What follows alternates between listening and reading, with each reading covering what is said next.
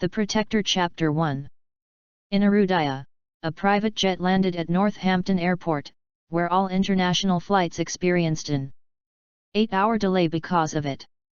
At the private passageway were 5 men in suits and leather shoes, standing as straight as a javelin.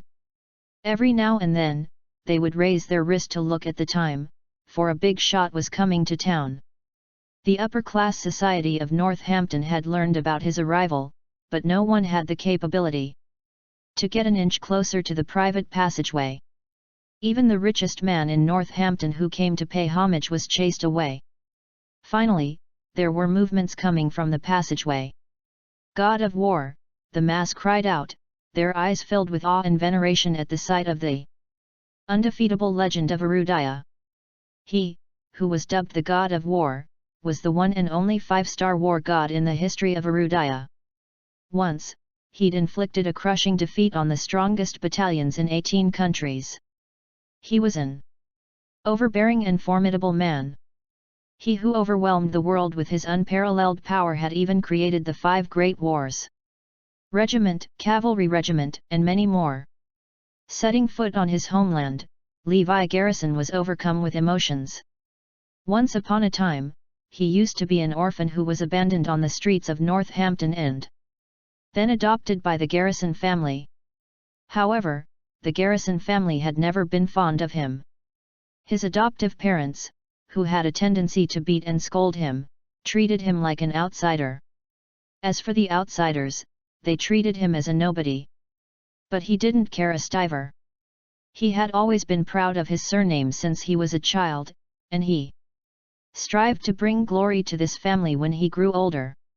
At last, Levi had established Levi Group, the largest dark horse in Northampton's business community. With billions of assets, it ranked among the forefront of Northampton, pushing the declining Garrison family to the top. However, not only did the Garrison family showed no signs of appreciation, they even harbored dissatisfaction towards him. Jealous of his success, they regarded him as a thorn in their flesh and coveted Levi Group. No matter his wealth and power, unless they were in control, he was just an outsider in the Garrison family's eyes. Eventually, on Levi's wedding night, the Garrison family plotted a frame-up against him by getting him drunk before tossing him onto his sister-in-law's bed. They wanted to create the illusion that he was doing something untoward to her and was caught in bed by his brother and adoptive parents. That night, the Garrison family had brutally broken his limbs and left him on the road like a wild dog. Not only was he handicapped, but he also had to take the flak for something he didn't commit. From an upstart in the business world, he had become the target of disdain overnight. And the next day, he had been punished for several crimes and sentenced to 6 years in prison.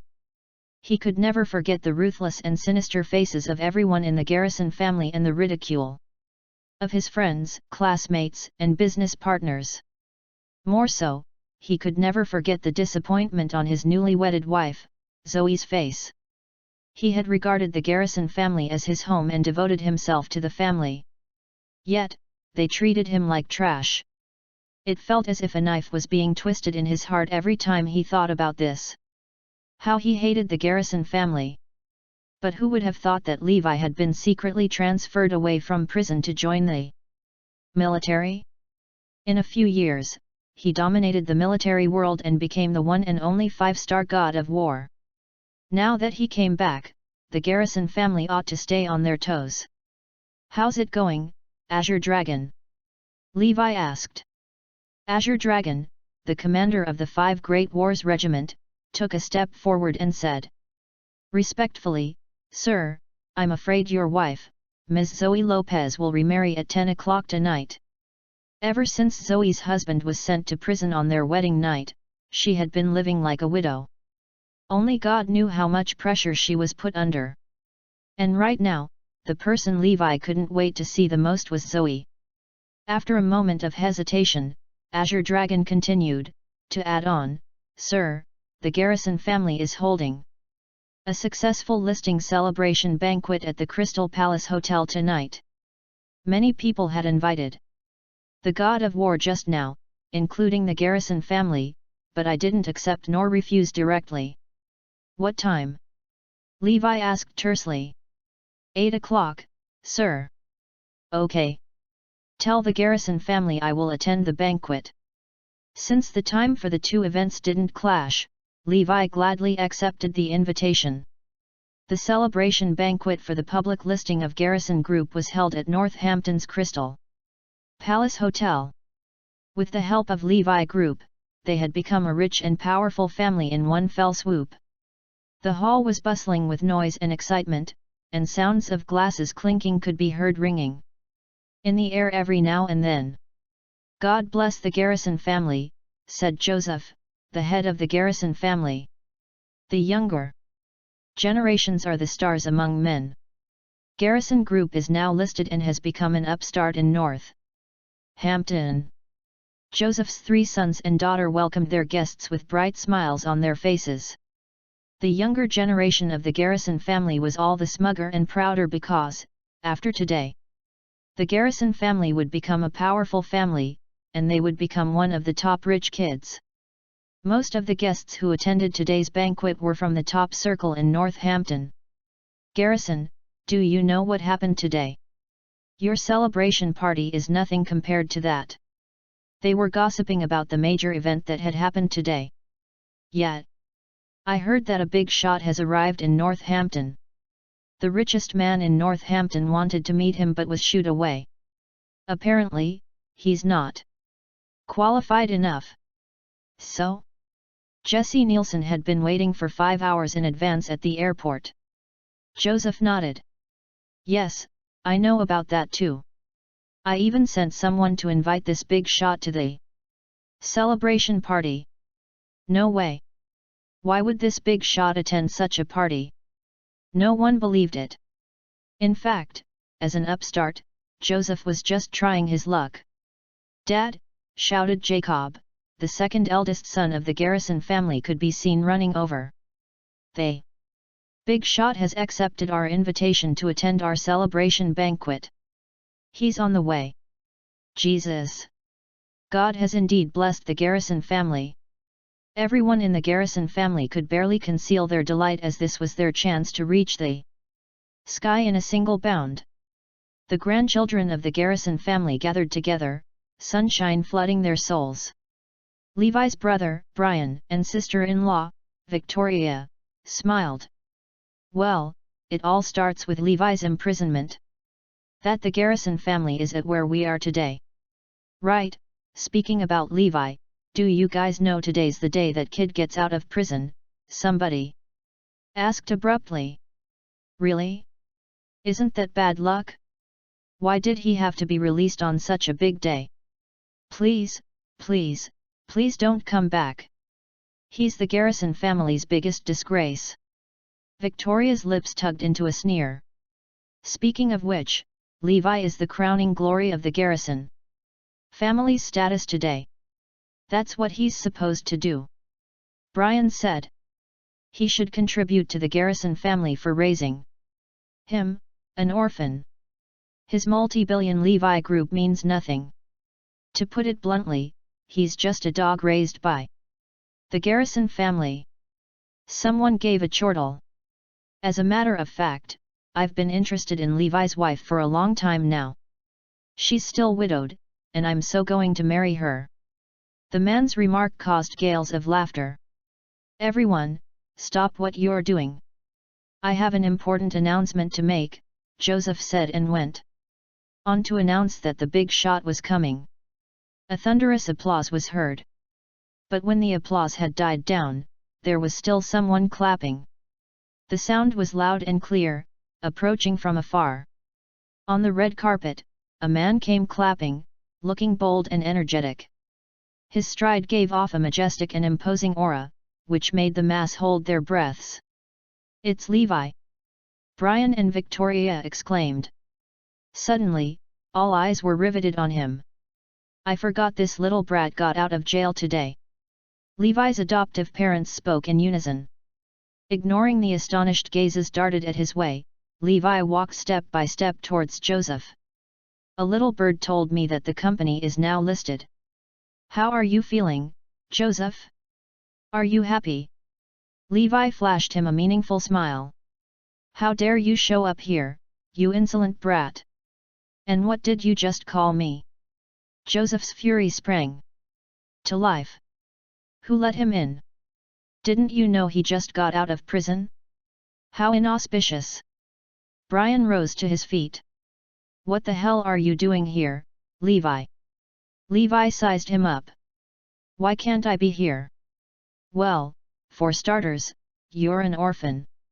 The Garrison family has raised you, but you were ambitious and ungrateful. You had inordinate ambitions for your sister-in-law, and you wanted to take possession of the Garrison family. You'd even tried to kill your parents when things go south. Have you no conscience? Do you have any sense of morality left in your heart?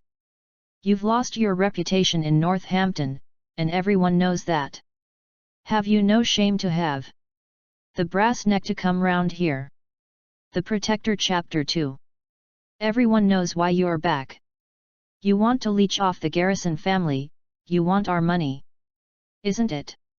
You've long been expelled from the Garrison family, you ungrateful wretch. The Garrison family has nothing to do with you. Now, get lost.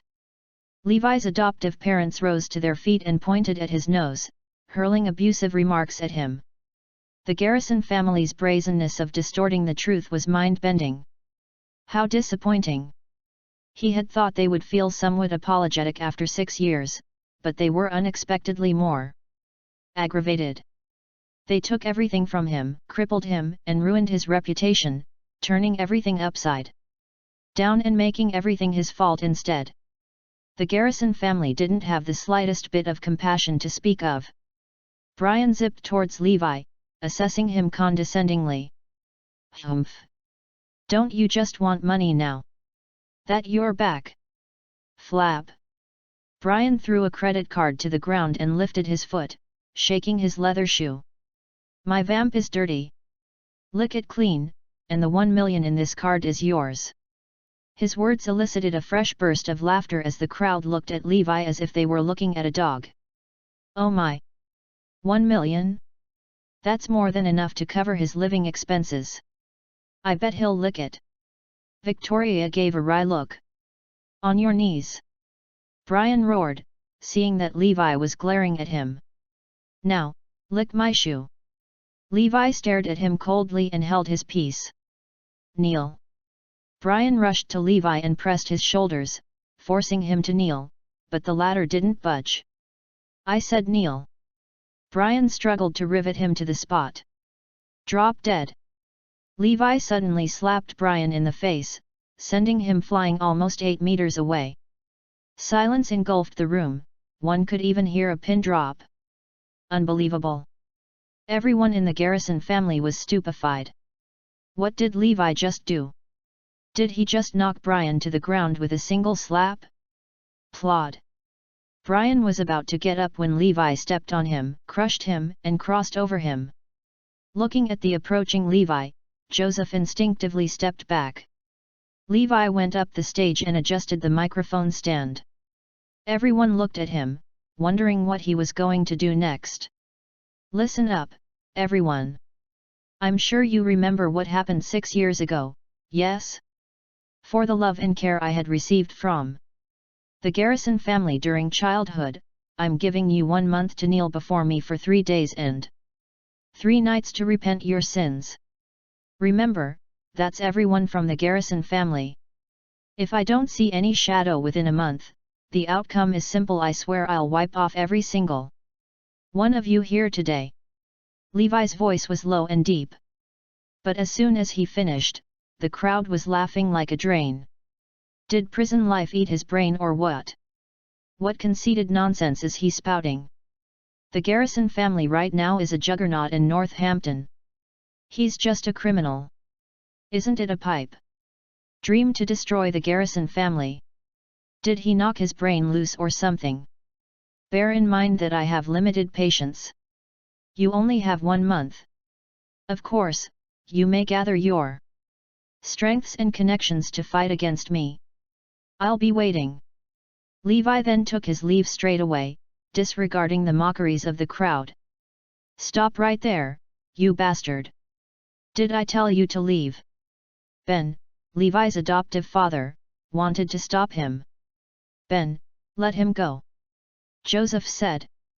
It's a big day today. I don't want to see bloodshed. He was afraid about the impact that would bring about if the big shot saw this. Yet, there are so much more opportunities to take care of him. He's in luck that the big shot is on his way. With that, Levi left the place under the watchful eyes of hundreds of people.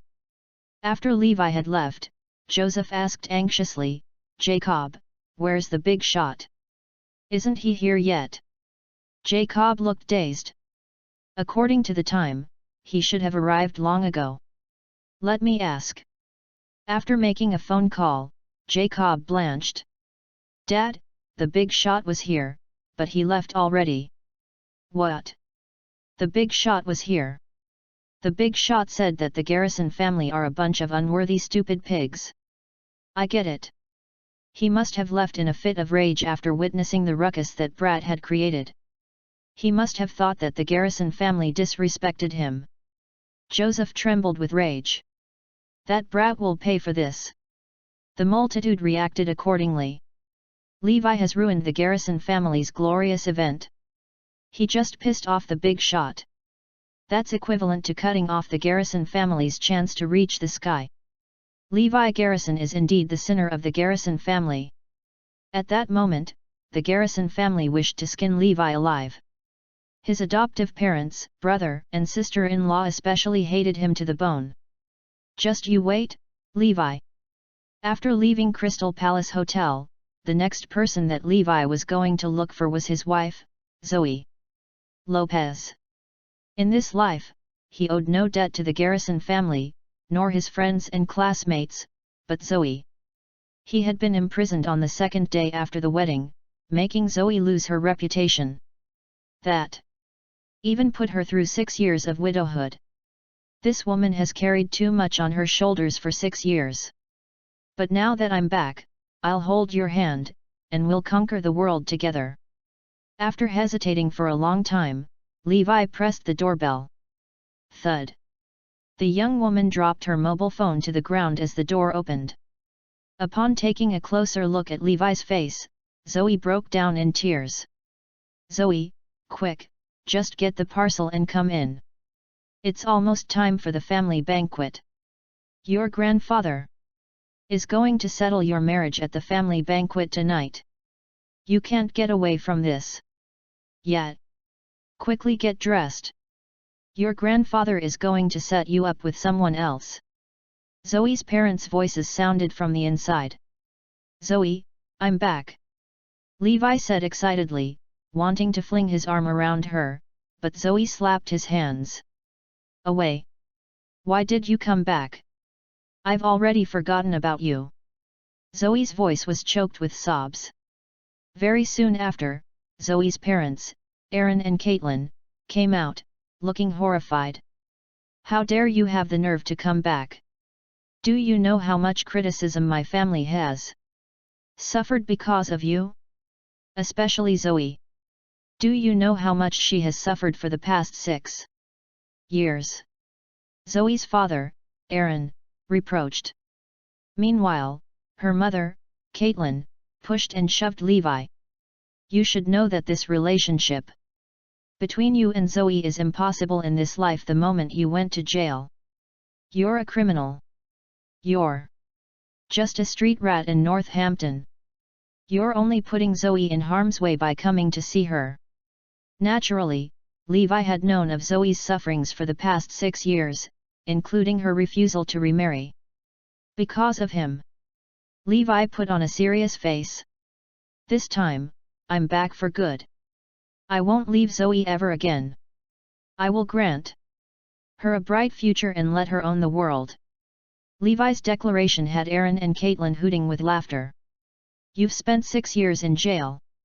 How are you going to give Zoe a future? Aaron asked with a sneer. Yet. With your mouth. Caitlin chimed in. There's a limit to talking big. Nonetheless, Levi smiled. Don't worry.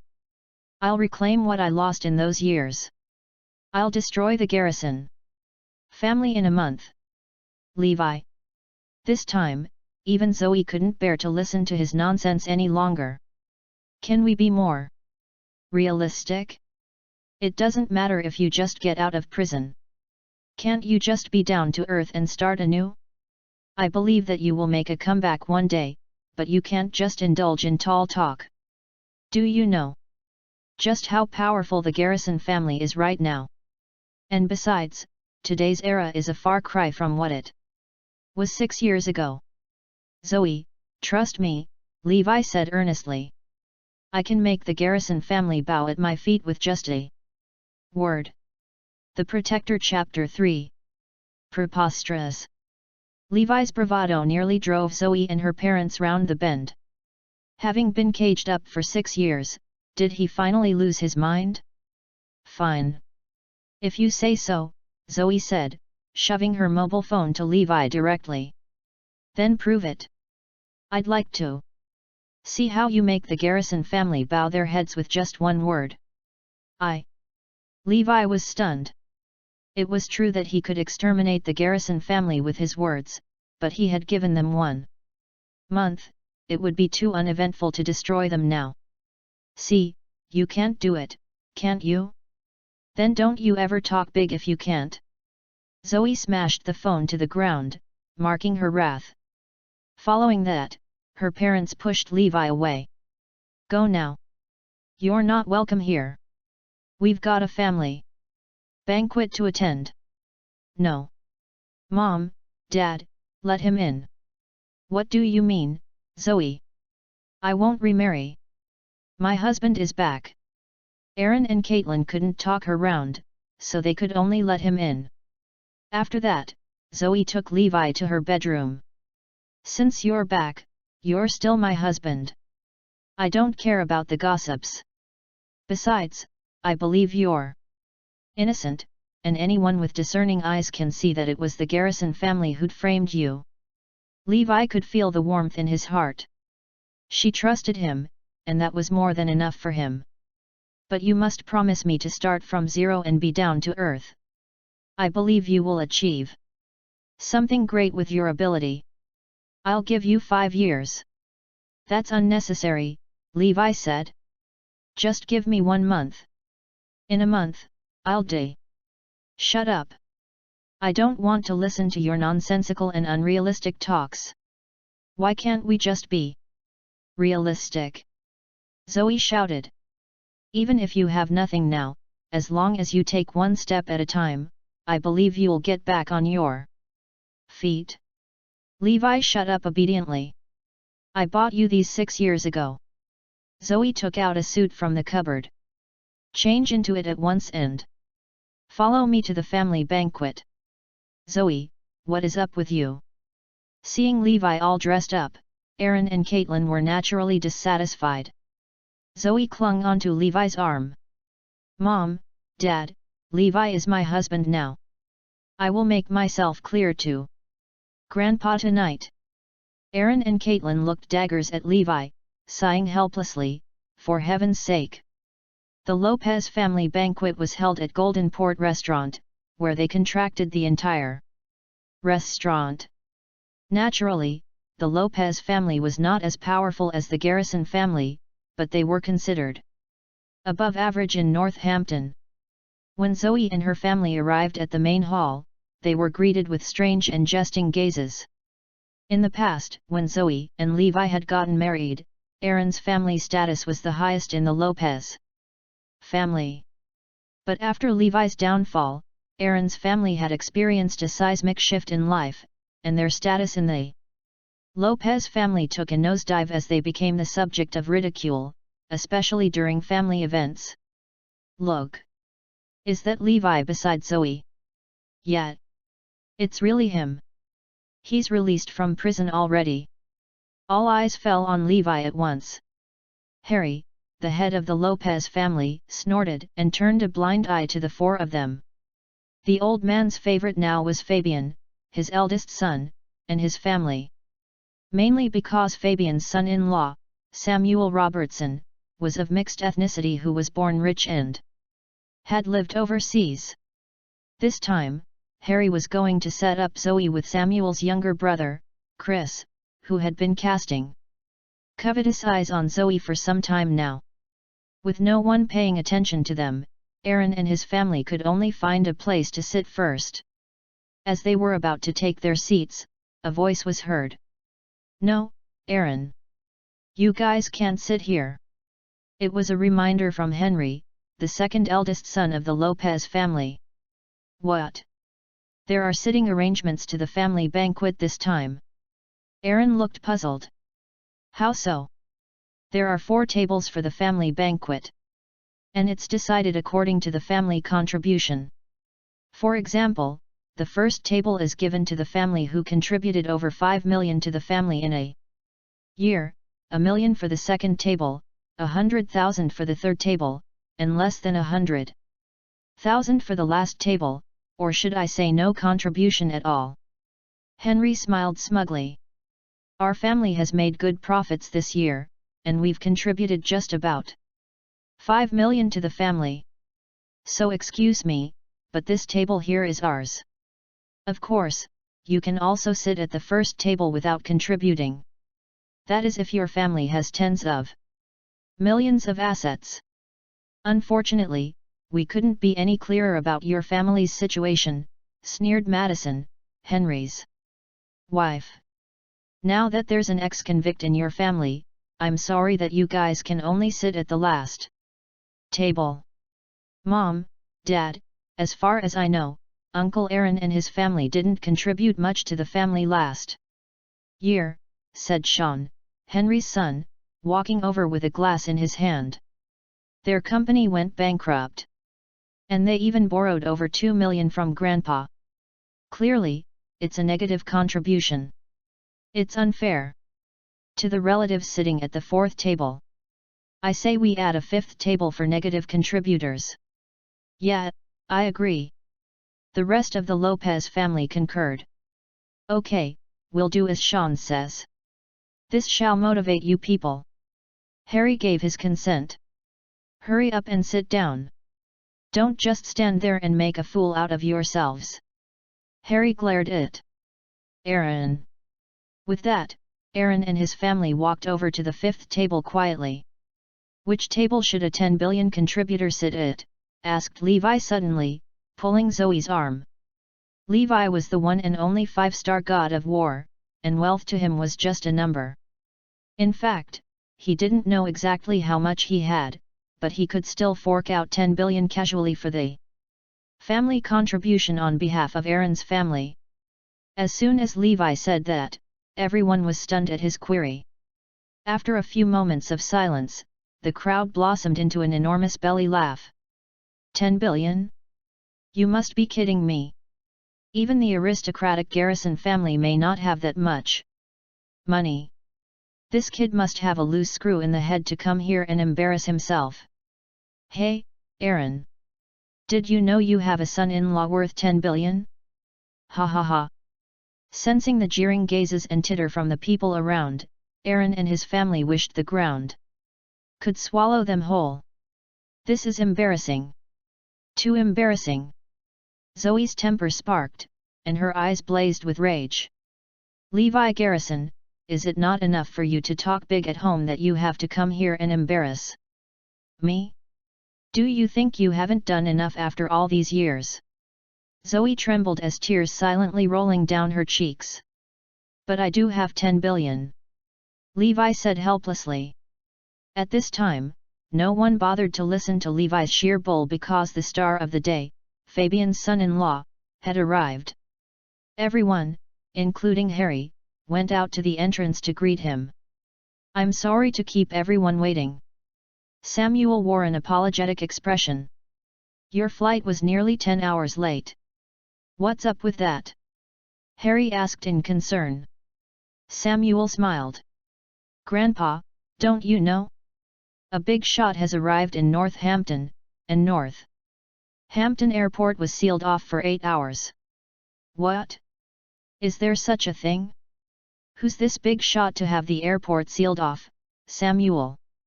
Harry asked smilingly. It's not just that.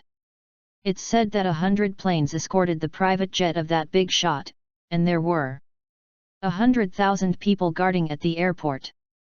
Damn! What? The crowd gasped in shock. He's the commander-in-chief of 9 military regions, the god of war of Erudaya.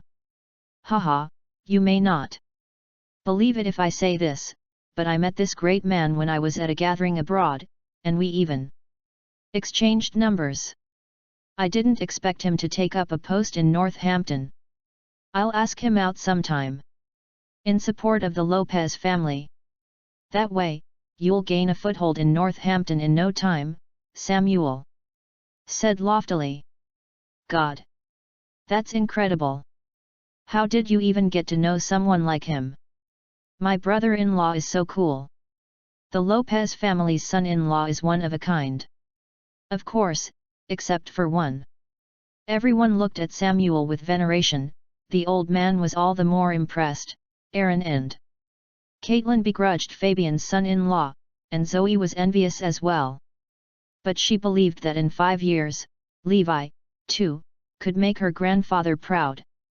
Yet, unbeknownst to them, Levi was actually barely stifling in his laughter.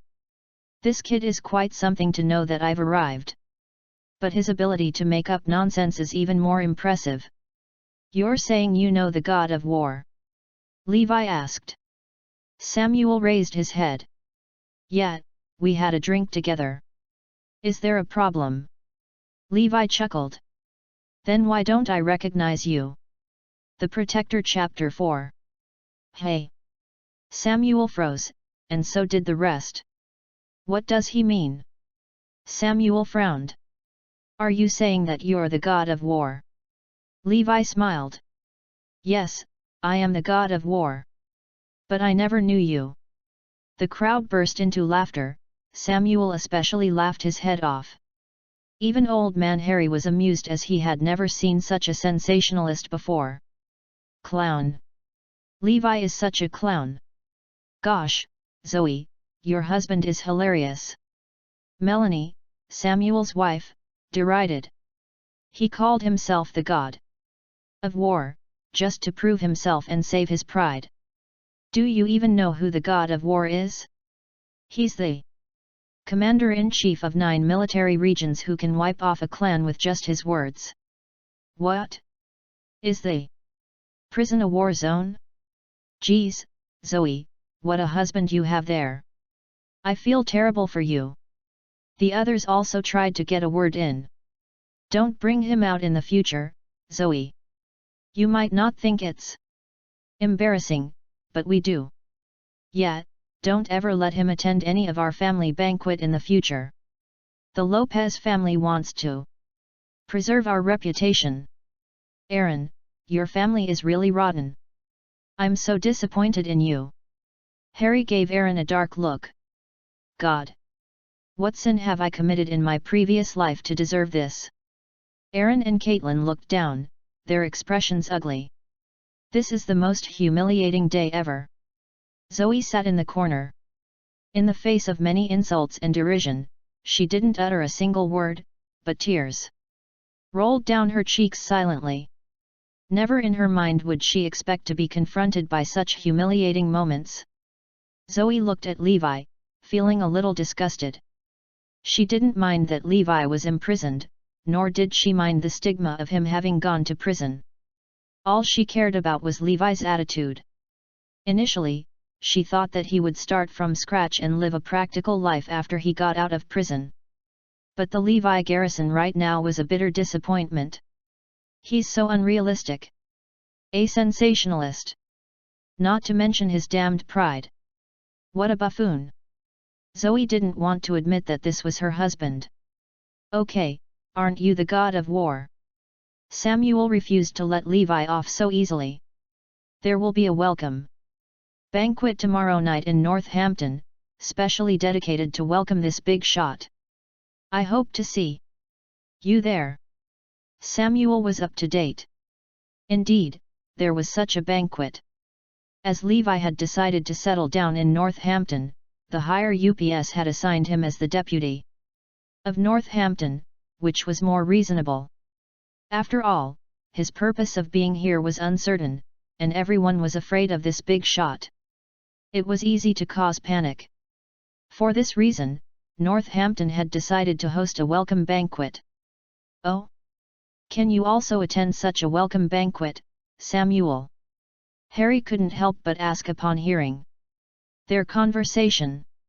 Samuel squared his shoulders and smiled. "I just received 2 invitation cards." In fact, Samuel had gone out of his way to buy 2 invitation cards for 2 million just to show off it. The family banquet today. All those present looked at Samuel in awe. Now that's 2 million well spent. He thought to himself smugly. "Can you get any more of this invitation card, Samuel?" Harry asked cautiously. "If so, your father and I would like to expand our horizons." Fabian gazed at Samuel with anticipation in his eyes. "I'll get it no matter what." Samuel flat out agreed, although he could feel the burn in his pocket. "That's another 2 million there. It's just a matter of one phone call."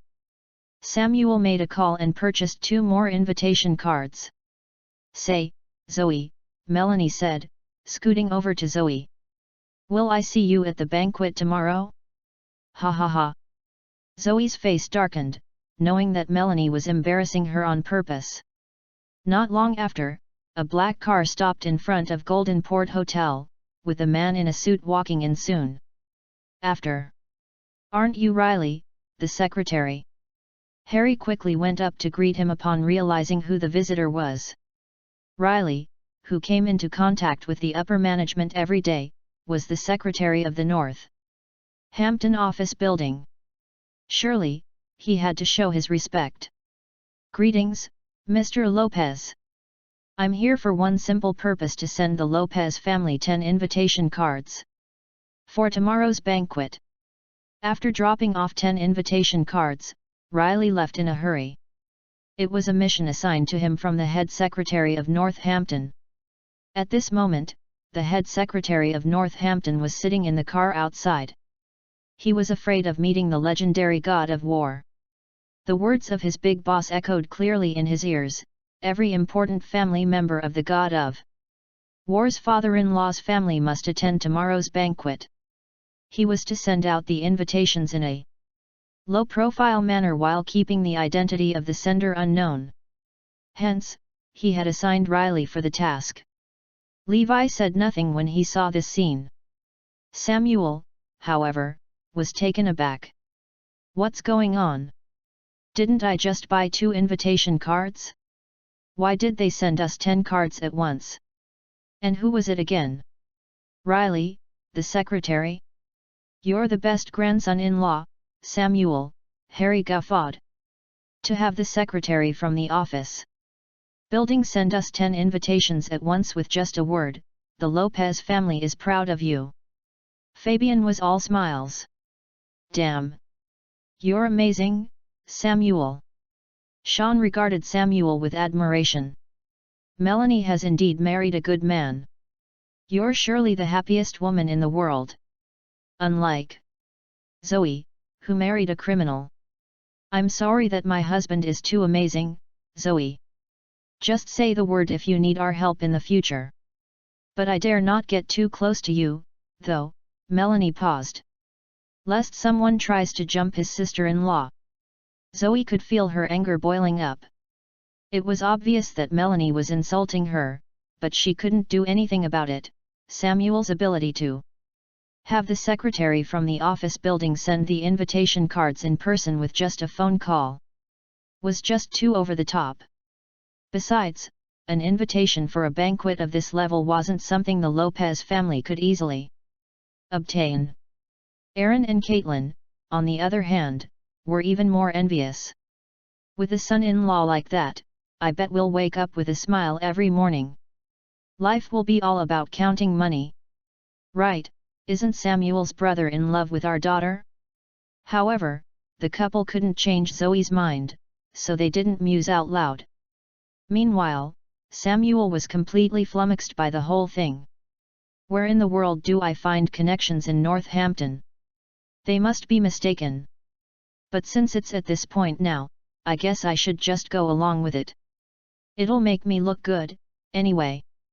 Samuel chuckled. I'm sorry, Grandpa. I could only get us 10 invitations. After all, there aren't many places available for this kind of banquet. Harry grinned from ear to ear. You're the cream of the crop, Samuel. Here, let Grandpa give you a toast. Upon seeing this, Aaron was green with envy. Grandpa, why don't you distribute these invitations? Samuel said. Sure. Harry had 4 children in total. Everyone received an invitation, all except for Aaron's family. The last few remaining invitations were given to Sean and some of his favorite grandchildren. Thank you, Grandpa. Sean and the others flourished the invitation cards in their hands before Aaron's family. Without a word said, Aaron's family bowed their heads and remained silent. In Harry's eyes, they were no better than the younger ones, and they acknowledged it.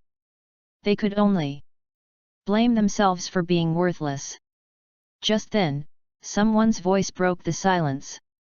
Why didn't we get an invitation? It was Levi. The Protector Chapter 5. Everyone laughed themselves silly at Levi's question. Do you think your family is qualified to get an invitation?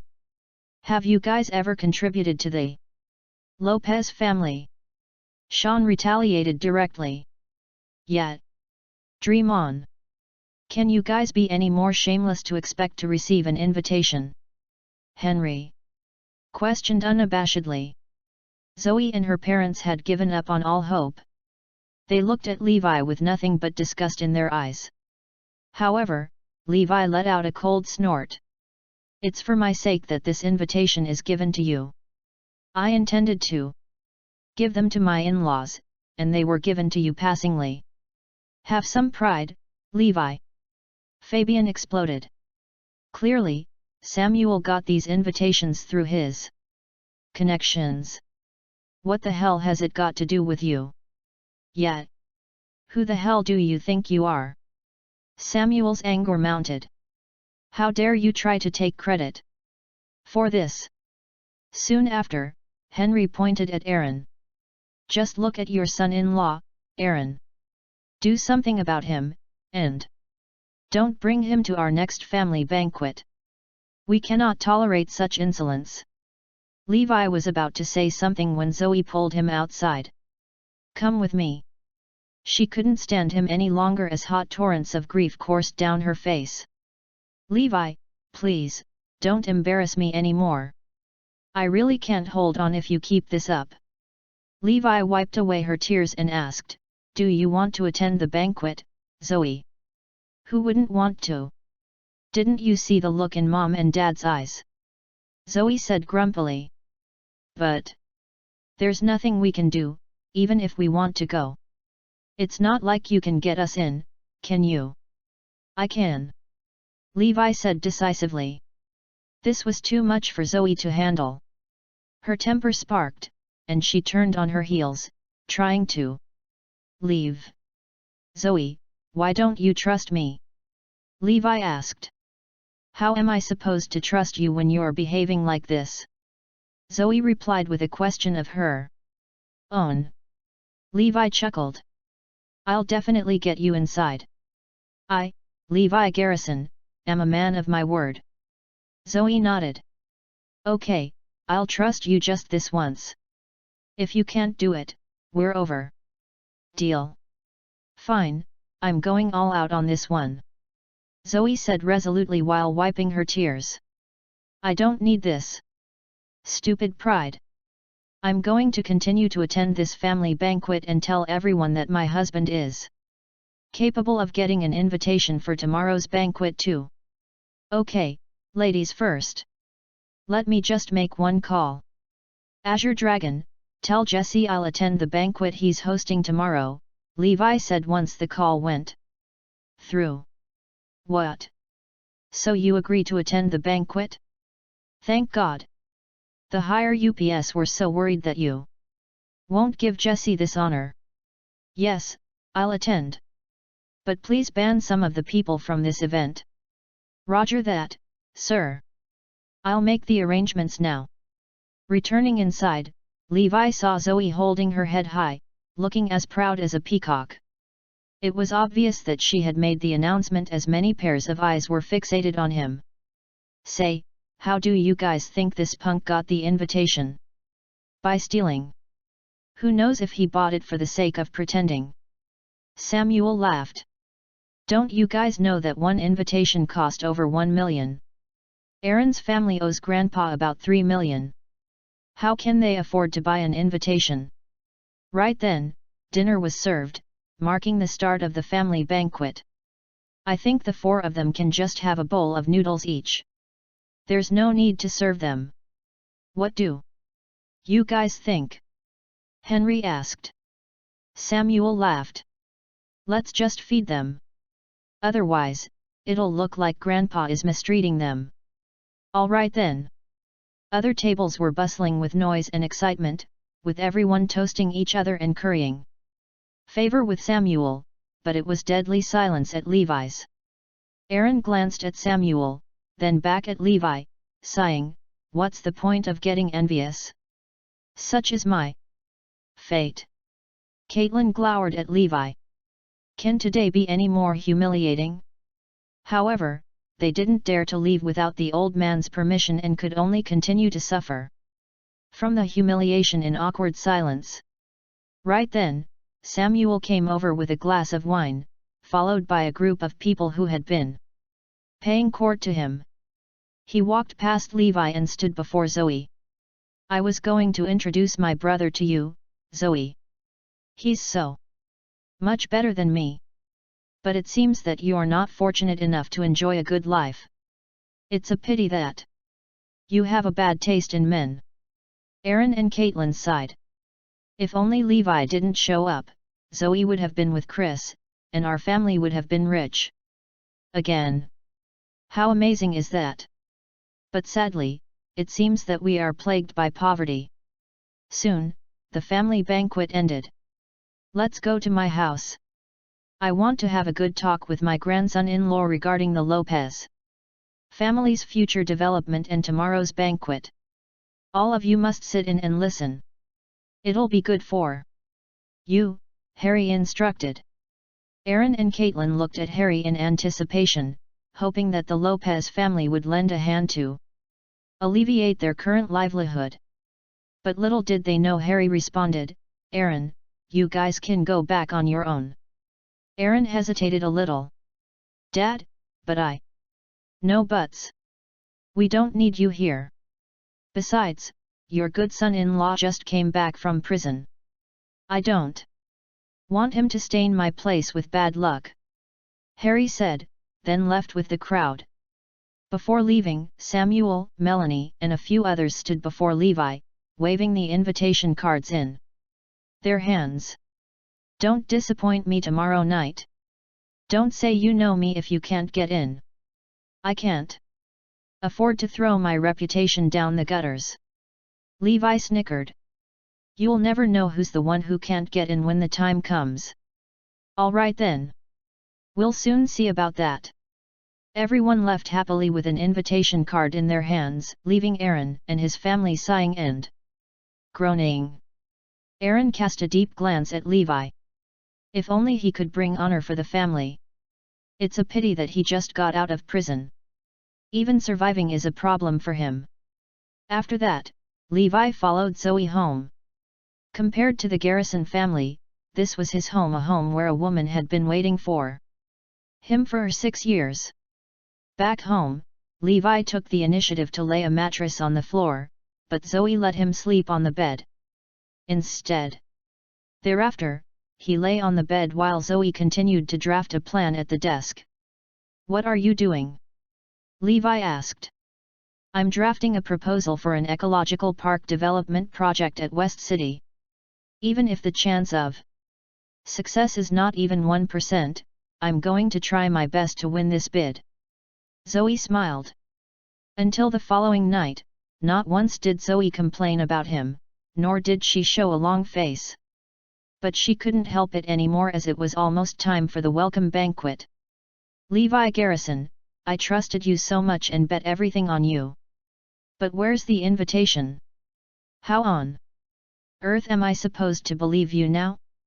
I'd thought you would come up with ideas to get us in, but you didn't step out from this house nor made a phone call the moment we came home last night.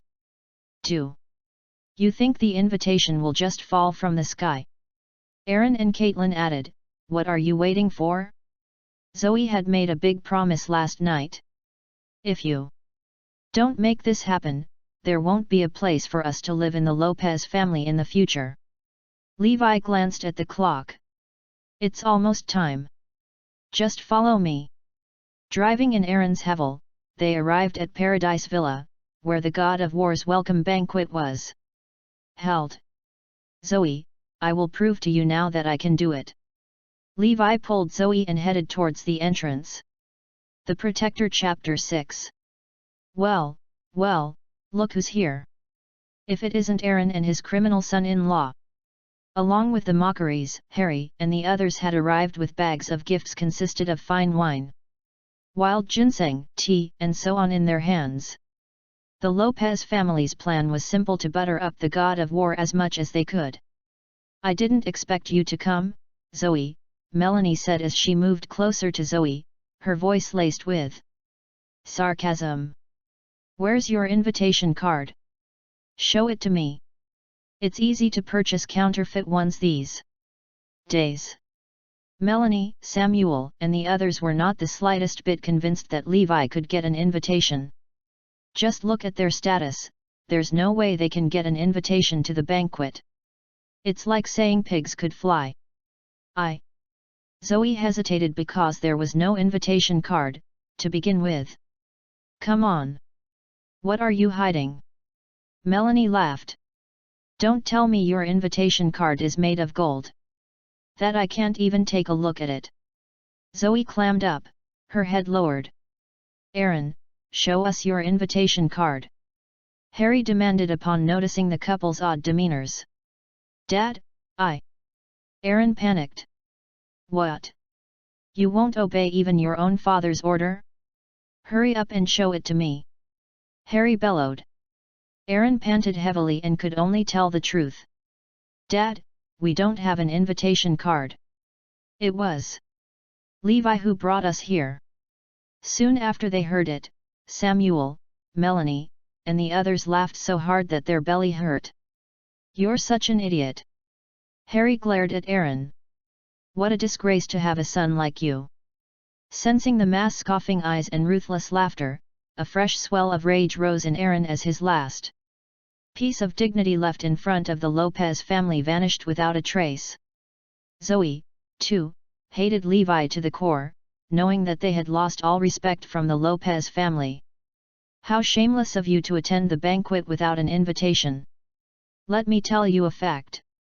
No matter how hard you try, your family can never enter this gate. Samuel taunted.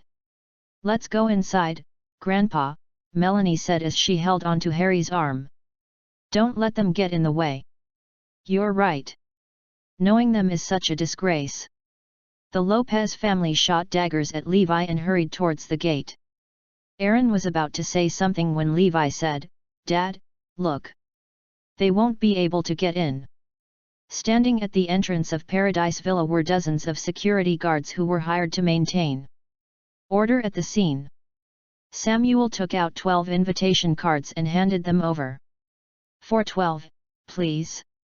He said that as he straightened his back, looking proud. After all, how many were there who could take out 12 invitation cards at once? But the next second, the security guard said expressionlessly, You people are restricted from entering. And are banned from attending the banquet. What? Samuel and the others thought they had misheard the security guard. That's impossible. Riley, the secretary from the office building, sent us these invitations in person. Yesterday? Harry argued. Samuel put on a haughty face. This is my invitation card. Let me in this instance. You can't afford to mess with me. Thud. Suddenly, a truncheon rested on Samuel's head. Do you not understand human language? You people are restricted from entering. Must I explain to you in action? With the cold truncheon aiming at his head, Samuel was so frightened that he almost peed his pants. But with so many eyes watching him, he mustered his courage and struck back. I dare you to touch me. Don't you know who I am? Let me speak to your supervisor. Wham! The security guard knocked him down straight away with the truncheon. Samuel had completely wet his pants, and the Lopez family was all the more petrified. What are you guys waiting for? Scram! The security guard barked. The Lopez family helped Samuel up and made a dash. You were right. They couldn't get in. Aaron was shocked at the scene that unfolded before him. At that moment, Levi smiled and held Zoe's hand. We should get inside. Don't. We're going to get ourselves killed. How are we supposed to get inside when Samuel and the rest can't even get through the security checkpoint? Aaron and Caitlin said and backpedaled in fear. Zoe's delicate body trembled as well. Yeah, can we really get inside? We don't even have an invitation card. Didn't you say that you'll give me one last chance? How do you know if you don't try? Levi smiled. Okay, I trust you. Zoe held Levi's hand tightly. Officers. Melanie's voice was heard just as the four of them approached the security checkpoint. Although they are members of the Lopez family, my grandfather had long kicked them out of the Lopez family. They are not related to us. Yes, officers. They have nothing to do with the Lopez family, Harry said in a flustered voice. Please. Don't take offense at us. Levi looked back and sneered. Such heartless creatures. When they arrived at the security checkpoint, Zoe even closed her eyes. To be honest, she'd rather die today than being humiliated. Aaron and Caitlin shared the same sentiment. Harry and the others didn't leave. They were hiding in a distance, intending to watch Aaron and his family make a fool of themselves. Welcome, Mr. Garrison and his family. You are our most distinguished guest. Invitations are not required. Upon hearing that, Zoe opened her eyes to see dozens of security guards lined up in 2 rows, saluting them. As if they had entered Fantasyland, Zoe and her parents made their way inside Paradise Villa. Harry and the others, who were waiting for a good show outside, were completely dumbstruck. They went in? How is that possible? Truth be told, Zoe and her parents felt like they were on cloud 9 when they saw the Lopez family's incredulous faces. Aaron looked around, still in disbelief. That was easy. How did you pull that off, Levi? It was only then did they feel that their son-in-law was somewhat useful. At the very least, they managed to redeem themselves from the humiliation they had suffered. Caitlin smiled. Levi also had connections in Northampton before this. No. You're right, Mom. I have friends, Levi replied. Zoe looked at Levi suspiciously. She had a hunch that things were not that simple. Almost none of his friends stepped forward when he was in trouble. There were many who put the boot in instead. Would anyone help him? In the villa, Zoe and his parents were careful of their every movement.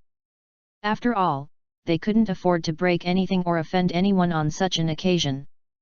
Zoe, is that you? What are you doing here? Am I seeing things? Suddenly, a voice of surprise sounded from behind. Zoe's eyes were filled with disgust when she saw the incoming person. The 4 people that were coming her way were dressed in tuxedos and had the bearing of royalty. The man in the lead was Derek Johns, the son of the president of Apex Group. He had lusted after Zoe for ages, even offering millions to sleep with her, but she remained unmoved. As an act of revenge, Derek had caused Zoe's well-developed company to go bankrupt. "Why can't I be here?" Zoe said coldly.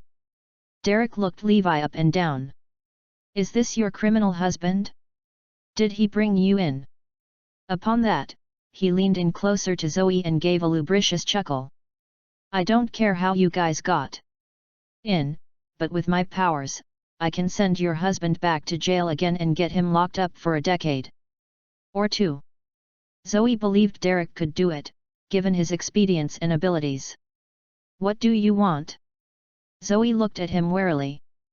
"As long as you promise to keep me company, I swear I won't trouble him. Otherwise, I'll definitely send him in again." The Protector Chapter 7. You wish. Zoe would rather die than agree to such a condition.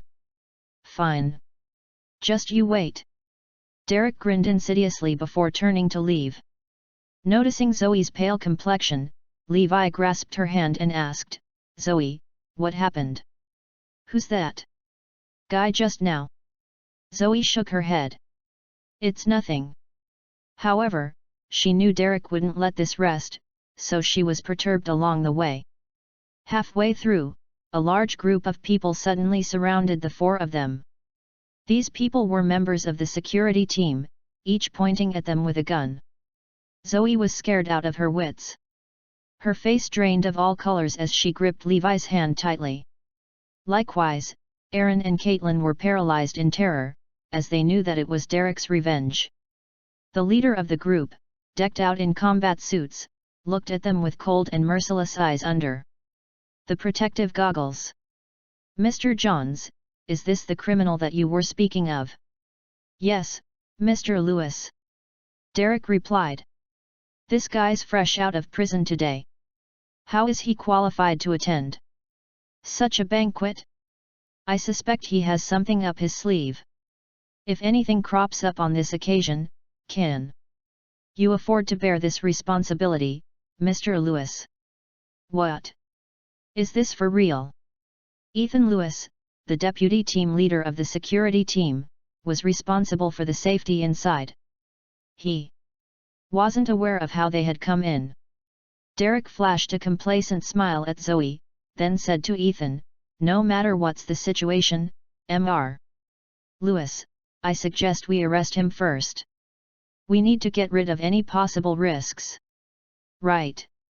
How could he attend this banquet right after he was released from prison?" "Check their invitations first," Ethan said coldly. Zoe and her parents were dumbfounded. "What invitation cards?" There were no invitation cards at all. "Hand over the invitations." Derek spoke in an overbearing manner. "We don't have them," Levi replied placidly. "Haha. Did you hear that, Mr. Lewis? They have no invitations at all. Something is definitely fishy here." Derek was elated to hear that they came without any invitation. "Men, arrest them." Ethan gave his orders. At that point, Zoe was already freaking out. "Mom, Dad, and I will definitely be fine even if we're arrested. But Levi will certainly be subjected to Derek's manipulation and get sent to jail again." "Wait. We came in through the security checkpoint. What makes you think we don't have the right to be here?" Zoe said indignantly. "That's impossible." Derek sneered. "An invitation is compulsory to enter this place. Even the host of today's banquet, the god of war, needs an invitation. Something is not right if there's no invitation." "Yes, that's a first for me as well," Ethan said with certainty, knowing that everyone, including the tycoons, came with invitations today. "Take them away." Aaron and Caitlin squeezed their eyes shut in horror. Zoe, too, was terribly frightened. "Accept your fate, Zoe," Derek chortled. "This is the consequence of rejecting me. Whoever told you that one must need an invitation to get in?" Levi's voice sounded abruptly. Everyone halted and stared at him with surprise. Just then, Zoe tugged on Levi's sleeves, signaling him to stop talking, while Aaron and his wife looked even more horrified by Levi's retort. Is he courting disaster? Levi merely patted her shoulders. Trust me again, will you? Okay. Zoe nodded. After that, Levi's gaze landed on Ethan. Call your supervisor and ask him this. Can Levi Garrison come in without an invitation? Ha ha ha. Is he retarded? Who does he think he is? Derek and his companions laughed so hard that their stomach hurt. But Ethan was angered by Levi's words, so he did as he was asked. Okay, I shall ask the team leader if he knows you. Standing beside them, Derek laughed heartily and was happy to see Levi make a fool of himself. By then, many people had gathered around at the commotion, causing Zoe and her parents to lower their heads in embarrassment. This is an embarrassment. Ethan consulted Clement Phillips, the security team leader, through his headset. When the voice came through the headset, his complexion turned for the worst. His eyes were filled with fear and trepidation as he looked at Levi. I got it, sir, Ethan stammered as he struggled to make out his words. Derek, who was unaware of the situation, looked at Ethan with anticipation. How is it, Mr. Lewis? Slap. The answer he got in return was an unexpected hard slap on the cheek that sent him flying 7 to 8 meters away. His mouth was full of blood, and he even lost a few teeth. Mr. Lewis, W.Y. Derek's eyes widened as he stuttered. Ethan stepped forward and threw another punch, causing blood to spurt from Derek's wounds. Why? You abused your power and deliberately made things difficult for Ms. Lopez. They may not have an invitation, but they are our honored guests who came in through proper means. But you had disrupted the order and dampened the mood of the banquet. Men, arrest him and lock him up for a few days. Ethan ordered. The two security guards next to him stepped forward and grabbed Derek, dragging him away as if he were a lifeless corpse. Mr. Garrison, Ms. Lopez, 1,000 apologies for the trouble. Ethan dared not stay there any longer as he led his men and hurried off. The unexpected twist made Zoe and her parents dumbfounded. What just happened? Didn't they come to arrest us? Why was Derek arrested instead? What's going on? This happened right after he reported his name. The three of them gazed at Levi, with Zoe eyeing him doubtfully. Aren't you going to explain what's going on? Zoe started. It's simple. We may not have an invitation, but we came in legally, so we're safe. And what Derek did just now has disrupted the order of the banquet. You guys saw the horde of busybodies just now. No? That's a bad impression right there. If the god of war learned about what transpired just now. Forget about Derek, even Jesse Nielsen himself can't bear this responsibility. I get it now, Aaron responded immediately. It's fine as long as we prove that we came in legally. Caitlin nodded. Yeah, that should be it. Though Zoe felt that something was amiss, there seemed to be no loopholes in his explanation. To her, it sounded perfectly logical and reasonable. Yet, the moment Levi turned his head, his eyes flickered. He had heard what Derek said just now. Instead of locking him up for a few days, he was determined to let Derek rot in prison.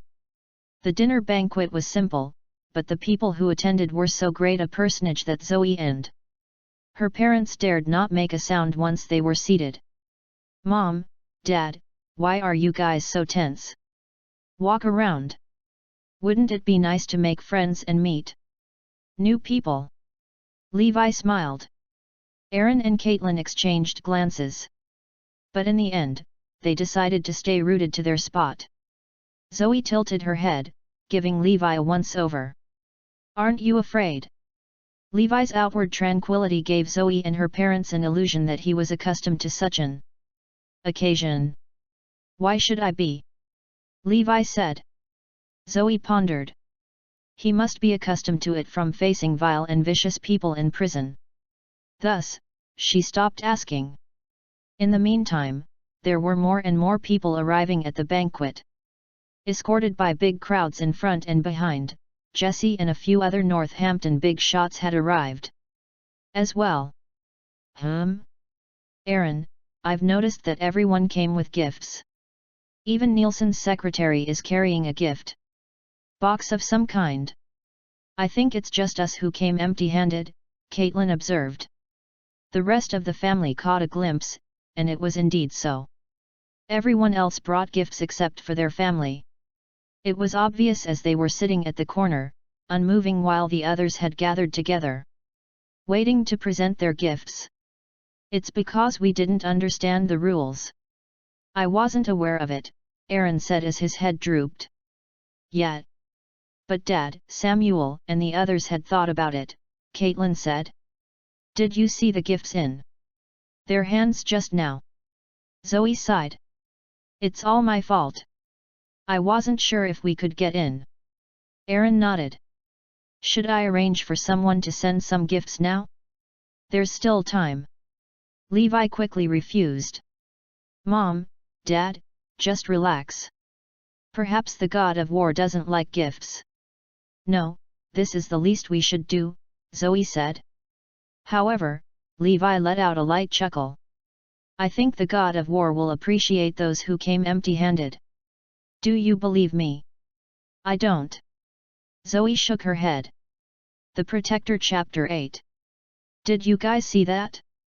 They came empty-handed. Do they not know the rules? Or do they not respect the god of war at all? I don't think I've seen them before. Who are they? Did they sneak in? Soon, everyone noticed Aaron and his family. Hearing the various mutterings, Aaron wished the ground would swallow him up. This is too embarrassing. It differed from being humiliated in front of someone familiar. First of all, they didn't have any sense of presence in this place. And second of all, they were just nobodies among the many big shots. It was a kind of psychological humiliation. Not long after, the room was in turmoil. Everyone had shifted their gaze to a few men walking in, dressed in military uniform. The leader of the group was a bona fide king of war, who carried one star on his shoulder. His imposing aura had everyone speechless. A quick introduction. I served at the Eastern War Zone, codenamed Azure Dragon. I'm the god of war's right-hand man. Azure Dragon scanned the area domineeringly. Aaron and his family shuddered in fear when they saw this scene. Man, this god of war is too scary. Even his right-hand man is the king of war. Indeed. The god of war is Arudia's first war god with 5 stars.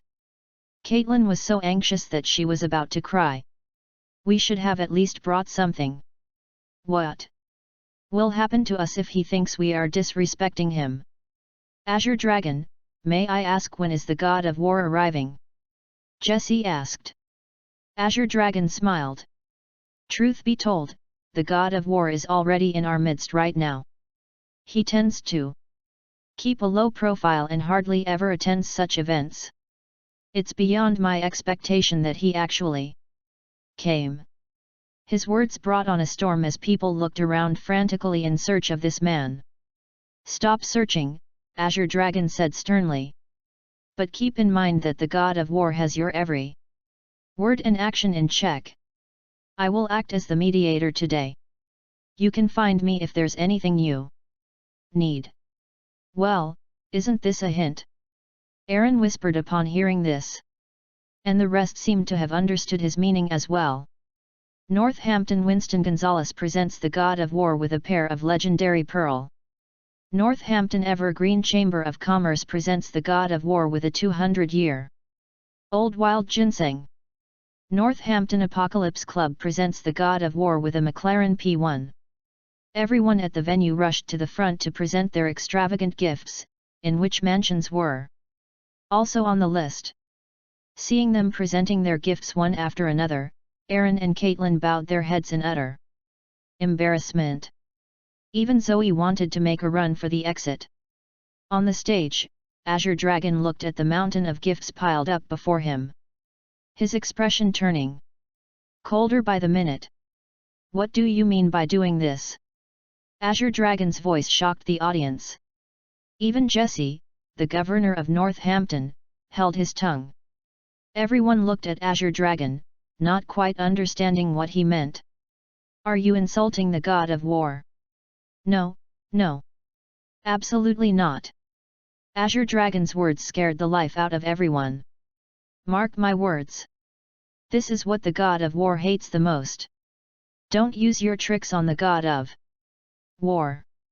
By doing so, you're only looking down on him.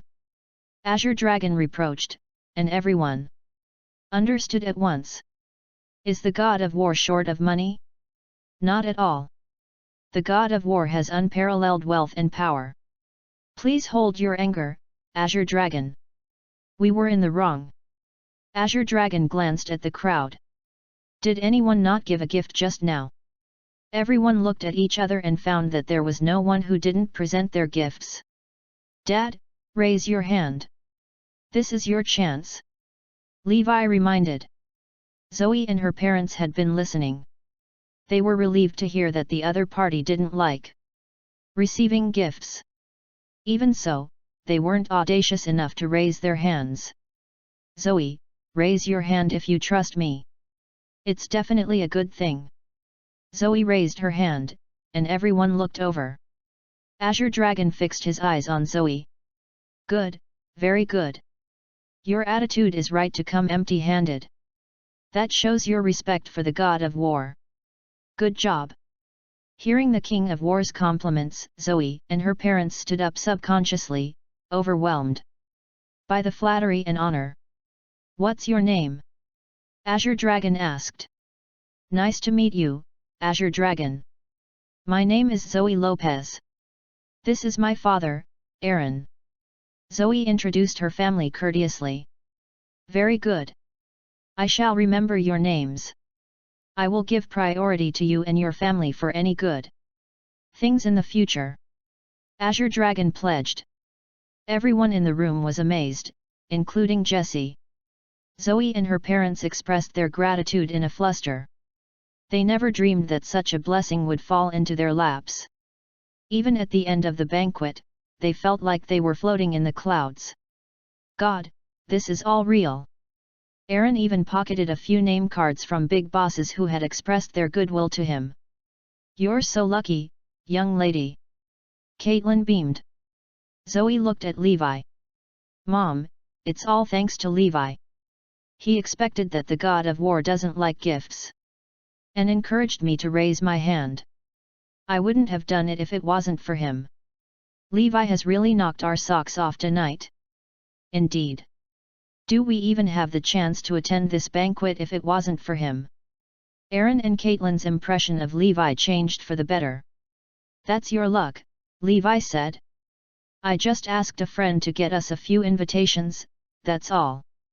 Right then, Zoe regarded Levi with a rather different look. It's as if everything was within his control tonight, as if he'd solved everything with just his words.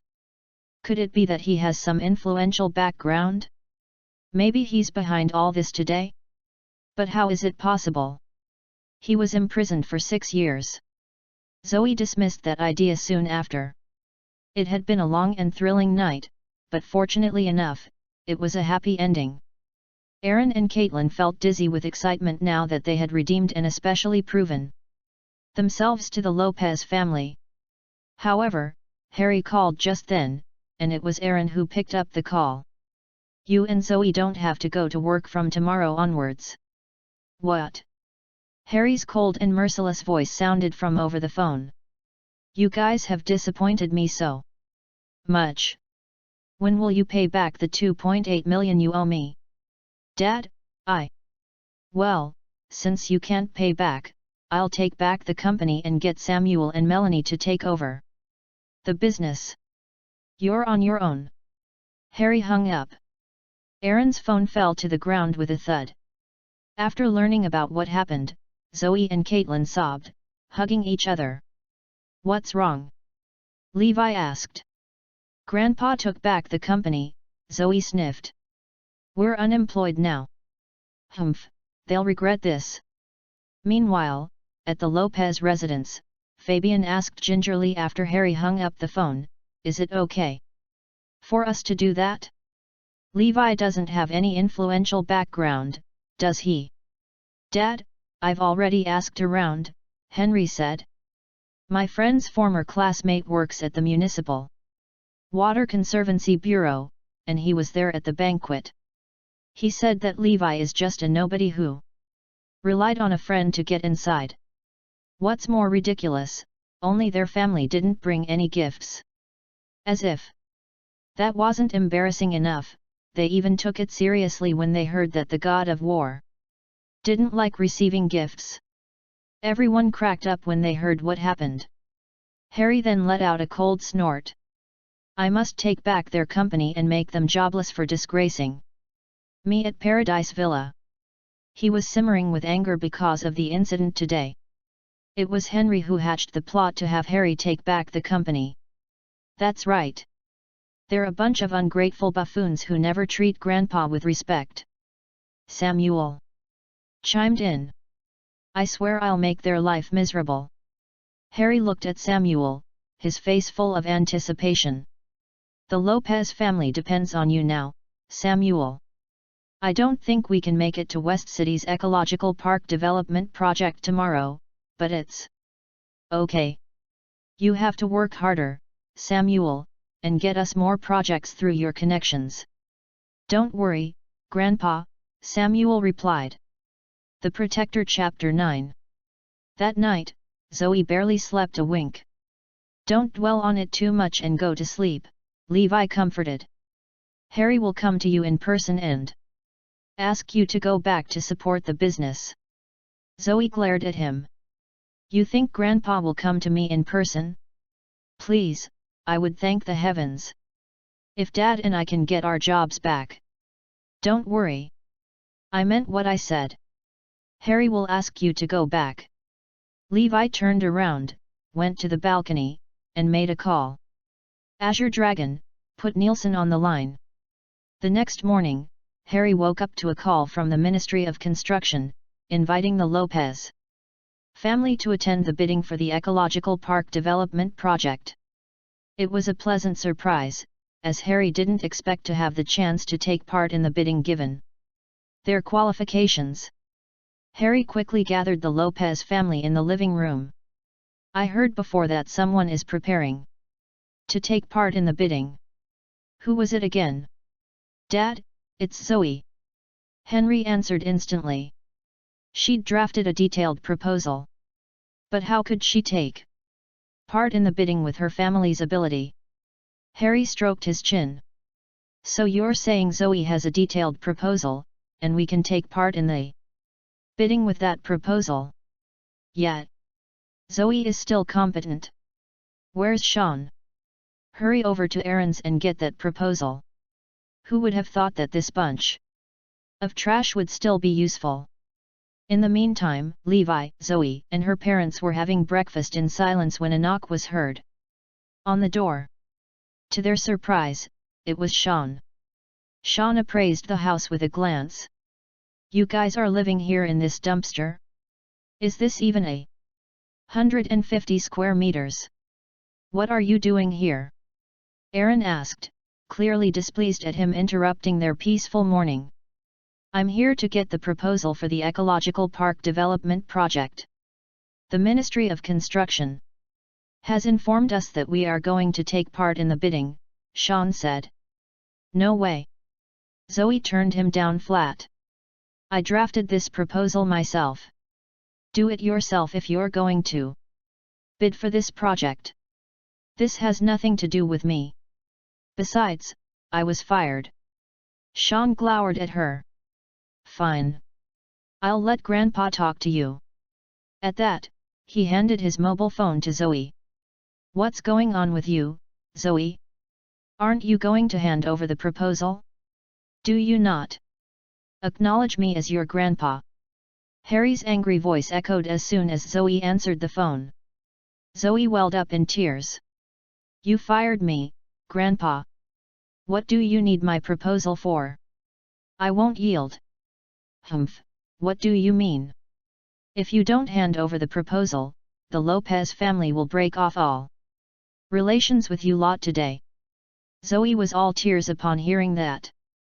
Levi rose to his feet. He rummaged for the proposal and handed it over to Sean before consoling Zoe. Now, that's more like it. Sean looked at this family with ridicule written all over his face. Meanwhile, Zoe and her parents looked disappointed when they saw Levi handed over the proposal. Isn't that a cowardly move? What's the use of having such a husband? Why did you give him the proposal? Zoe questioned.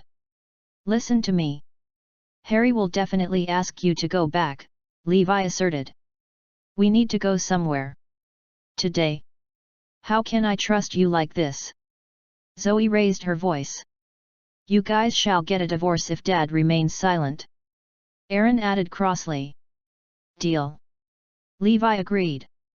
On the other side, after securing the proposal, Samuel and Melanie were entrusted with the important task of taking over Zoe's company, Imperial Meadows Limited.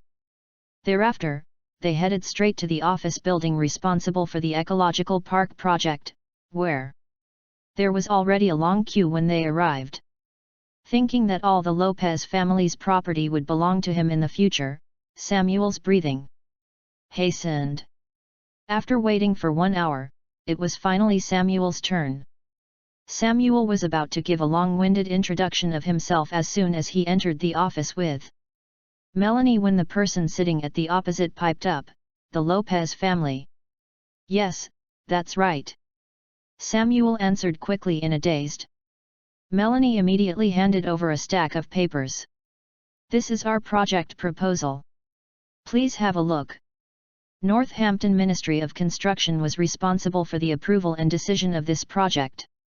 The person in charge on site was Orlando Jennings, the leader of the Ministry of Construction Management. Why didn't Ms. Zoe or Mr. Aaron come? Orlando asked straightforwardly, putting the Lopez family's proposal under his hands. I beg your pardon. The question stunned both Samuel and Melanie. Allow me to introduce myself, Mr. Jennings. My name is Samuel Robertson. I'm the key person in charge of this project of Lopez Group. As for Zoe and Aaron, they have been fired from Lopez Group. May I know why are you asking for them, Mr. Jennings? Samuel asked curiously. Hearing that, Orlando nodded with relief. Oh, is that so? All right then. You may leave now. The Lopez family is hereby disqualified from participating in the bidding for this development project. With that, Orlando pushed the proposal to the front, leaving Samuel and Melanie slack-jawed. MMR Jennings, what do you mean? Samuel faltered. Are you saying that this has something to do with Zoe, Mr. Jennings? Melanie asked. Yes, that's right. After inspections by the leaders, they have discovered that Lopez Group is a very suitable candidate for this project, especially Ms. Zoe's Imperial Meadows Limited. Hence, it was decided tentatively to have Lopez Group's Imperial Meadows Limited take on this project. But since Ms. Zoe has been fired, the Lopez family has no business in this matter any longer. We'll have to choose again, Orlando explained patiently. Though it was said to be a preliminary tentative decision, the final decision had been made, and everyone knew what it meant. Mr. Jennings, Zoe may have been fired, but we took over Imperial Meadows Limited. You're right to choose us. These are some documents regarding the takeover, Samuel said, handing over a pile of documents excitedly. Imperial Meadows is our responsibility, Mr. Jennings. Unexpectedly, Orlando slapped his hand away, scattering the documents all over the place. Scram! Don't you understand a word that comes out of my mouth? I want Ms. Zoe to present me with her proposal. No one else from the Lopez family can replace her. We want to authorize this project to Ms. Zoe and Ms. Zoe only. Do you understand? Orlando said, pointing at Samuel's nose. Why does it have to be Zoe, Mr. Jennings? Melanie asked sheepishly. I'm Melanie Lopez, Zoe's sister. I've studied abroad, and I'm much more capable than Zoe in many aspects. I can handle this project just as well, Mr. Jennings. Samuel nodded. Yet, Melanie is capable. So much more capable than Zoe. Leave now. Orlando threw the proposal on the table to the ground. I'm telling you, unless Ms. Zoe comes in person tomorrow at 8 o'clock sharp, the Lopez family will not have the qualification to compete in this project, and I will strike the Lopez family's name off the list.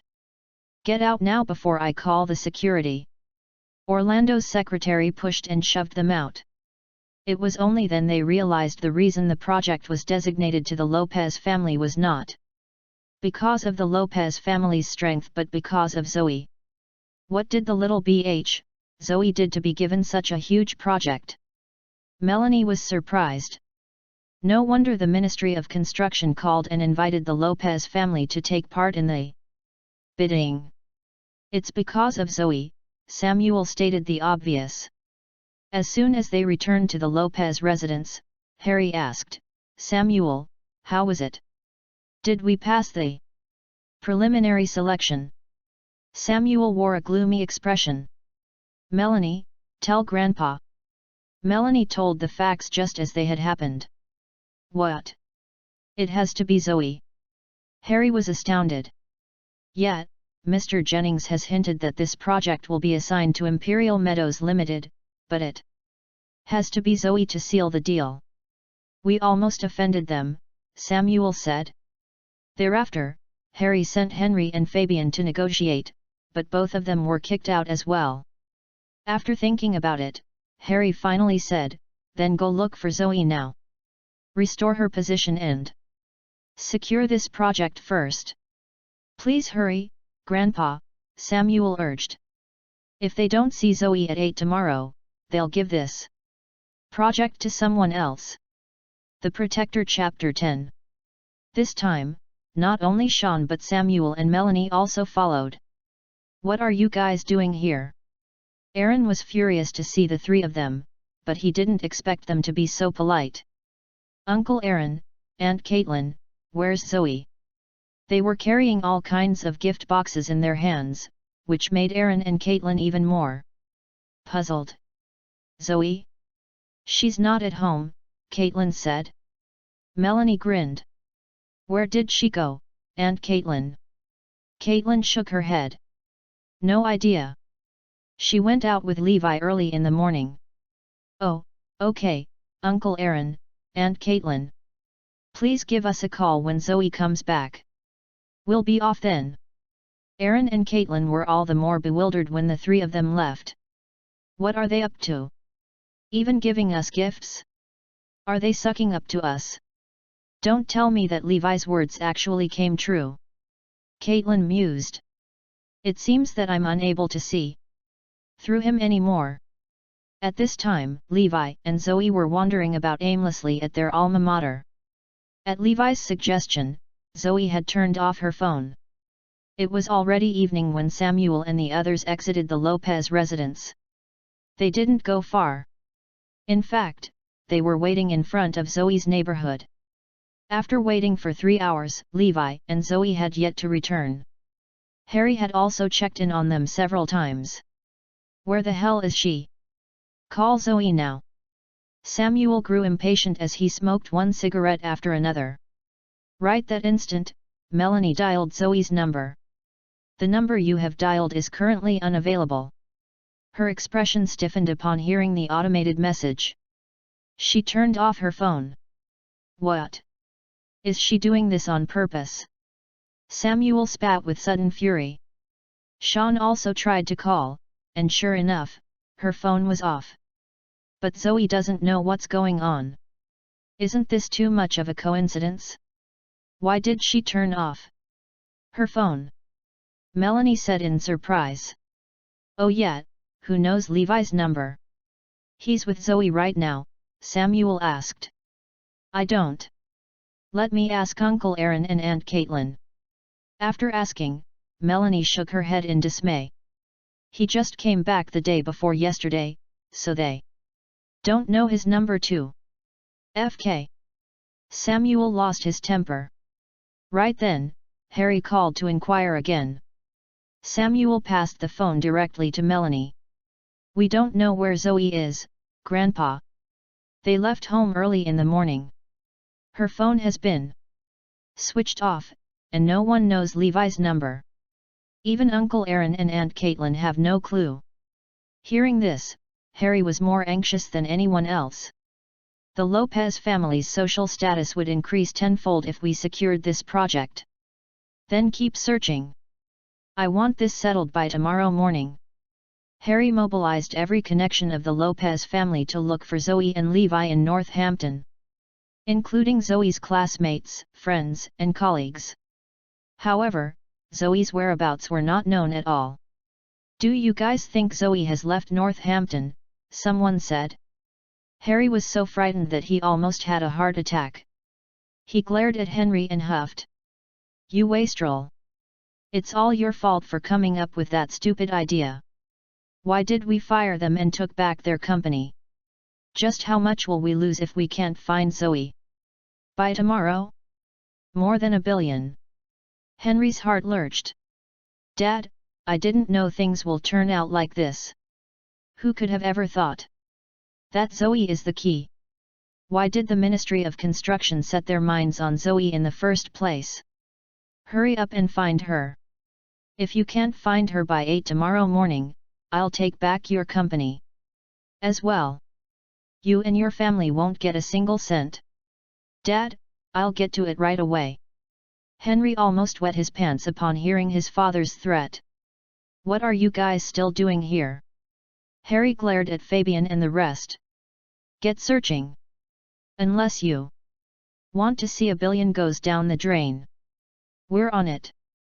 That night, the entire Lopez family didn't rest and had been looking high and low for Levi and Zoe.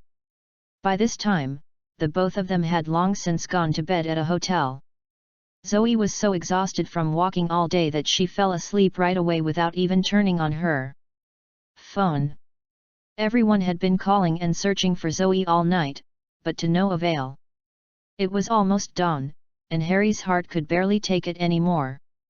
If we missed out on this project, I'm taking 3 times more of each family's dividends this year. And Henry, I'll be taking back your company. Do whatever you want, you incompetent punks. Harry chided, slamming the table. Henry paled and said in a low voice, Dad, maybe they went out to play, and their phones died. They'll turn it back on once it's charged. You think I'm a child? This wouldn't have happened if it wasn't for you. Saying that, Harry gave Henry a tight slap. Okay, it's almost 7 now. They should have charged and turned on their phones by now, yes? Try calling them now. Henry trembled as he dialed Zoe's number, and to his surprise, the call went through. Hey, are you crazy for calling at this hour? It was Levi who answered the phone. Everyone was astounded and ecstatically happy at this moment. Levi, it's me, Uncle Henry. Henry said immediately. Oh, Henry. Why did you call? Are you insane? Henry was about to explode when he heard that, but he kept his cool. Levi, where's Zoe? Put her on the line. I have something important to tell her. She's still sleeping. Just tell me if there's anything important, Levi rejected directly. Henry tittered nervously. Levi, it was a mistake to take back Imperial Meadows and fire Zoe. We decided to recall Zoe and let her take over Imperial Meadows Limited again. Come to the Lopez family mansion with Zoe now. Your grandpa is asking for the both of you. Oh? Reinstatement, eh? No thanks. Zoe has got a new job, Levi said before hanging up. Immediately. I'm going to kill this bastard. Henry exploded. You idiot. Call them again and asked for their whereabouts. Harry gave Henry another slap. Okay, okay. Henry called again. Levi, I know we're in the wrong. This was a mistake on our end. I swear there will be no next time. Give me your address, and I'll go pick you guys up, okay? What do you think you're doing? Do you think you can just fire and reinstate someone as you please? Zoe is not a tool for you to mess around with. Levi snapped. You guys can ask for anything as long as Zoe comes back, Henry said promptly. Salary is not a problem. Fine, this is what's going to happen. You want Zoe back? Sure, but whoever fired her in the first place shall be the one to invite her back. It was me. I'll be the one to invite her back. Henry said. No, you don't have the right to do that. It was Harry who fired her. Get Harry to come in person. Otherwise, Zoe is never going back. Levi was adamant. Rage nearly consumed Harry when he heard this. What? You want me to invite that lass back in person? Are you courting death, Levi? At this moment, he could feel nothing but humiliation. The Protector Chapter 11. In actual fact, Zoe had been awake for a long time now, but she didn't make a sound. She looked at Levi wonderingly. He was right. The Lopez family really wants me back. But why? Zoe's heart leaped into her throat when she heard Levi requesting Harry to come pick her up in person. Harry had always been high and mighty. Never in a million years would he accept Levi's proposal. Levi was just provoking him by having him personally invite her back. Fine. Forget it if Harry refuses to come. Bye. Levi hung up. Are you crazy? Zoe nudged him. How could you ask Grandpa to come and get me? I say we go back on our own and forget about everything. There seems to be something very serious going on. Based on their tone. Don't. Just wait. 3, 2, 1. Sure enough, Zoe's phone rang as soon as Levi finished counting down. Dad has agreed to go pick you guys up, Henry's helpless voice sounded. Now give me your address. University City's Borman Hotel. And your room number. You don't need to know that. We'll go down on our own when Harry arrives, Levi said. This was to prevent Harry from not coming. Hey? Is Grandpa really coming? Having been living in Harry's shadows since she was a child, Zoe was frightened down to the soles of her shoes. What are you nervous for? He's here to invite you back, Levi said with a smile on his face.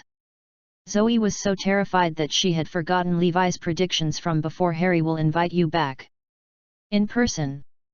About half an hour later, a Mercedes-Benz came to a halt in front of the hotel with Harry appearing in their line of sight. Come on. Let's go down. Zoe was still trembling as she grabbed Levi's arm, not letting go. When Harry saw Zoe, he subconsciously yelled, Zoe, you. Oh, get in the car. Grandpa has something important to discuss with you. Zoe was dumbfounded to see the pleasant smile on Harry's face. When did Grandpa ever smile at me? In the car, Harry started, I'll get down to business, okay, Zoe? Haven't you been working on West City Ecological Park Development Project before this? Well, now's your chance. Mr. Jennings from the Ministry of Construction asked for you to submit the proposal and elaborate the plans to them. You must do your best. I believe you can do this. And so, a few minutes before 8, a confused Zoe and Levi arrived at the office building responsible for this project. Ms. Lopez, you're here, Orlando greeted, shooting up to his feet and went up to welcome them. Would Ms. Lopez and this gentleman like tea or coffee? Tea for me and coffee for her, Levi said curtly as he sat down graciously. Zoe, however, was completely dumbstruck. He's Mr. Jennings, the person in charge of management for the Ministry of Construction. Even Joseph Garrison has to bow down to him when he sees him. Why is he so courteous to me? Did you hear that? Now go and make the arrangements, Orlando said to his secretary. Ms. Lopez, please, have a seat, Orlando said respectfully to Zoe. Come on. Sit, Levi said, seeing that she was transfixed. He pulled Zoe to sit beside him. Soon, the coffee and tea were served. Zoe lifted her cup with both hands, still shaking while Levi crossed his legs, flaunting the bearing of a tyrant. Orlando stood before them like a server, reverent and respectful. He didn't even dare to glimpse at Levi. He's that legendary man. Taking in a deep breath, Zoe stood up and handed over the proposal. MMR Jennings, I'm Zoe Lopez. Nice to meet you. This is my proposal. Please have a look. Orlando chuckled. Your ability speaks for itself, Ms. Lopez. We can leave the proposal aside. You have our full confidence. Cough. When Orlando's eyes met Levi's terrifying ones, he quickly took over the proposal and studied it with a few other project leaders, with Zoe explaining at the side. About half an hour later, Orlando got up and said with a smile, We were right about you, Ms. Lopez. It's perfect. The plan is 95 out of 100. After revising some details from our end, it's perfect now. Does that mean we got the job? Levi asked. Orlando nodded. We received 33 bidding documents from the preliminary selection, and so far Ms. Lopez has the highest score. We have inspected Imperial Meadows Limited and Lopez Group's capabilities before this, and you guys are basically qualified to take on this project. Now we just have to go with the flow and sign the contract 3 days later. Zoe knew it was all cut and dried. Levi got up, pulled Zoe away and said passingly, Thank you. What? No, no. This is what we should do. Hearing Levi's words of gratitude, Orlando was so scared that he almost got down on his knees. Even after coming outside, Zoe still felt as if she was dreaming. Zoe, how was it? Harry and a dozen others gathered around her. Grandpa, we passed the preliminary selection and my score was the highest, 95. Mr. Jennings asked me to drop by 3 days later to sign the contract. We will be responsible for the development of this project. But they are still going through the process, so we have to keep it a secret. Zoe originally wanted to say that she would work on this project on her own, but seeing Harry, she instinctively changed her tone. Very good. I'm so proud of you, Zoe. You're the Lopez family's hero. Harry was excited, and so were the others. After all, it was a major project of 1 billion. For as long as Zoe could remember, Harry had only complimented her twice. The first time was when she married Levi, an upstart 6 years ago. And the compliment this time felt surreal to her. Zoe, are you sure we're getting this project and all we have to do is sign the contract 3 days later? Harry asked again, still feeling a little unsettled. Zoe nodded. Yes, Grandpa. I'm sure. Okay, that's a load off my mind. Harry heaved a sigh of relief. Thereafter, Levi, Zoe, and the Lopez family dispersed and returned home, respectively. That was so unexpected, Dad. Henry chortled. We really got the job. I've asked my friend to ask Mr. Jennings' secretary about it, and it's true. Harry's face was glowing. Yes, it's a great joy for the Lopez family. Grandpa, Samuel said, after hesitating for a long time. Are you really going to give Zoe full authority to handle this project? I'm afraid that with Levi's wild ambition, this project will have nothing to do with us when the time comes. Harry laughed. Oh, Samuel, I've thought about that. Didn't you hear me just now? Now that the project is ours and all we need is to sign the contract 3 days later, Zoe has no more use value for us. Besides, can her small Imperial Meadows Limited develop a project of 1 billion? So, you guys will go and sign the contract 3 days later. I only gave Zoe a nominal position. I don't intend on having her take part in the development of this project. Samuel laughed sinisterly. That's a sick move, Grandpa. The Protector Chapter 12. Back home, Aaron and Caitlin looked at Levi incredulously. You were right. Dad really came to invite Zoe in person. Dad, it seems you've lost this bet, Levi said, smiling. But how could this project fall into our hands? There are so many stronger companies out there. Why would they choose us? Aaron pondered out loud. Yet, why did they insist on having me sign the contract? Zoe blinked, waiting for Levi's explanation. She couldn't help but think that Levi was behind all this. It was as if every word he said would come true. Don't you guys remember what Azure Dragon said at the banquet that night? Levi asked. I get it now. Aaron said immediately. It was all Azure Dragon's intentions. A big shot sure does honor his promises. I mean, who else do you guys think could order Mr. Jennings around? Zoe smiled bashfully. I thought Azure Dragon was just making a casual remark. The words of a big shot must be fulfilled. Levi beamed. Gosh, my family is about to go through the roof once we take over this project. Cook your best dish, Caitlin. It's a celebration, Aaron said. Perhaps it was because of their good mood, Levi looked much more pleasing to the couple's eyes. Don't worry about finding a job, Levi, Zoe said. Just stay with me. Sure. I'll make sure to assist you well. 3 days later, Levi and Zoe suited up, ready to go over and sign the contract. Levi, I think I should give Grandpa a heads up. They're very concerned about this after all, Zoe said. I don't think that's necessary. This is none of their business, anyway, Levi said. Still, I think I should give them a call. Zoe dialed Harry's number. What's the matter, Zoe? Grandpa, I'm just giving you a heads up that we're going to sign the contract now.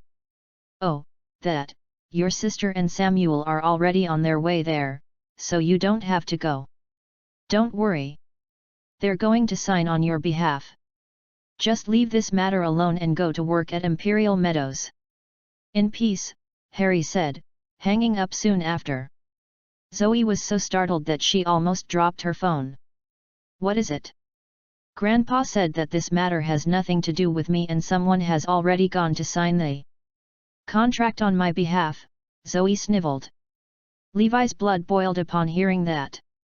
The Lopez family is just as shameless as the Garrison family. Don't worry. No one can take away what belongs to you, Levi said in a low voice.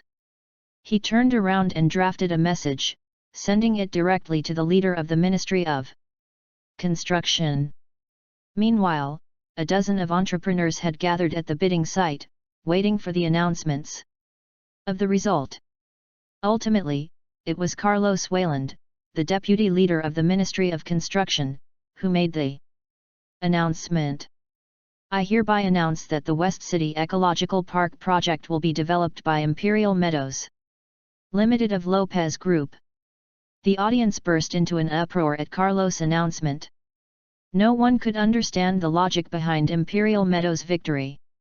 Samuel, Melanie, and the others who went as representatives of Imperial Meadows rose to their feet and accepted the congratulations from the people around them. May we have the representative of Imperial Meadows Limited come to the backstage to sign the Contract. The person who was ultimately responsible for the signing of the contract was still Orlando Jennings. The deputy team leader only came to announce the result. Where's Miss Zoe? Orlando looked up at the few of them with disgust in his eyes. It's a pleasure to meet you again, Mr. Jennings, Samuel greeted. Zoe currently has too much on her plate, so she has sent us to sign the contract on her behalf instead. Besides, the result of the bidding has been made and we're set on taking on the project. What's the difference between who should sign and who shouldn't, Mr. Jennings? Melanie chipped in. Oh, there's a huge difference, my friend, Orlando snickered. Let me ask you a question. For example, if you're here on behalf of Ms. Zoe to sign the contract, will you be signing her name or someone else's name? Melanie was stumped. Surely, they weren't intending to sign Zoe's name, but Harry's. Wouldn't Zoe become the sole possessor of the project if they signed her name? By the way, Mr. Jennings, Sean added. You may not be aware of this, although the Lopez Group has many subsidiaries. The president is Mr. Harry Lopez, who has absolute control of all companies. This time the contract will be signed under Mr. Harry's name, and Zoe has also agreed to this. Orlando shook his head. That won't do. We've appointed Zoe Lopez to oversee this project. I don't know who's this Harry Lopez that you speak of. But since you people have said so, I'll give Ms. Zoe a call. If she agrees, I'll approve it on my side as well. The trio became flustered at once, knowing that Zoe had been kept in the dark and never agreed to this. Ms. Zoe, may I ask if you consented for someone else to sign the contract on your behalf and with Mr. Harry's name at that? Orlando asked straightforwardly once the call connected. Upon hearing that, it dawned on Zoe that the project would have nothing to do with her from now on. If she gave her consent, and if she didn't, she supposed her grandfather would hate her for life. It was a decision she had to make between interests and her grandfather.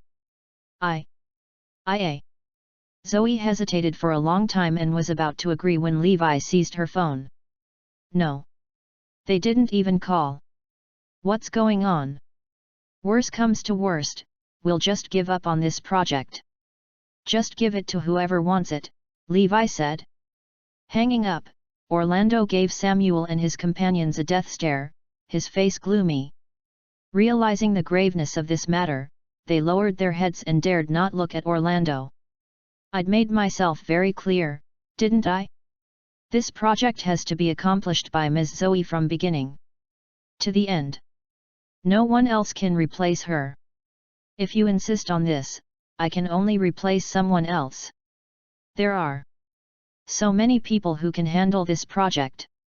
Listen, if you want this project, get Ms. Zoe to come and sign the contract now. Otherwise, we'll take it as you've forfeited. Hearing Orlando's words, the three of them ran like the wind. What? It has to be Zoe? I thought anyone could sign the contract. Harry was flabbergasted when he learned about it. Dad, what should we do now? Henry asked. Do we really have to let Zoe take over this project? There's no other way. But even after Zoe takes over, most of the profits will still be in our hands. Zoe is still obedient to me, we'll just give them a little something when the time comes. After all, her small Imperial Meadows Limited can't afford to work on this project by themselves. They'll need our help, Harry said. But Grandpa, how are we going to get Zoe to sign the contract? This has happened for the second time now, someone asked. Humph, I'll go pick her up myself, Harry sneered. I won't take no for an answer. Give her a call first. After the call went through, it was Levi who answered. Hey? You guys don't have to come. We're busy. At that, Levi hung up directly. The Protector Chapter 13. Everyone in the Lopez family was baffled. Zoe would have agreed, but with Levi around her, they weren't so sure about that. What do we do now? Who knows if Zoe disappeared with Levi again? If we don't find them by afternoon, Mr. Jennings will consider us to have voluntarily given up on the project, Samuel said anxiously. Humph, she's threatening me. Even going as far as to give me terms. Harry retorted, then made a call. What's the meaning of this, Levi? You don't want this project anymore. That's right, it has nothing to do with me, anyway. Weren't you guys trying to lay Zoe off? We might as well leave this project alone, Levi retaliated. Levi, Grandpa has no other meaning, Harry toned down. Come and sign the contract with Zoe.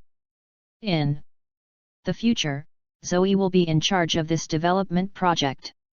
That's what Mr. Jennings wants too. Well, I'm not so sure about that. I'm afraid that Zoe would be laid off at any time. Name your conditions, Levi. How can I get Zoe to sign the contract? Harry was infuriated, but he couldn't help it. Conditions? Number 1, Imperial Meadows Limited will fully develop this project, and no other companies of Lopez Group shall be directly involved. Number 2, Imperial Meadows Limited shall be separated from Lopez Group and become an independent company. But Zoe has agreed to hand over some parts of the development project to you. I mean, we should all make money together, right? As long as you agree to the conditions mentioned, I'll bring Zoe over to sign the contract right away. Harry blew a gasket after Levi finished speaking. Levi is getting Zoe to cut all ties with the Lopez family. In other words, the Lopez family will have nothing to do with this project, and it depends on Zoe if we want to get a piece of the pie. But at this critical juncture, we should sign the contract first. I must have this project. Harry drew in a deep breath. Okay, I agree. Verbal promises are not enough. We should go through the formalities immediately, Levi said. You. How I wish I can skin him alive. He's not giving me a chance to think. Fine. I'll send someone to get it done. In just 3 hours, Harry had completed all the formalities. Imperial Meadows Limited was completely separated from Lopez Group and became Zoe's company. Okay, we'll go and sign the contract now. Levi brought Zoe to the bidding site and successfully signed the contract with Orlando. So I'm in charge of a major project of 1 billion? From bankruptcy to taking on such a huge project. Zoe didn't dare to think too much about it. With the contract signed, Harry and the others were overwhelmed with mixed feelings. Isn't Levi being too ruthless?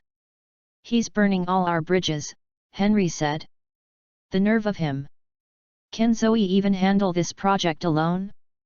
Can she even sign this contract if it wasn't for the Lopez family? Yet, she's monopolizing everything. I refuse to accept this. Sean, Melanie, and the others were upset. Don't worry, you guys, Fabian chuckled. We can still get this project. Even if Imperial Meadows Limited has become independent, Dad still owns 30% of their shares. Besides, developing a 1 billion project is not something anyone can pull off. Every bit of human and financial resources is indispensable. It's impossible for a small company like Imperial Meadows to handle this alone. Yet, Imperial Meadows Limited is almost bankrupt now, and they still owe Grandpa money, Sean said. Where will they get the funds to work on this project? Well, there's no need to consider Levi, he's just a piece of trash, and Zoe has no connections of sorts in Northampton. They'll have to beg us to invest in them when the time comes. Ha ha ha. Henry smirked. Dad, I think we should impose a little pressure on them and get back the 2.8 million. First. Harry laughed heartily. You're the worst, Henry. But that should do it. Sean, go over in a moment. And ask for our money. Aaron and Caitlin had been informed. They were so excited that they specially prepared a meal and waited for Levi and Zoe to come back. However, Zoe looked glum despite signing a big contract. "Mom, Dad, we've completely offended Grandpa this time. I bet they're going to hate us for life. Just ignore them. Our status has been the lowest in the family all this while and your grandpa doesn't even care about us. This time, we must make a name for ourselves and prove it to him," Aaron said. "Yes, I must work hard. Levi," Aaron said. "Although you contributed nothing to this incident, our family seems to be doing well after you come back. Come, let's have a drink." Just as Aaron brought out a bottle of fine wine, Sean arrived. "Grandpa sent me here, Uncle Aaron. This is an IOU. Please return the 2.8 million that you owe us." Sean's statement hit Aaron and his family like a thunderbolt. Grandpa said that he's going to make an appointment with a foreign specialist to seek medical advice. And he has no money now, so he can only ask you guys to pay him back, Sean added. "It's a little urgent, so you must settle your debt in 3 days. Otherwise, Grandpa's health will only deteriorate." Sean left after he gave them the distressing news. "What's wrong?" Levi asked. Zoe bit the bottom of her lips and said, "We're doomed. There's no money, not at the company nor at home. The company has just started operating again, and we don't even have $500,000 in our account. As for the family, we almost couldn't afford to pay my brother's tuition fee." Zoe had a younger brother who was studying abroad and was still relying on the family for financial support. "I knew it," Aaron sighed. "Dad wouldn't have let us off that easily. I knew he would drive us into a corner until we pay him back." Zoe's face was drained of all color and animation. "It's not just about paying them back, we also need funds for the development project. We don't even have the initial funds to start the project. Investment is needed, but it's difficult. The project may be shelved when the time comes and the other party might even terminate the contract." "You don't say. We've been warned by the bank and we can't even borrow a single cent now." Aaron was on the verge of tears. After all that talking, it all boiled down to this money. They could have solved everything if they had the money, but a man without a penny was no man at all. Besides, it wasn't just a matter of a penny now, but 2.8 million. "I've seen this coming," Aaron continued. "Your grandpa is tricking us into giving them this project by forcing us to borrow money from them and have them invest in us. If there's no other way, let's just give it up and give it to Grandpa," Zoe said helplessly. "Now that Imperial Meadows Limited is in our hands, let's take it one step at a time. Why should you give it up?" Levi spoke. 2.8 million is not a problem. Just leave it to me."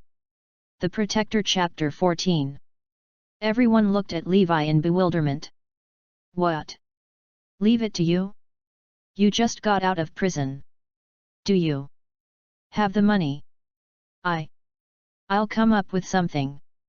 Levi had a card with him, but he didn't know how much was inside. "Don't force yourself and do anything that is out of line.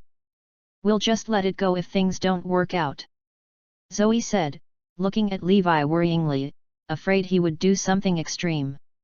"Don't worry. I'll take care of it," Levi replied, holding her hands. The next day, Levi went out alone. As soon as he arrived at the intersection, a Maybach came to a halt at the side. Azure Dragon got down from the car and ushered Levi to get in. "Any updates on the Garrison family? Is anyone coming to apologize?" Levi asked. Azure Dragon shook his head. "Not one of them are repenting." A cold glint flashed across Levi's eyes. "It's time to show them a little something." Arriving at the bank, Levi withdrew 5 million cash in one go. The staff at the bank looked at him, appalled, and was especially horrified to see the man in military uniform standing next to him. That's the King of War. Hans, the general manager of Northampton Bank's head office, came to serve in person. In the end, he and Haley, a tall woman with a pleasant-looking face, helped to carry the briefcases of cash from the VIP passageway. Haley couldn't help but steal a second glance at Levi, who seemed familiar to her. His identity is so intimidating, even our chief almost ran over here. After sending them off, Hans drew in a deep breath. Who was that, Mr. Lowry? Haley asked curiously. Is the one next to him in a military uniform someone famous? That person is a bona fide King of War. Having the King of War as his follower. Think about it. Hans said lowly. Damn. Haley gasped in shock. So don't mention about today and keep everything confidential. Haley nodded. Understood. No matter who asks, just say it's a loan, and forge a receipt or something. Yes, sir. At night, when Levi returned home carrying 5 briefcases full of cash, Zoe and her parents were dumbfounded. They counted them 3 times, and lo and behold, there were indeed 5 million. Where did you get so much money? Please don't tell me it's from the loan sharks. Zoe freaked out. What loan sharks? Don't worry about it. Anyhow, I got the money, so use this to solve your urgent problem first, Levi said. Yes, let's solve this first, Aaron concurred. But 2.8 million is enough. Why did you get 5 million? Zoe asked in confusion. You'll see when the time comes. Upon hearing the news that they were going to pay up, Henry came to collect the money himself. Damn, Aaron. That was fast, Henry jeered. You sure there's 2.8 million? It must be hard on you. I'd thought you couldn't afford to pay us back. Aaron glared at him. That is none of your concern. Anyway, I've put together 2.8 million, and that settles our debt. Who said it's 2.8 million? Sneered Henry, changing the subject. We need to take the many days of interest into account. Here's the IOU. Including the interest, it should be about 5 million plus, but we'll just charge you 5 million. What? 5 million? How is it 5 million? Even the loan sharks are not as demanding as you. Aaron and Zoe were thunderstruck. Dad lent it to us unconditionally back then, Caitlin said. How can there be interest? My dear Caitlin, you are so naive. Dad borrowed the money to help you, but we're all entrepreneurs. Let's not bring familial affection into this matter. What can I do if you people didn't read the IOU? Carefully. Zoe and Aaron took the IOU and calculated them, and indeed there was interest. They finally knew why Levi had brought 5 million. However, it was obvious that the IOU had been amended. How cruel! I can't believe Grandpa is doing this to me. Am I just an outsider to him? Zoe teared up. Aaron too was crestfallen. Is he even my biological father? How could he use such dirty tricks on us? What? You won't admit it? Okay, fine. I'll sue you then. Henry sniggered.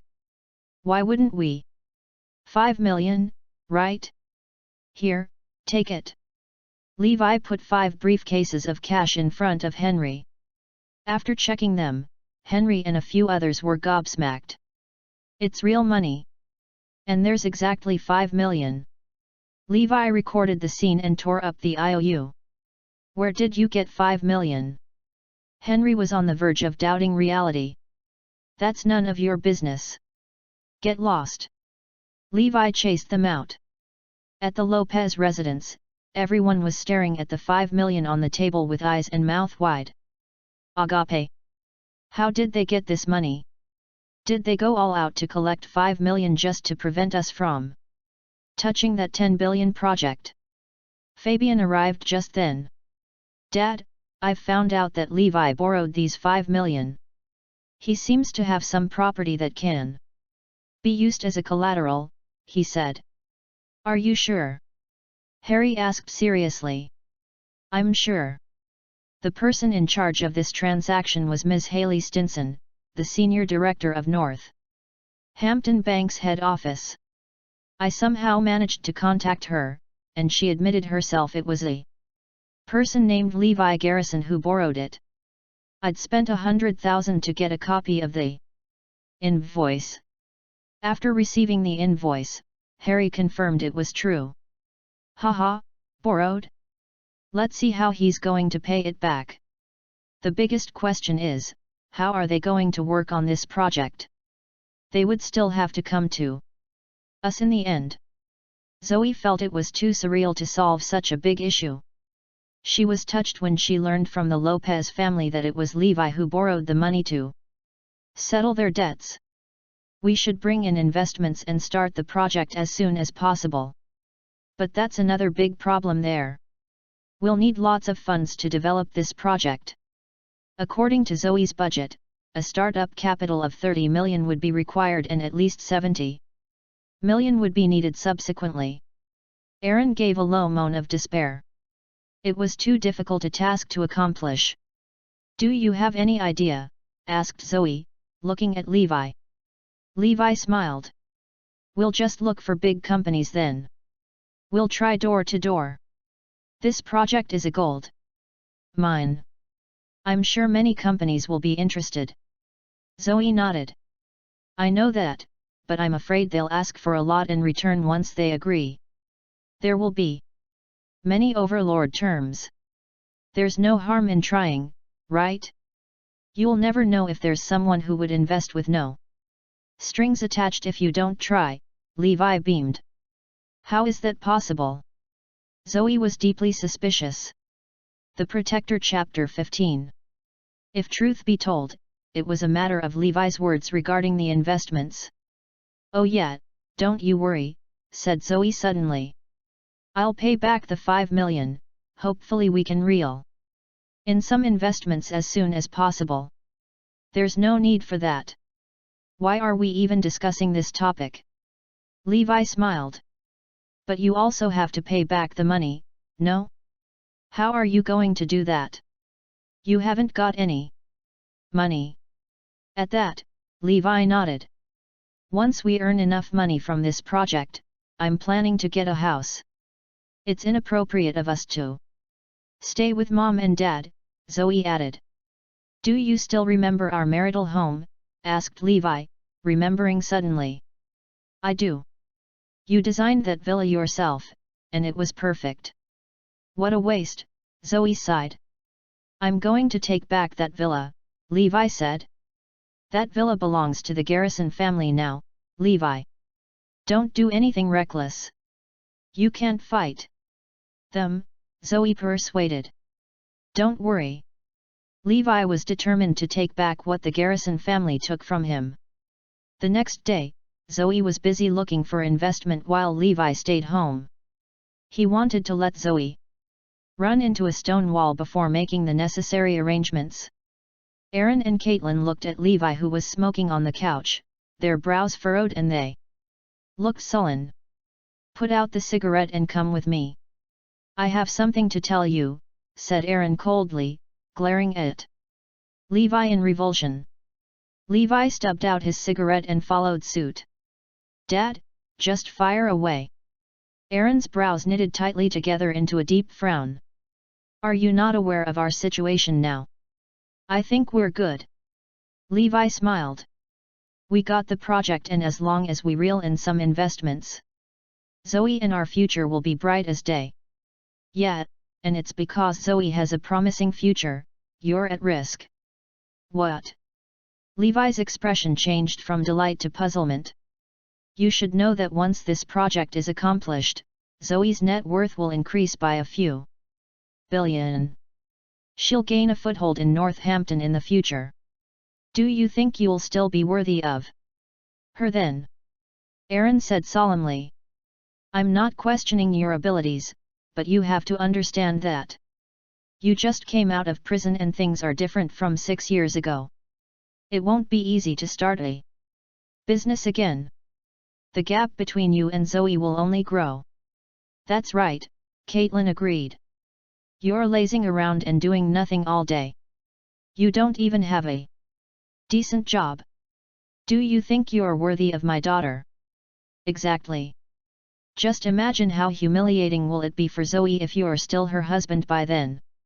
We will find a proper time to discuss this with Zoe regarding your divorce. This is for the best, for both you and Zoe. Just prepare yourself, Aaron sighed. Levi chuckled. Mom, Dad, is this what they mean by burning the bridges? What do you mean, burning the bridges? Do you really think that it was you who secured this project? You only butt in a little. It's because of Zoe's ability that we got this project, okay? Yet. In simpler words, this matter has nothing to do with you. Levi could only give a half-suppressed laugh in this regard. Rest assured, Mom and Dad. I'll make Zoe the happiest woman in the world. Levi proclaimed. Caitlin glared at him. And how do you intend to do that? You don't even have a house. I could have believed when you had that big villa before, but now? You're just a pauper with zilch. Not to mention. You're staying at my house. Aren't you ashamed? Just leave for a few days. I don't want to see you for a while. Yeah, Zoe has been busy recently, and she's easily distracted when you're around, Aaron added on. Having been kicked out of the house, Levi wasn't angry. This was what he owed Zoe. Downstairs, a Rolls-Royce Phantom pulled over. Azure Dragon got out of the car and greeted, God of War, after you. Levi got into the car. Aaron, come, quick. Caitlin, who was watching through the window, suddenly shouted. I think Levi just got into a luxury car. Aaron hurried over and saw a Rolls-Royce driving past his house. That's a Rolls-Royce Phantom. The car owner must be a big shot. How could have Levi gotten into this kind of car? Aaron said quickly. I just saw a figure from the back who looked a little like him. I guess I worried too much, said Caitlin with relief. If he can afford to drive a Rolls-Royce, would we even be staying in this 100 square meters dumpster? Aaron snorted. You're still hoping on this gigolo? Yes. I hope he starves to death. In the car, Azure Dragon asked, where to now, sir? To the royal villa. I must take back my villa. Sir, I've found out that the person living in your villa right now is Matthew Green. He's the current general manager of Skyline Media under Garrison International. He's currently Ashton's trusted aide. After betraying you, he immediately devoted himself to Ashton. Ashton was Levi's uncle, Jacob's son. He had a reputation for being a man about town. And it was he who said that he wanted to marry Zoe at the banquet that day. He had been coveting Zoe for a long time now. Levi's gaze went cold at the mention of Matthew. He was once his trusted aide, his henchman. It was Levi who promoted him. If it hadn't been for him, he would have committed fraud and gone to prison. Levi could still remember that after his downfall, Matthew had become the Garrison family's lackey, who immediately contacted the media reporters to smear his name. He had even forged a good deal of evidences of Levi's supposed crime and successfully sent him to prison. Thinking about how Matthew once looked respectful before him, Levi found it ridiculous. Very soon, he arrived at the royal villa. Standing before the villa that he personally designed, rage bubbled just below the surface of his mind. The nerve of him to stay at my marital home. Die. Upon noticing the two of them, the villa housekeeper came out and asked, "What are you people doing here and who are you looking for?" Levi grinned. "I'm here to look at my house." "What? Your house? Are you sick in the head? I'm telling you, the owner of this villa is Matthew Green, Mr. Green of Skyline Media, the housekeeper sneered. Levi tugged his lips into a wider grin. Then did Matthew tell you who was the previous owner of the villa? You think I care? I only know Mr. Green. Right at that moment, a Porsche Panamera pulled in. The housekeeper immediately went to open the door. Matthew, dressed in a suit, came down with a secretary supporting him at the side. The secretary, who was dressed in business attire, was hot. Her long legs wrapped in black stockings were especially attractive. Seeing that they came back together, it was obvious they were up to some shenanigans. Who are these people? Matthew asked. Displeasure was written all over his face as he looked at the two people standing in front of the villa. Levi slowly turned around. In the split second when their eyes met, Matthew got the shock of his life. It just so happened that he had gone on a business trip during the Garrison family's celebration banquet. So he didn't meet Levi until today. Meeting Levi right now, he could feel nothing but blind terror. It differed from the rest of the Garrison family. Matthew had a psychological fear and awe for Levi. Especially since he had done something despicable toward him, he couldn't look Levi in the eye. Life seems good, Mr. Green? Levi asked with a smile on his face. What are you doing here? Matthew asked, trembling. I'm here to have a look at my house. Levi sized up the villa. This villa has nothing to do with you now.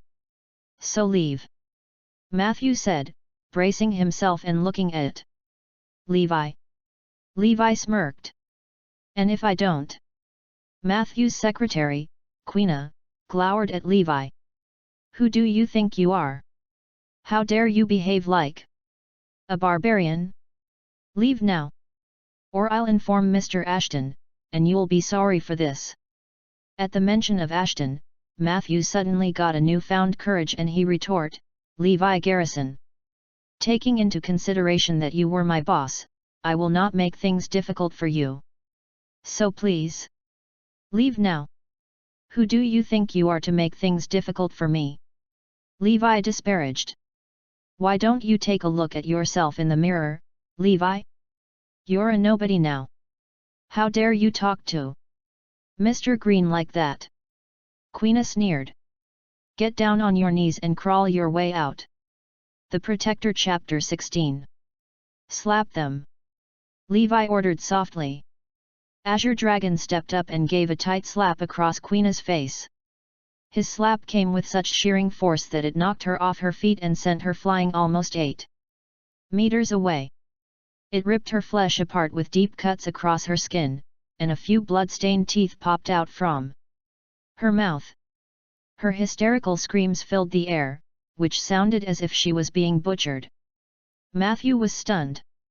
Don't you even dare lay a finger on me, he quivered, or I'll call the security. Slap. The slap from Azure Dragon came thick and fast, which made him see stars. Blood spurted out like a fountain from Matthew's mouth. It almost knocked him out. Please don't kill me, please don't kill me, Matthew shriveled and pleaded. Gone was his usual shrewd and bossy demeanor when he was the big daddy of the corporate world. He was now just as powerless and utterly hopeless like a trapped animal. I want you to move out of the villa by 8 o'clock tomorrow morning. Levi ordered, or you'll live to regret for not heeding my call. This is my villa and I shan't let anyone stain it and pollute the place. Levi said with a cold spark in his eyes. The villa had been the den of Matthew and his guys for the past 6 years. Levi dreaded to think what kind of filth they had brought with them to the villa, which was absolutely intolerable for someone like him, who had an obsession for cleanliness. What? Matthew could not believe his ears. What makes you think I'll give you back the villa, you little rotten punk?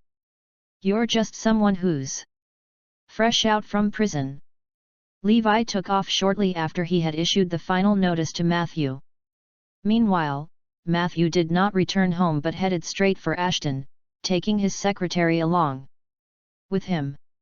Oblivious to what had happened at the villa, Ashton was having a swinging good time at the club, tucking himself between a blonde on his left and a brunette on his right. "Something terrible has happened, Mr. Garrison," Matthew shouted as he dashed into the club. "It's a disaster." He recounted what happened at the villa to Ashton, making it sound worse than it actually was. "There's nobody but you who can help me now, Mr. Garrison," Matthew said piteously. "Look at how badly we've been beaten up by Levi." Indeed, the swollen faces and puffy eyes of Matthew and Queena resembled more like the faces of pigs than human, which threw Ashton into an instant rage. "Levi, you son of a b!" Ashton gritted his teeth. "Who do you think you are? How dare you beat up my subordinate?" He threw a bottle of beer to the floor, smashing it. "What a useless piece of crap you are," he glared at Matthew scornfully. "How could you let him trample all over you like this? Mr. Garrison, he's got someone with him who's a real tough guy." Matthew bemoaned. "He'd even warned he would kill the both of us if we don't hand over the villa tomorrow." "What's the big deal? It's just Levi," Ashton huffed. "He's just a nobody to me. Let's see if he's got the guts to harm me when I bring my men to the villa tomorrow." "It'd be safer to bring more men with you, Mr. Garrison," Matthew advised. "I'm afraid you'd be outnumbered by Levi's men at the villa tomorrow." "Oh yeah? How about I bring Trey along with me then?" Ashton's eyes gleamed with bloodlust as he spoke. "That would be a slam dunk," Matthew said with renewed confidence. "Everybody knows what Trey is capable of. It'll be just a piece of cake to him." Trey was the notorious gang leader in Northampton with several hundred men under him, known for their brutality and savageness. He had stained his hands with the blood of so many enemies that he had virtually lost count of the exact number. Trey had a good relationship with Ashton over the years, rendering his services whenever Ashton needed help in one of his malls. All Trey had to do was to send over his men armed with axes and knives. That would be enough to scare the hell out of anyone and make them pissed in their pants. Meanwhile, Zoe had just returned home after a long day to find that Levi was not in the house. "Mum, Dad, where's Levi?" "I have no idea," Aaron shrugged without even looking up. "Perhaps he has gone to look for a job. Let me give him a call." Zoe was about to make the call when Aaron stopped her. "You should focus on your career instead of wasting your time on Levi, Zoe," he advised. "He would only be a distraction to you if he hangs around in the house all the time." "What do you mean by that, Dad?" Zoe stared at her father incredulously. "That's true, Zoe," Caitlin chimed in. "Can't you see you're poised for something huge? You're in an entirely different league now, and you mustn't let him smear your name." "Dad, Mum, how could you say such a thing?" Zoe chided her parents for being ungrateful. "You know I wouldn't even stand a chance if it wasn't for Levi, who had given me the invitation card to the banquet. It was Levi who helped me bag the project. I know he played a role in this project." Aaron agreed, "but it was your ability and credentials that eventually won you the contract. It has nothing to do with him. Levi could give me advice. I have no qualms about his ability. So you're just going to let him cling on to you like a parasite that gives you advice?" Aaron snorted. "There's no way we'd let him stick around with you, unless he elevates his status to be on par with you." "Yes, that's absolutely true." Caitlin nodded.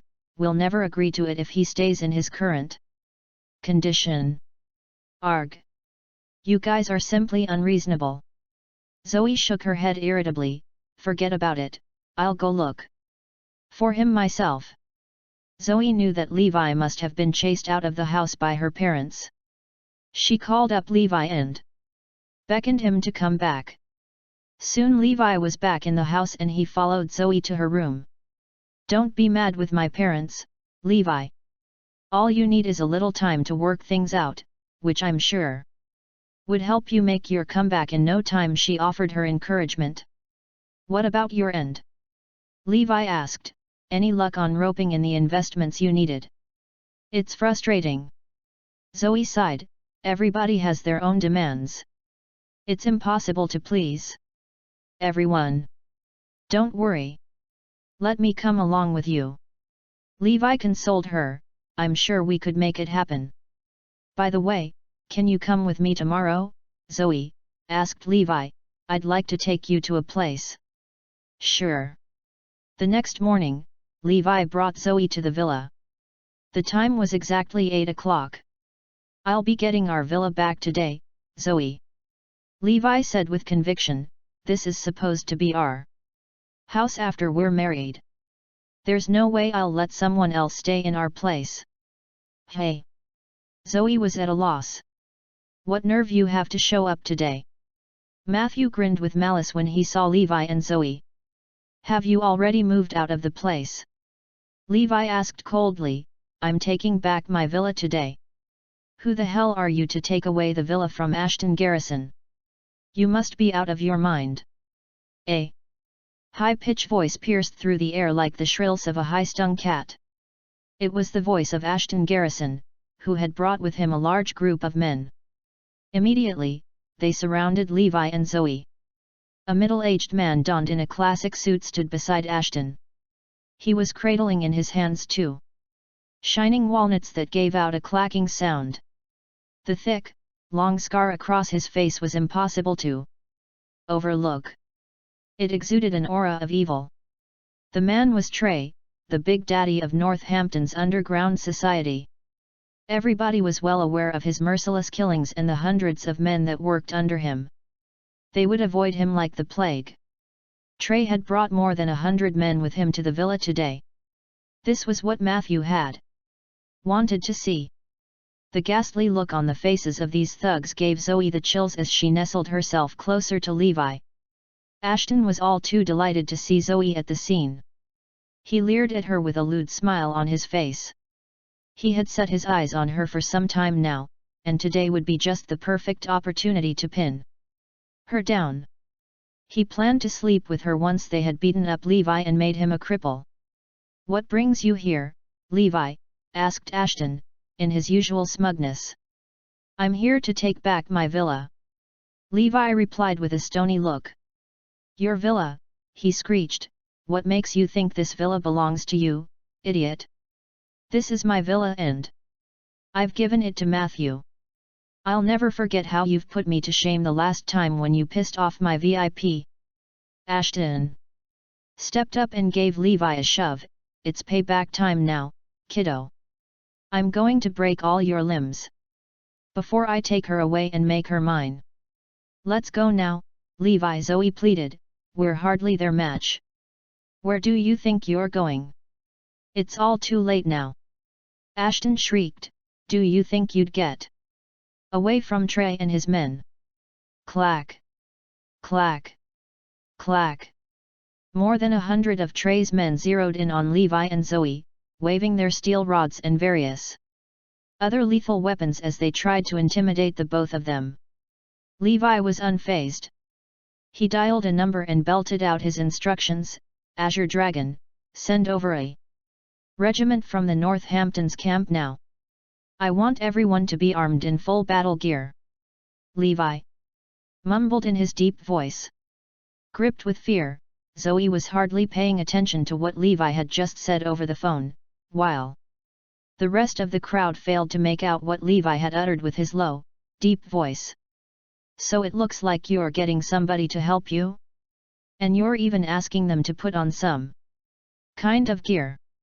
Ashton sneered sarcastically, fine, I can't wait to see what kind of help you've enlisted to bail you out of this.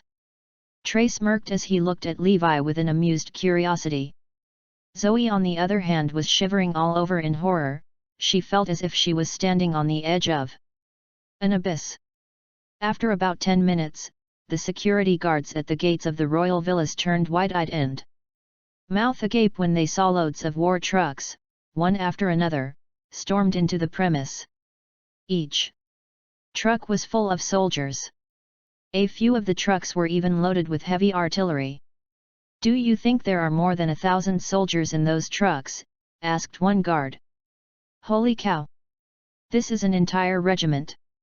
The Protector Chapter 17. Levi's Villa unit belonged to Lot A88. Unbeknown to Ashton and his men, the troops had formed a squarish formation surrounding the lots of A87, A88, A89 to B88. Each of them stood on full alert, armed with fully loaded firearms that are ready to fire the first strike. All they need was a command. Outside the villa. "So what's the situation now?" Ashton was still grinning his grotesque grin as he taunted Levi. "Where are your men? Are they all having cold feet now?" Levi signaled with a click of his fingers. The next moment.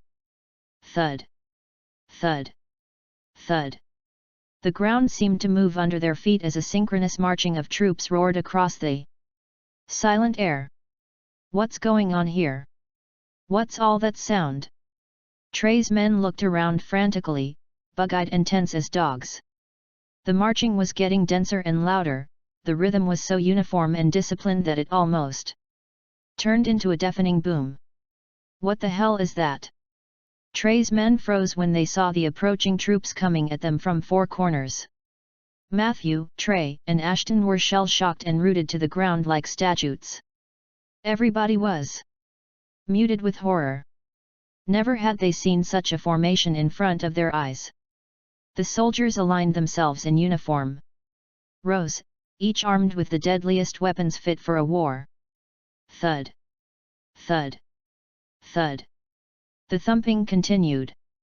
Soon the troops stood in position, forming a human barricade as they occupied the four corners and fenced everybody in. Everyone lifted their guns and aimed their barrels straight at Ashton and his group of men. Crack! Racks of heavy machine guns were set up with their positions adjusted accordingly to point straight towards Ashton and his men. Not to mention those massive weapons that include mortar and artilleries. Clang! Clang! The clanging sound of rods and other metal weapons resonated in the air. Trey's men had dropped their weapons and raised both hands in fear. A few of them had even pissed inside their pants. A strong, pungent smell of ammonia suffused the air. Trey himself had dropped the walnuts and lifted his hands as well. For decades, he had ruled the underground triads with his brutality and violent means. He had seen it all and had never been fazed by any opponent. He could take down dozens of men in one go, breaking their ribs and even slashing their throats. These were all cakewalk to him. Yet the scene in front of him belonged to a totally different league. War that was confined to the television was now playing out right in front of his eyes. Thump! Matthew dropped to the floor on his knees and pleaded, "Please let me go. I have nothing to do with this." Ashton stared at the guns pointed at him. Those soulless clanks of metal stared back at him like a plethora of ghostly eyes. It made his face turned ashen and his legs wobbled with fear. "And neither do I. I have done nothing as well." The unexpected twist of events had absolutely stupefied Ashton. He had never imagined Levi could summon an entire regiment with just one phone call. Zoe was blown away as well by the dramatic turn of events. She needed a while to recompose herself before she turned her gaze to Levi. She felt like she saw a magical halo glowing above Levi. How is it possible that he summoned such a huge regiment with just a phone call? A man stepped forward among the troops. He had 2 gold stripes and 3 stars embroidered on the shoulder of his military uniform. They could tell he was an army official. Stephen Shaw, Colonel of Northampton's 1st Metallic Regiment, reporting for duty, sir. We are here to protect the god of war, sir. Stephen Shaw cast an ambiguous glance at Levi as he raised his left hand to present a military salute. Another man in military uniform stepped up from the opposing direction. He had a large gold star embroidered on his shoulder and a group of soldiers at his heels. He had the colossal air of a warrior. He was none other than the King of War. The 1st Metallic Regiment had completely surrounded the compound. General Azure Dragon. Awaiting further orders, sir. Stephen Shaw ran up to Azure Dragon and present another military salute. Azure Dragon took off his gloves and asked in his impersonal voice, "Do you know who owns this villa?" "See, could it be that it belongs to the god of war?" replied Ashton with a tremulous voice, while his body jerked uncontrollably as if he was having a seizure. "Bingo!" Azure Dragon gave a set smile. "All the villas in this area belong to him." Ashton sucked in a deep breath. He was so gripped with fear that he almost passed out. Trey was palpitating in horror when he heard the name. It drained his face of all color and immobilized his body.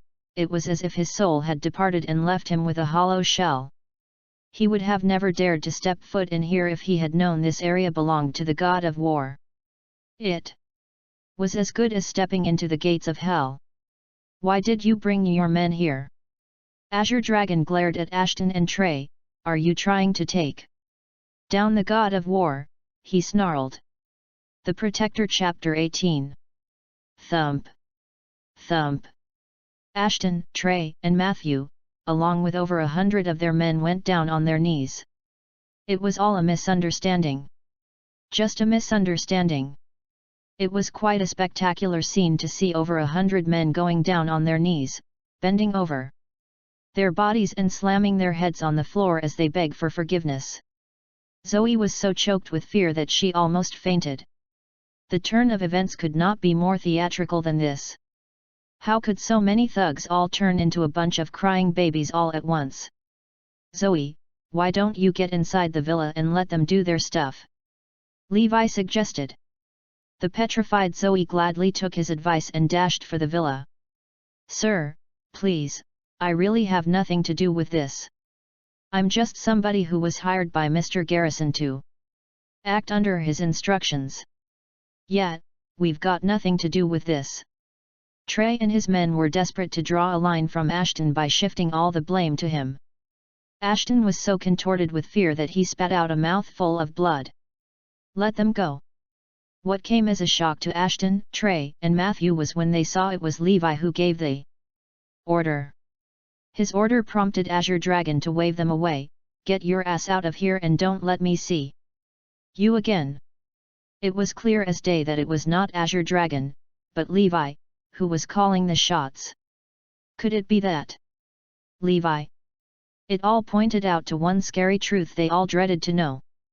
Trey and his men tumbled and stumbled as they fled the scene at their quickest pace, fearing they could end up with a bullet in their heads.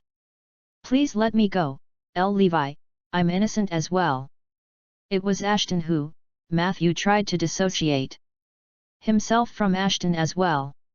"Tell me, Azure Dragon, how do we punish a traitor?" Levi turned to Azure Dragon and smiled. Abruptly, all traitors would be slaughtered. Azure Dragon gave a deafening roar. Matthew was on the verge of a complete collapse. But he knew it was all too late. This was the fate for traitors. Matthew must die. The doomed fate of Matthew scared the daylight out of Ashton, who instantly got down on his knees to beg for his life. "We are family, my dear brother. Please forgive me for not knowing your true identity," cried Ashton. "We are all waiting for you to come home. I'm sure everybody would be thrilled to see you home again." Ashton played the emotional card as his last resort to save his own life. "Don't you remember how you guys have broken all my limbs and threw me to the streets like a dying dog?" Levi said sarcastically. "Is that how you're supposed to treat your family?" "Oh, that's just a misunderstanding, my brother." Ashton was almost to tears. "I'm sure it's nothing but a misunderstanding." "Didn't you just said that you want to sleep with my wife too?" said Levi as he walked closer towards Ashton. "That's just a joke, you know." Ashton felt his legs were going jelly as he stuttered. "Nothing but a joke, my brother." What makes you think you can joke about something like this? Levi struck a killer punch right into Ashton's face, which made him see stars and blacked out instantly. Send him back to the garrisons. Tell them that this is my first present for them. Levi ordered, his face devoid of expression. Understood, sir. Azure Dragon replied subserviently. Well done, Stephen Shaw. Levi eyed him with satisfaction. Greetings to you, sir. A yelp from Stephen Shaw led the whole of 1st Metallic Regiment to raise their right hand uniformly to present a military salute. Levi reciprocated with a standard salute. When he entered the villa, what greeted his sight was Zoe all curled up on the sofa, quivering with fear. The spectacular scene today had left her numbed with shock. She did not even have the courage to glimpse out of the villa. It's all right now, Zoe. Levi hugged her, everything's over. The villa now belongs to us. Are you sure? Zoe lifted her head, her tone was uncertain. I'm sure. Levi reassured her, but I plan to tear down the house completely and rebuild from scratch. There's no way we can move in now after those thugs had stayed in the house before. I need to ask you something, Levi. Zoe asked after she had recomposed herself. I want you to be absolutely upfront with me. Sure, what do you want to know? Zoe bit her lips in hesitation. What is your relationship with the god of war and Azure Dragon? She demanded. I need you to tell me nothing but the truth. The Protector Chapter 19.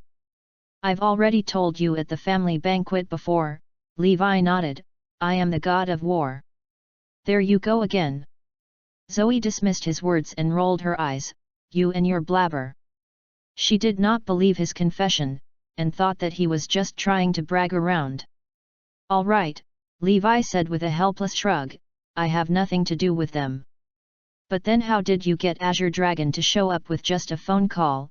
She asked, puzzled, not to mention he even brought an entire regiment with him. It was all a coincidence. When I was here last night and found out that Azure Dragon was staying in the same vicinity, I was sure that the god of war must be nearby as well. Levi made up an explanation. I know Ashton is bringing his men to the villa today, so I tipped off the authorities in advance. I told them that somebody is trying to harm the god of war, that's why they sent over an entire regiment to protect him. He could only put up a lie to appease her. That makes perfect sense to me now. Zoe found his explanation plausible. I recalled Azure Dragon said the god of war lives around here, which explains why he's on high alert when Ashton and his men came to the villa. Do you want to take any of the stuff home with you? There's no way I'm going to stay here. Levi said with an air of disgust. No, let's leave them here. Zoe shook her head. It would only cause Mum and Dad to get curious if they see us moving our stuff home. At Rivervale Mansion, Northampton. It was one of the most luxurious mansions in Northampton. The place was the family mansion of the Garrisons, who had just listed their company shares on the stock exchange. It had yet struck 9 o'clock in the morning and it was still early for the Garrisons to leave for work. Most of them were still in the house when they carried Ashton into the mansion. Soon, every member of the Garrison family knew something terrible had happened to Ashton, and they immediately sent him to the hospital. Joseph, Jacob, Ben, and everybody else rushed to the hospital. How's Ashton doing? Joseph asked. I'm sorry, Mr. Garrison, the doctor sighed after he had examined Ashton's condition, I'm afraid Ashton is not showing any response, he's now in a vegetative state. What do you mean he's in a vegetative state? Jacob could not believe his ears. You mean my son has become a vegetable? Ashton suffered from an extremely severe impact that turned him into a vegetable, the doctor explained. Who was the one who sent Ashton back to the mansion? Asked Joseph, who had slipped into a dark look. They were two guys we've not seen before, Dad. Ben lowered his voice. They left as soon as they Sent Ashton back to our house. But they did leave a message. What's their message? Spit it out now. The aura from Joseph was one of pure oppression. They said that this is the first present sent by Levi. Ben promptly spilled out the words. What? You mean this is a present from Levi? So it was Levi who's behind all this. I'm going to skin you alive, Levi. Jacob flew into such a rage that he almost flipped the table. Tell me, where is Levi now? I'm going to bash his brains in and squash him like the disgusting roach that he is. Jacob was cursing and swearing like a madman, oozing violence and malice. Hold on, Jacob. Joseph mused over the message from Levi. Levi said that this is just his first present, so we should expect for his second and third present to come in no time. Looks like Levi has just turned the tables on us. He's letting us know that he's now the one calling the shots instead. Joseph placed his hands behind his back and gave a brittle laugh. I've asked Brian to find out what actually happened, Dad. Ben informed Joseph, I'm sure he'll update us soon.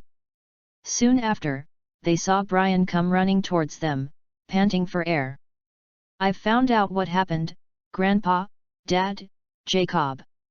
Brian rasped. Ashton and Levi had gotten into a brawl because of Royal Villa, which left Ashton being beaten up by Levi. How could this be possible? Joseph bemoaned.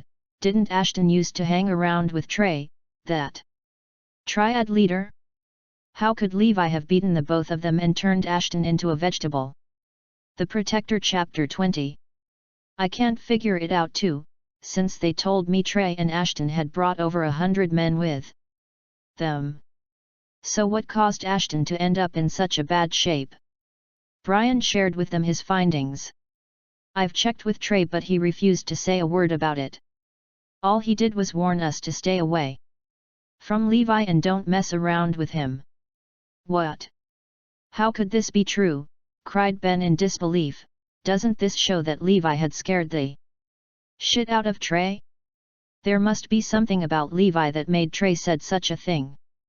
Judging by his words, it sounds like Trey is terrified of Levi. Joseph nodded. What's going on here? Wasn't Levi just released from prison? Where did he find the support to oust Ashton and Trey from the villa? Brian's wife, Victoria, was quick to offer her opinion. I bet Levi must have become mates with some crooks when he was in prison and garnered their support. Dad, she gave a sly smile, that could have given Levi the ammunition to stand up to Trey and his men. While Trey might hold some influence, he was pale in comparison with the real big crooks on the streets. It was probably one of those crooks who had teamed up with Levi to take out Trey and his men. I mean, didn't Levi issued us a warning during the banquet to celebrate our share listing last time? He demanded us to repent and offer an apology in 1 month's time, or we will have to defend with all we have if we refuse to apologize. It all pointed to the possibility that Levi must have garnered the support of some influential and powerful crooks to back him up. Yes, I'm sure that must be the case. Joseph could not agree more with Victoria. Levi must have found some real big shots while he was in prison to back him up, so he's now coming after us. Looks like we've underestimated this little BD. Ben stroked his chin and said meditatively. He's no pushover indeed. I don't give a heck what big crooks that's backing him up, Jacob snorted. I'll get even with him for turning my son into such a horrible state. Vengeance and hatred had blinded Jacob. There's no way we would let him off, Uncle Jacob. Brian pointed out, but we need to get a good grasp of the situation before we strike. We must find out who is backing him and what tricks he has up his sleeve. Even though we are not afraid to confront him directly, we still need to do it the smart way. Joseph nodded in agreement. Brian's right. We should play our cards wisely. Levi is too naive if he thinks he could triumph over us simply because he had ousted Trey. What a joke. Trey is nothing more than just one of our lackeys. Our family is almost untouchable in Northampton. Besides, we have powerful connections in all kinds of sectors including politics, business, military, and even the mafias and thugs. So what if Levi had some big crooks as his backup? There's no way he could hurt our family. He won't be able to harm even a single hair of the Garrison family. You're right. Levi is too gullible to think he could trample over us with the help of some big guns. Jacob's eyes gleamed with a bloodthirsty look. I'll flip open all his cards so he'll never be able to play any tricks on us again. That's when we would make him pay with his blood. But I have a bad feeling about this. Rick said with an ominous tone. Levi is someone who is cold and calculative. I'm pretty sure he must have it all worked out inside his head. We'd better not be too reckless about it. I think you're getting a little paranoid about it, Uncle Rick. Brian smiled over it. There's nothing for us to fear given our status and influence now. We are as solid as they come. Whatever tricks Levi try to play on us will never work. I agree with Brian. Joseph chimed in. There's no need to be too worried by that, Rick. I don't know about this, but I think it's better to be safe than to be sorry. Rick sighed. It's just that I can't shake the feeling that something's wrong. It was against Rick's reticent nature to say such a thing, but he had an awful premonition that something bad was going to happen. He knew there was more to Levi than meet the eye. Levi is simply no pushover in any aspect. At night, Aaron lashed out at Levi the moment they reached home. What do you think you're doing? Are you looking to get Zoe into trouble? He snarled. Get out of my house if you don't want to stay here. What's going on, Dad? Zoe and Levi were astounded. What did Levi do? The Protector Chapter 21. Don't think we are ignorant of what you'd done to the Garrison family, Aaron scoffed. They have warned us to prepare ourselves for a bloodbath. Why do you have to piss off the Garrison family? Are you looking to get yourself killed? Caitlin and Aaron were raving mad. If it's not for Zoe, I'd have kicked you out of our house a long time ago. Aaron spat with such fury that his veins stood out in his neck. You could have been sleeping at the streets by now. Zoe did not want to aggravate the hostility of his parents towards Levi, but she felt Levi had acted too rashly as well. We were lucky to have Azure Dragon bail us out this time. But what about next time? Will we get lucky again? Who are you to step on the toes of the Garrison family? Caitlin glared at Levi with total contempt. You don't even have a place to stay on your own. Mum, Levi actually has the villa. Zoe was trying to explain to her mum that Levi had just got his villa back, but Caitlin cut her off abruptly. Don't give me that crap about his villa. He's simply a ticking time bomb. You shouldn't hang around with him all the time. I'd rather you use your time to source for investors instead. You should know well that the Garrison family is untouchable. Not even the Lopez family could hold a candle to them. We'll be doomed should the Garrisons decide to come at us. I'm warning you, Levi. I'll get Zoe to seek a divorce with you if you ever dare to infuriate the Garrison family again. The next day, Zoe and Levi planned to source for investors for their upcoming project. They were about to leave the house when Caitlin reminded Zoe, it's going to be the national holidays soon and your cousin is coming over to spend the holidays with us. Can you go and pick her up as your dad and I are too busy with our chores? Sure, Mum. Levi knew both Aaron and Caitlin had got their hands full at the moment. Caitlin worked in the hospital while Aaron had just started a small business. It was another frustrating day for Zoe. Every investor she met had snubbed her proposal. However, Levi watched quietly without interfering. All he did was take down the names of those companies who had snubbed Zoe's proposal. The string of ill-luck days for Zoe had left her with no choice but to hold back her project as long as she could, since she could not source the investments she needed to kickstart her project.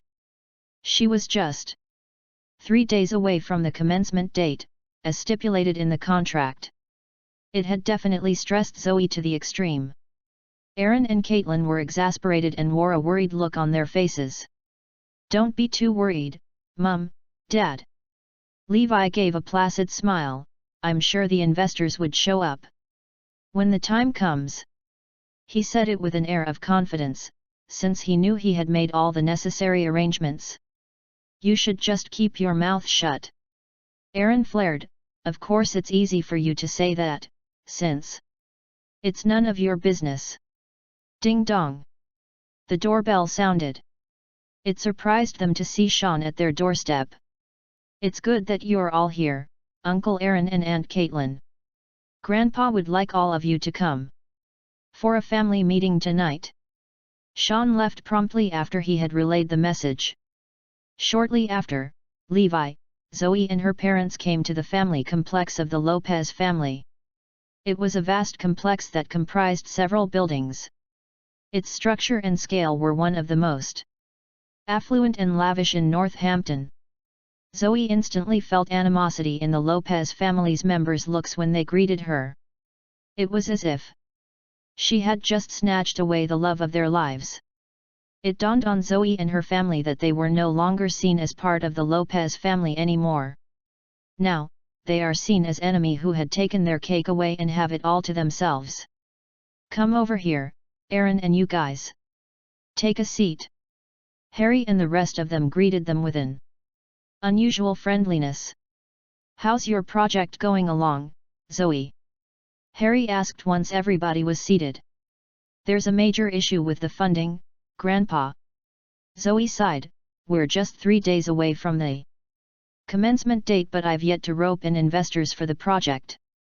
"Ha ha ha, didn't I told you that this is too large of a project for a small company like Imperial Meadows?" "That's right, it's good to know your own limits. Don't act like some big guns when you're just nothing but a soft and limp fry." Everyone started to mock Zoe when they heard about her funding problem. Zoe and her family could only put up with their sarcasm in silence since she could find nothing to rebuke them. The lack of funding had now put her entire project into jeopardy. The Protector Chapter 22. "I'm a bit offended, Zoe." Harry smiled ruefully, "How could you forget about your own family?" "Grandpa, you should have come to me instead. The Lopez group could work out something for you. You know, it's well within our means to take on that ecological park project of yours. I could even provide the startup capital for your project," said Harry seriously. "I bet there's going to be some conditions attached to it." Levi drove straight to the point. "Or you wouldn't be so kind as to provide the funding." He had seen through the ulterior motive for Harry to fund the project.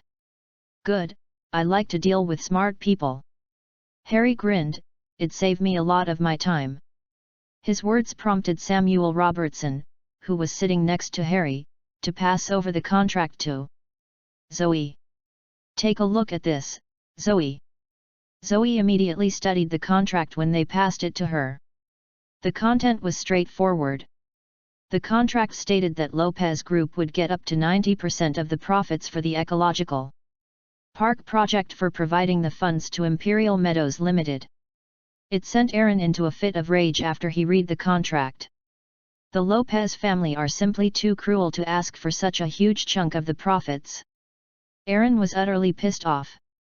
He felt that Harry had never regarded him as his own son, but just another prey he was targeting. "Don't be mad, Aaron and Zoe. Think about it, in 3 days' time, the project would be automatically annulled if you can't come up with the funding." Harry's grin was sly and pernicious, as if he was trying to lure the bait to the hook. "You would end up without a cent once the project was annulled. But if you accept our funding, you'd still get a 10% cut out of the profits. That would translate to Quite a considerable sum of 100 million. It's up to you to decide. Unless you're confident to pull in the funds that you need before the stated deadline. Given the tight deadline of just 3 days, Harry was pretty sure it was nigh impossible for Zoe to secure the funds she needed for the project. This would only leave her with no other options but to agree to his terms. It would make the Lopez family the biggest winner with a whopping 90% of the profits. Even Mr. Jennings could do nothing about it. That's true, Aaron. Henry chipped in, we should work together since we're family. Let's share the profits instead of having the cake all to yourself. There's no hurry to sign this. I'll leave you guys alone to discuss it among yourselves. Harry and his company left Levi, Zoe, and her parents to talk things out. Why don't we just agree to their terms, Zoe? Aaron and Caitlin persuaded, at least there's still something left on the plate for us. You should know better that your chances of getting the funds are almost as good as zero. Their words almost swayed Zoe to put her name down on the contract. But she held back and sought Levi's opinion. Don't sign it. Levi was adamant. Trust me, Zoe. I'm sure that I can secure the funding you need before the deadline expires. A fuming Aaron intervened before Zoe could fumble out a reply, don't give me that crap again. 2. We hold you responsible if we lose that 100 million? I firmly believe we should sign it. Zoe was in a dilemma as she eyed Levi skeptically. She did not have complete faith in Levi's words. All right, how about this? Levi shrugged, since we have 3 days left to go, why don't we hang on till the last day to see if we could pull in some investments, he suggested, it's still not too late to sign the contract by then. Sounds like a plan. I could work with that. Everybody gave their nods of approval. The same goes for Harry and his men. They agreed to the suggestion readily. They were certain that Zoe would never secure the investments that she badly needed in just 3 days' time. For the next 3 days, Zoe worked tirelessly from day to night to meet with potential investors for the project. Yet, there was nothing to show for all her efforts. Those who were interested demanded a ridiculous amount of return for their investments. It would make more sense to work with Harry, since his offer was more or less the same than the rest. 3 days passed by without a trace. The deadline was set on tomorrow before 10 o'clock to start the project. Once over the given time, the project would be automatically annulled. Come on, we've got to sign the contract with Harry now. Aaron stood up and said. What's the hurry? Why don't we just wait a little longer? Levi tried to dissuade them from signing. We have all the time till next morning 8 o'clock to sign it. Let's wait until tomorrow morning, Zoe. Don't sign the contract today. Levi instructed. I need to step out for a while. Levi left the house after he urged Zoe to stay patient for one more night. The Protector Chapter 23. Levi left the house to meet up with Azure Dragon, whom he had instructed to wait for him outside the house. What can I do for you, sir? Azure Dragon asked. I want you to contact these companies. Levi handed him a list of company names. The following morning, Zoe was woken up by Aaron in the wee hours of the morning. Where the hell is Levi? I presume he was out last night to source for funding, but what's taking him so long to come back? Aaron said disapprovingly, he just can't do anything right. He's a born loser, a good for nothing. It angered Zoe to think that Levi did not even bother to inform her when he knew he would be out the whole night. We'd better sign the contract before it's too late. Let's meet up with Harry now. Harry and his men were already standing by at the family mansion when Zoe and her family arrived. An euphoric smile hung on their faces as they greeted Zoe and her family. It was all too gratifying for Harry and company to see the 3 of them come begging with their tail between their legs. You should have known better than to make a fool out of yourself, Aaron. Henry and Fabian jeered at him. Can't you see that there's no way you guys could ever get the investments? Aaron lowered his head and said feebly, we're here to sign the contract, Dad. Anger welled up in his chest when he thought of Levi. Had it not been Levi who advised them to hold back for 3 more days, they would have signed it on the same day when it was offered to them. It would have seemed more like a respectable deal at that time. It had become anything but respectable in the eyes of Harry and his company now that Aaron had to beg them for the contract. Knowing the contract was now the last resort for Zoe, it would only make Aaron look desperate and defeated in the eyes of the Lopez family. Aaron and his family had never felt such humiliation before. This is all thanks to Levi. Yes, we are ready to sign it now, Grandpa. Zoe informed Harry. Sure, we can sign the contract. But there will be a change of terms. Harry's expression changed and he curled his lips into a grim smile. We are no longer asking for 90 but 95% of the profits now. The remaining 5% would be yours. What? Didn't we agreed on a 90% cut for you and 10% for us? A sudden terrible pang of shock hit Zoe as she stared at Harry incredulously. Harry had just dropped a bombshell on her. Don't you know the terms changes accordingly? Harry said scornfully, that's our offer. Take it or leave it. Knowing the ball was now in his court, Harry knew it was he who called the shots. The change of terms seemed justifiable to him since it was Zoe who desperately needed the contract. Zoe winced at the cold bloodiness of these people. She bitterly resented her grandpa for his callous and selfishness. Fine then, I'll pass. I'll give up the project altogether, she said in a fit of rage. Nobody would get a dime out of it. How could you say that, Zoe? 5% would still give us 50 million, at least there's something for us. Your mum is right, Zoe. We can't afford to lose it, just sign it. The relentless pestering from Aaron and Caitlin left Zoe with no choice but to sign the contract. Stop! Don't sign the contract! Just as Zoe was about to ink the contract, Levi showed up and halted her. There's still time before the deadline. He wrung away the pen from Zoe's hands. Why do we have to sign it now? He questioned. What do you think you're doing, Levi? Aaron almost wanted to slap Levi across the face. Why are you stopping us from getting the 50 million? Is it because you're jealous you've got nothing for yourself? 10 minutes, just give me 10 minutes. Once the time is up you can do as you please. Levi glanced at his watch and said, you can sign it in 10 minutes time. All right. I'll give you another 10 minutes to prove yourself. Aaron muttered through gritted teeth. Make sure you produce something in 10 minutes time, or I'll never forgive you for the rest of my life, much less allow Zoe to stay with you. Okay. The unyielding attitude of Levi intrigued Harry. He was curious to see what would happen in 10 minutes time. All right, let's wait for another 10 minutes. Henry and the rest giggled with excitement. They could not wait to get their popcorn ready to watch some hilarious comedy in 10 minutes time. 10 minutes passed in a flash. Everything was at status quo. Just sign it. Henry threw the contract in front of Zoe.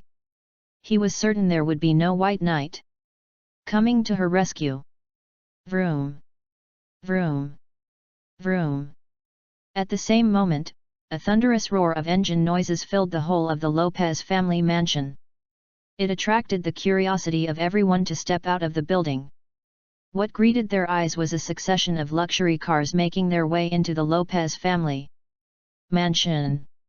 They all came to a halt when they reached their building. The Protector Chapter 24. It was a succession of top-end luxury cars which included Maybach, Rolls-Royce, and many more. Each of these cars could easily cost over tens of millions. The Lopez family looked on with a dazed expression.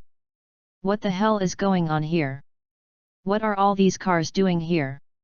Everyone went pop-eyed when they saw the faces of the people who alighted from the cars. They were a group of impeccably dressed, middle-aged men and women who carried an overpowering air of status and power. Each of them carried a business-savvy look synonymous to the directors of some top corporations. Hey? Isn't that the president of Far East Investments, Mr. Feliciano Hayes? What brings him here? Look, that's the general manager of Orc Investments Limited, Mr. Roberto Norris. Isn't that guy the boss of Starlight Property Development Limited, Mr. Lorenzo Woods? Oh, my God! Even Pedro Zino, the president of Hercules Property Development Company, is here. 2. Fabian, Henry, and the rest of them murmured among themselves into a frenzy. The names they had murmured were the super-rich and powerful leaders who ruled the corporate world of Northampton. Each of their net worth were in billions. Lopez Group looked so insignificant in the eyes of these super-rich. Any one of them could easily take out the Lopez Group without even battling an eyelid. The scale and grandeur of so many big shots coming together was a sight to behold for Harry and his men. It almost took their breath away. Harry led Fabian and the rest to hurry themselves forward and greeted the billionaires with fawning. "Attention, greetings, Mr. Zeno, welcome." However, nobody responded to their greetings. All the billionaires walked past them as if they were non-existent and headed straight to where Levi and Zoe were standing. How could it be? Harry said in disbelief, could it be they are here to provide funding for Zoe's project? Harry's eyes widened in stupefaction, his jaws stiffened with astonishment. Zoe froze when she saw the billionaires walking towards her. She wondered if her eyes were playing tricks on her. These were the same group of people she had approached before to solicit for their interests in her project, and they had all rejected her proposal. What's going on? What are they doing here? Hello, Ms. Lopez. I'm Feliciano Hayes from Far East Investments. Good afternoon, Ms. Lopez. I'm Pedro Zino and I represent Hercules Property Development. Nice to meet you, Ms. Lopez. I'm Lorenzo Woods from Starlight Property Development. All the billionaires introduced themselves in a humble manner towards Zoe. Everybody gasped in awe. Harry and the others from the Lopez family were utterly lost for words. It was beyond their wildest imagination to think that these billionaires would show up to fund for Zoe's project. Zoe was still trembling inside even though she tried to recompose herself. Hello everyone, how are you? Don't be nervous, Ms. Lopez. We're here to discuss our cooperation on the project. Feliciano Hayes flashed a cheesy smile. Far East Investments would be interested to invest $1 billion into your project, Ms. Lopez. Lorenzo Woods counter-offered immediately, Ms. Lopez, Starlight Property Development would be willing to provide up to $2 billion to fund your project. No, Orc Investments is willing to invest up to $3 billion. We are more than happy to provide up to $3 billion in funding and even take over the construction of your project. Please let Hercules Property Development be your partner instead. Spark Corporation would invest up to $500 million in your project. We would not ask for a share of your profits, Ms. Lopez. All we want is to offer our sincere help. It was like some bidding war that had gone out of control. Every billionaire was competing to provide funding for Zoe's project. The highest bidder had offered to invest up to $700 million. Everyone was reluctant to give up on the project, which could not have taken more than $1 billion in total. But the bidding war had skyrocketed the total available funding by 10 times its original amount. The unexpected twist of events caused Harry's blood pressure to shoot up exponentially, causing him to pass out on the spot. Samuel, Sean, and the rest were almost on the verge of puking blood. What the hell is going on here? Why is everyone behaving like maniacs? It was an earth-shattering feeling for Zoe as well. She could still recall the smug and dismissive look in their eyes when they snubbed her initial proposal. Yet the same group of people were now lining up to impress her, begging her to let them invest in her project. Aaron and Caitlin were too emotional to say a single word. They could only respond with their quivering bodies. "Calm down, Zoe." Levi put his arm around her to offer his support. "Why don't you say a few words to show your appreciation for their interest in your project?" "Right, I'm so glad that all of you are keen to invest in my project." Zoe composed herself and said. "All of you are welcome to invest in my project." "Really? That's good to hear it from Ms. Lopez herself." All the billionaires let out a hefty sigh and wiped away the sweat on their brows after they heard this. The Protector Chapter 25. However, Zoe added, "I'm afraid you have misunderstood the amount of funding that I'm seeking. The amount you've mentioned is way beyond what I'm asking for. All I need for the project is only $100 million. Just name any amount, Ms. Lopez." Lorenzo Woods said with an air of indulgence, "Unless you're asking for tens of billions, I'm ready to pump billions into your project." The words of Lorenzo Woods sent Harry's blood pressure up a few notches when he heard he was ready to pump billions into your project. His legs wobbled, and he saw stars spinning around his head. Zoe's mind was in a whirlwind as she quivered in her reply, "Everybody, I am humbled by your overwhelming interest in my project. But $150 million would be more than enough for my project. How about this?" Feliciano Hayes swept his eyes across the room and suggested. "Since there are 15 of us here, why don't we each come up with 10 million? That would be the perfect solution. It would give each of us an opportunity to help Ms. Lopez." Feliciano Hayes said, "Make sure we are not treating this as an investment or loan. It should be a giveaway to Ms. Lopez." Gulp. Aaron and Caitlin were swallowing so hard that everyone could hear them gulped. $150 million giveaway to our daughter? What makes our daughter turned into a money-spinning machine all of a sudden? Everybody is begging for her to take their money. "No, it can't be a giveaway," Zoe insisted, "we should treat it as an investment." "It's all right, Ms. Lopez. 10 million is nothing to us." "Yeah, it's just some petty cash to me." Each billionaire insisted they should treat the 10 million as a giveaway to Zoe. "Hey, didn't you hear what she'd just said?" Levi snapped. "She said it should be an investment." Levi's sudden bawl made the billionaires shuddered with horror. "Yes. Sure. Indeed. It should be an investment." Everyone nodded emphatically.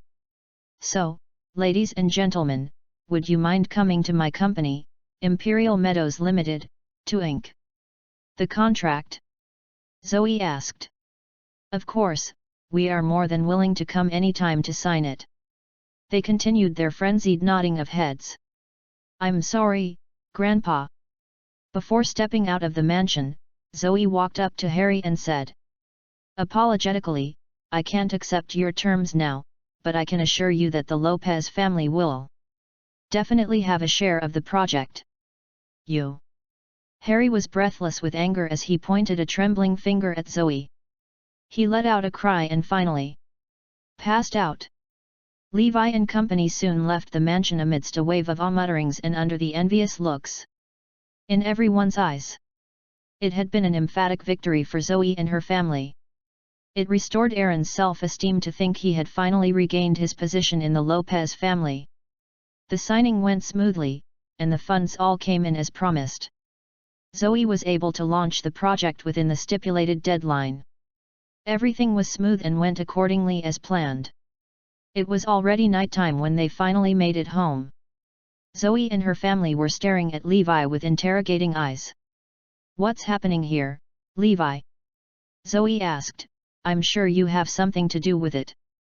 "Yes, it was all orchestrated by me," Levi admitted. "But how did you do it?" Aaron was still feeling the effects from the shock. "It's simply inconceivable. It's simple, actually. Levi quipped, all I did was show them the details of the project and let them know that this project is too good to be missed. That's impossible. Zoe said warily, isn't that what I'd just done when we first presented our project to them? What makes them snub my proposal when I'm sure I had given them a more detailed explanation than yours? That's because I've mentioned some names like Orlando Jennings, Azure Dragon, and God of War. Levi explained, they agreed to it once they knew the whole story. This, Zoe went silent. She knew it was something she could never do, given her obstinate nature. Haha, even though we are hardly connected to God of War, these shrewd businessmen changed their stance once they find out that the God of Way has something to do with this project, they'd even start buttering up to Zoe immediately. Aaron gave a broad grin. That's right. Caitlin agreed, since it was Orlando who decided on the project, with Azure Dragon keeping a close tab on its progress. These billionaires must have been under the impression that Zoe had garnered the support of all these people as well. The Protector Chapter 26. Their explanation seemed plausible to Zoe. So, it was only because they wanted to please the big guns like Azure Dragon and Orlando that these billionaires showed up in person to invest in my project.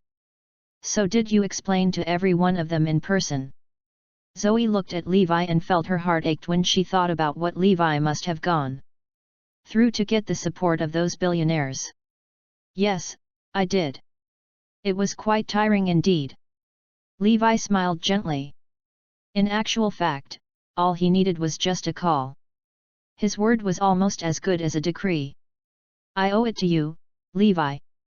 Zoe said with heartfelt gratitude, it's all because of you that we're able to pull this off. You're right. All credit goes to Levi. It was him who had turned the situation around. I had almost given up hope. Aaron was extremely pleased with Levi's performance today. I am still grappling with what's happening, actually. Caitlin gushed. She was starting to see Levi in a more positive light now. Levi, why don't you change into a new set of clothes since you've been wearing them for a while? Caitlin said, just put the clothes in the laundry basket and I'll get them washed at the hospital. I am on duty tomorrow and I need to get my uniform washed as well.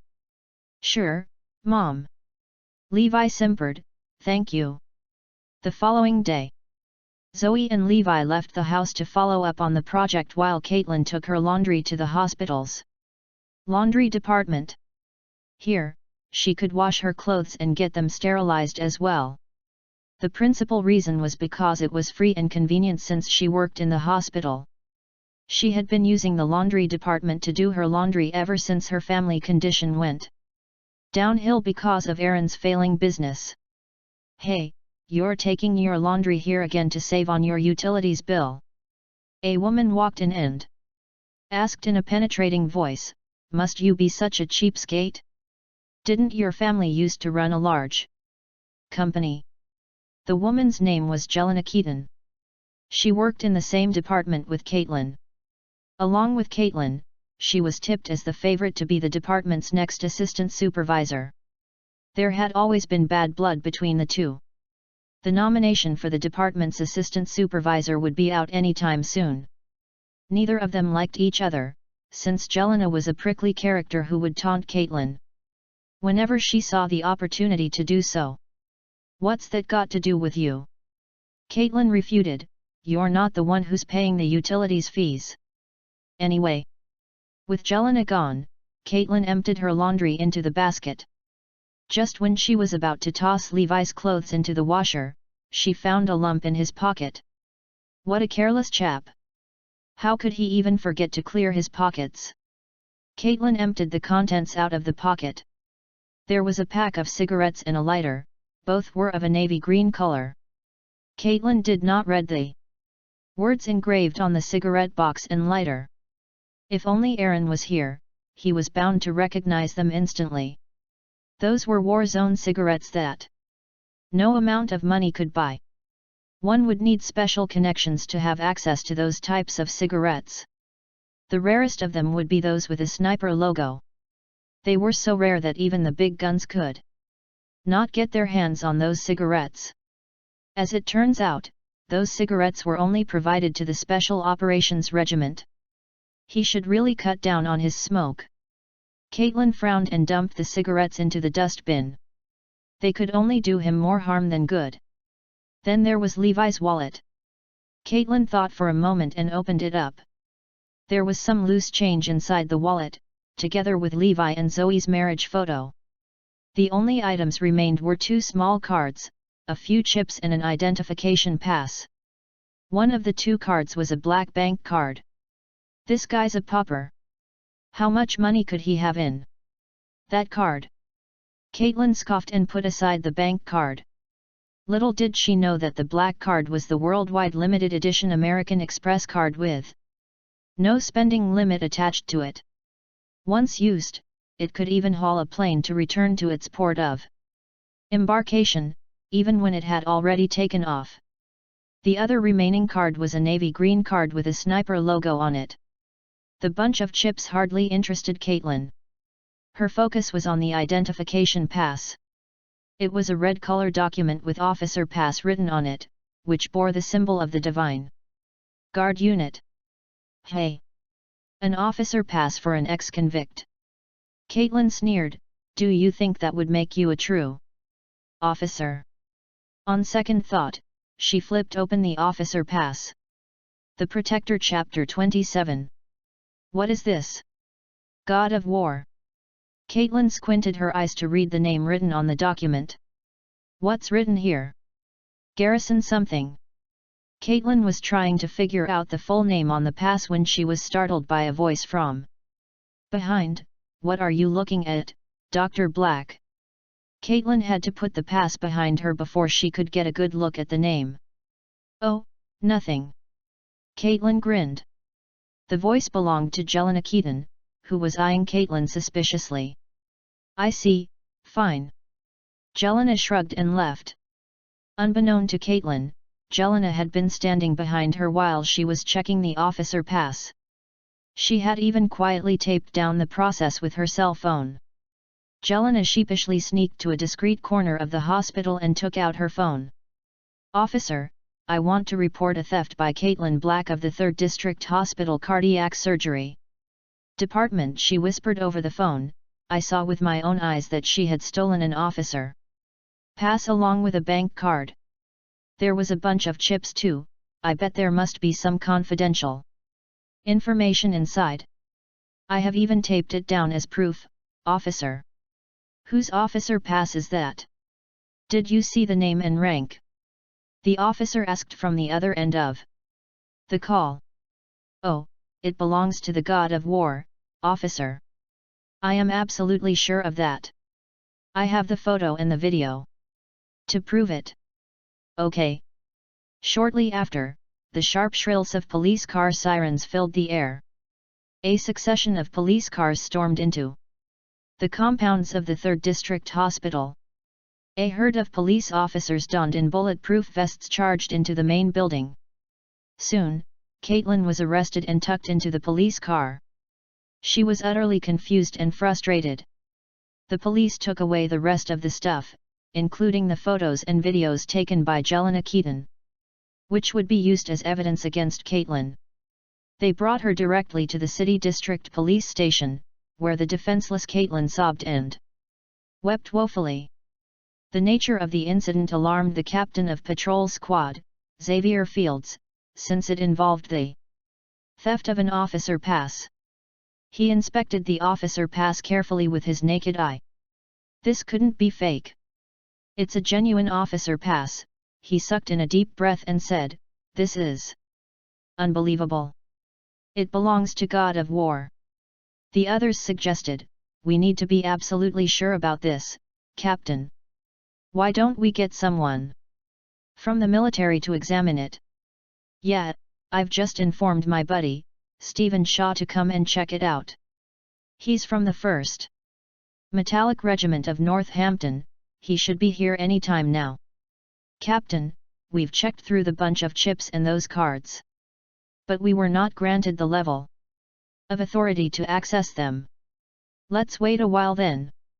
Xavier Fields ordered, I want you guys to interrogate that woman we've just caught. Inside the interrogation room, Caitlin could hardly stop herself from shaking, even though she had almost run out of tears. Come clean with us. Where did you get those documents and cards? They belonged to my son-in-law. Caitlin said nervously. Stop spouting rubbish. Do you know the importance of this officer pass? I have no idea, Caitlin stared at them blankly. This is an officer pass that belongs to the god of war. The officer yelled at the top of his voice. Boom. Caitlin felt like something had exploded inside her head and clogged her brains. Do you know there are military secrets inside the wallet? You are now being accused of divulging top state secrets. If you refuse to come clean with us, you'll be liable to face some real serious charges. Tell me. Where did you steal the wallet and the officer pass? The interrogation officer snarled abruptly at Caitlin. Caitlin was sick with fear. She could feel nothing now but blind terror. This stuff belongs to my son-in-law, I'm not lying, I stole nothing, Caitlin sobbed. Meanwhile, Stephen Shaw had arrived at the office of the patrol squad. Where's the officer pass? Stephen hurried over to ask for the pass. Here it is.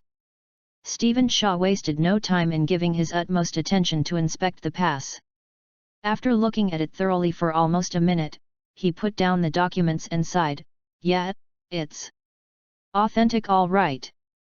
This officer pass belongs to the god of war. Where did you find it? He asked. It came from a woman, said Xavier Fields. It seemed like she has stolen it from somewhere. Stephen Shaw seemed to recall something as his expression changed. Can you find out the name of that woman? He inquired. I need to know. The Protector Chapter 28. Sure. Can you find out the name of that woman in the interrogation room? What is it? Caitlin Black? Are you sure it's Caitlin Black? Xavier Fields gave the name to Stephen Shaw. Stephen Shaw hoiked Xavier Fields to a discreet corner when he heard the name. You've got the wrong person. Caitlin Black is the god of war's mother-in-law. What? Oh, my god. Xavier Fields got the shock of his life. Listen, Xavier. Stephen instructed, just block any information and take it that nothing has happened today. Remember, don't let out any word about it. I'll inform Azure Dragon and we'll leave it to the god of war to deal with this. All right, I'll do as you say. Xavier Fields was still reeling from the sudden shock. He could hardly stop the quivering in his legs. Levi was with Zoe when he received the call from Azure Dragon. He came down to the police station. After they briefed him about the matter, he took back his wallet from Xavier Fields without making a fuss about it. Xavier and his men could finally heave a deep sigh of relief. Just leave the rest to me, god of war. Xavier suggested, I'll follow up with Ms. Caitlin Black and make sure everything's back to normal. Levi nodded, giving his approval. You may leave now, Ms. Black. Inside the interrogation room, Caitlin was so relieved to hear those words. It brought her to tears again. However, this time, it was the tears of gratitude. It was all a misunderstanding, Ms. Black. You're free to go now, since we found out that the officer pass was a fake document. But please remind your son-in-law not to use such fake documents to swindle anyone, he could be arrested for it. Sure, officer. Caitlin nodded fervently, I'll make sure he gets the message.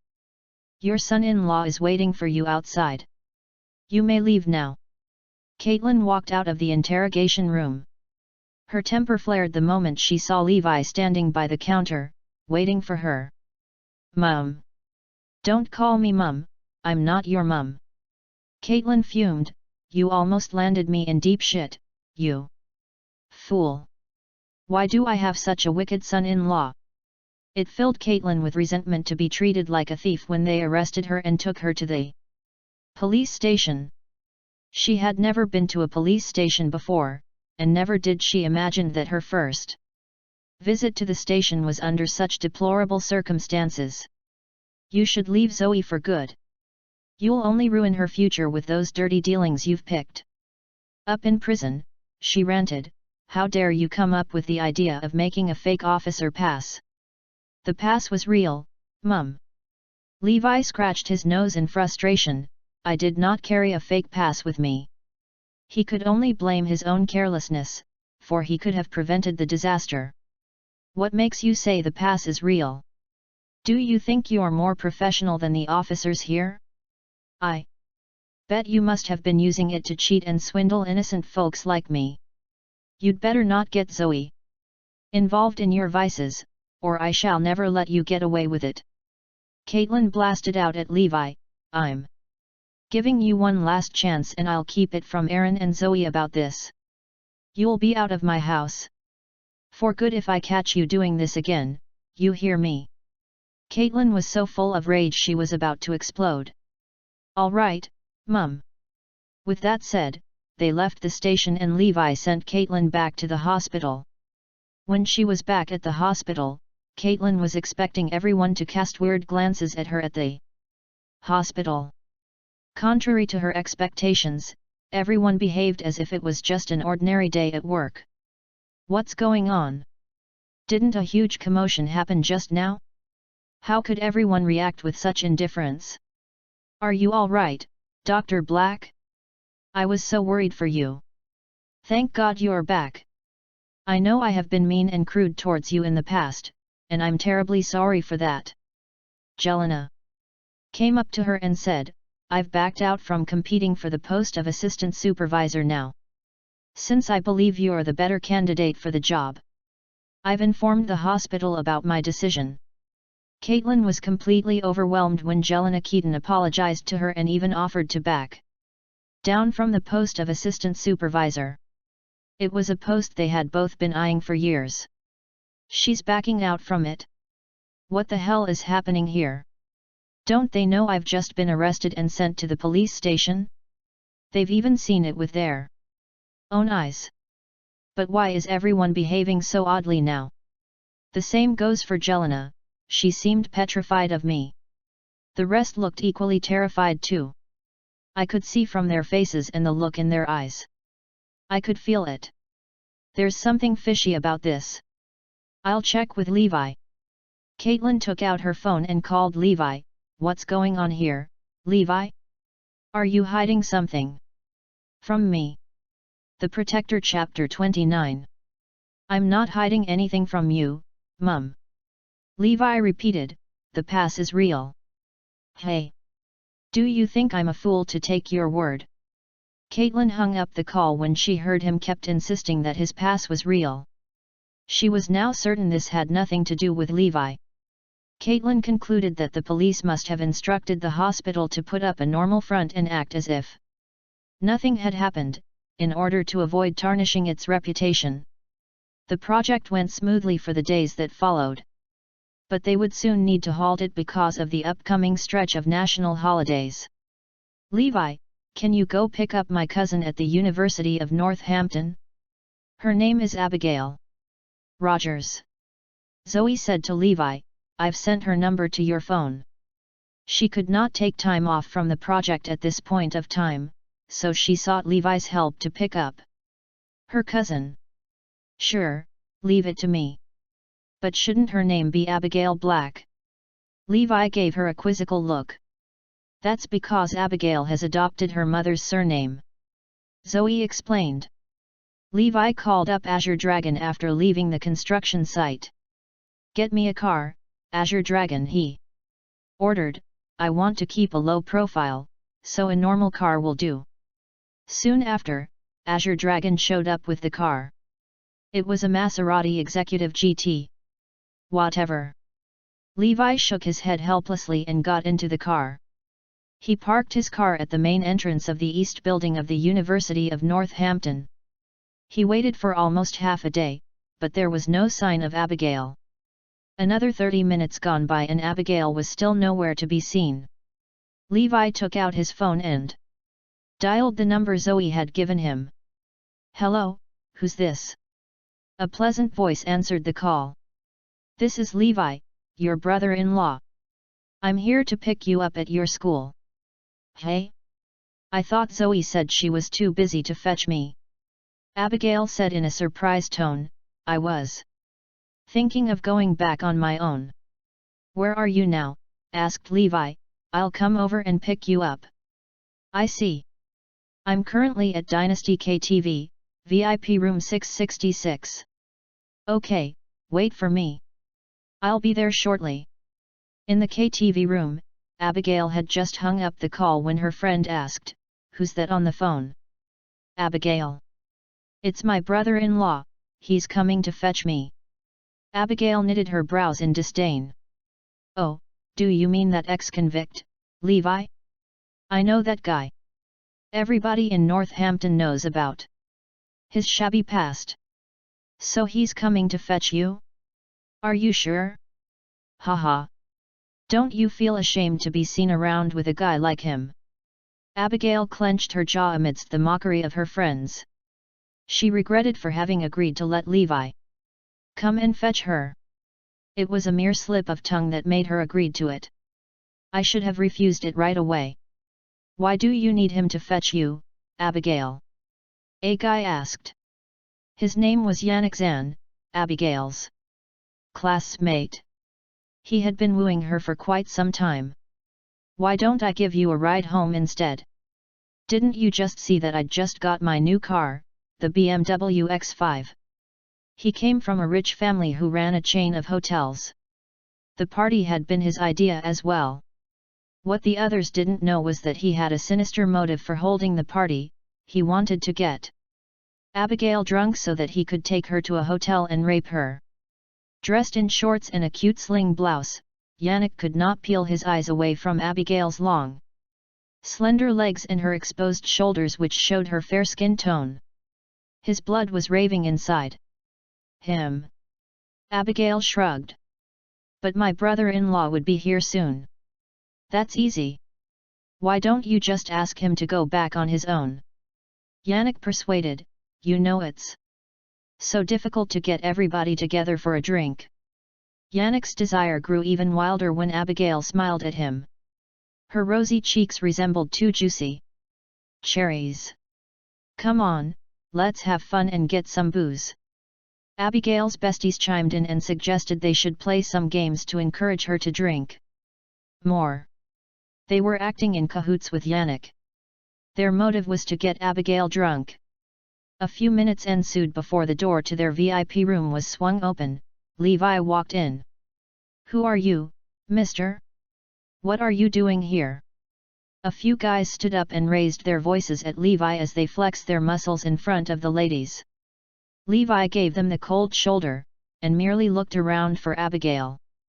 When his eyes finally caught sight of Abigail, his gaze settled on her and he said, "I'm here to fetch you, Abigail." "Ha ha ha, so he's that infamous brother-in-law of yours, Abigail." Yannick jeered.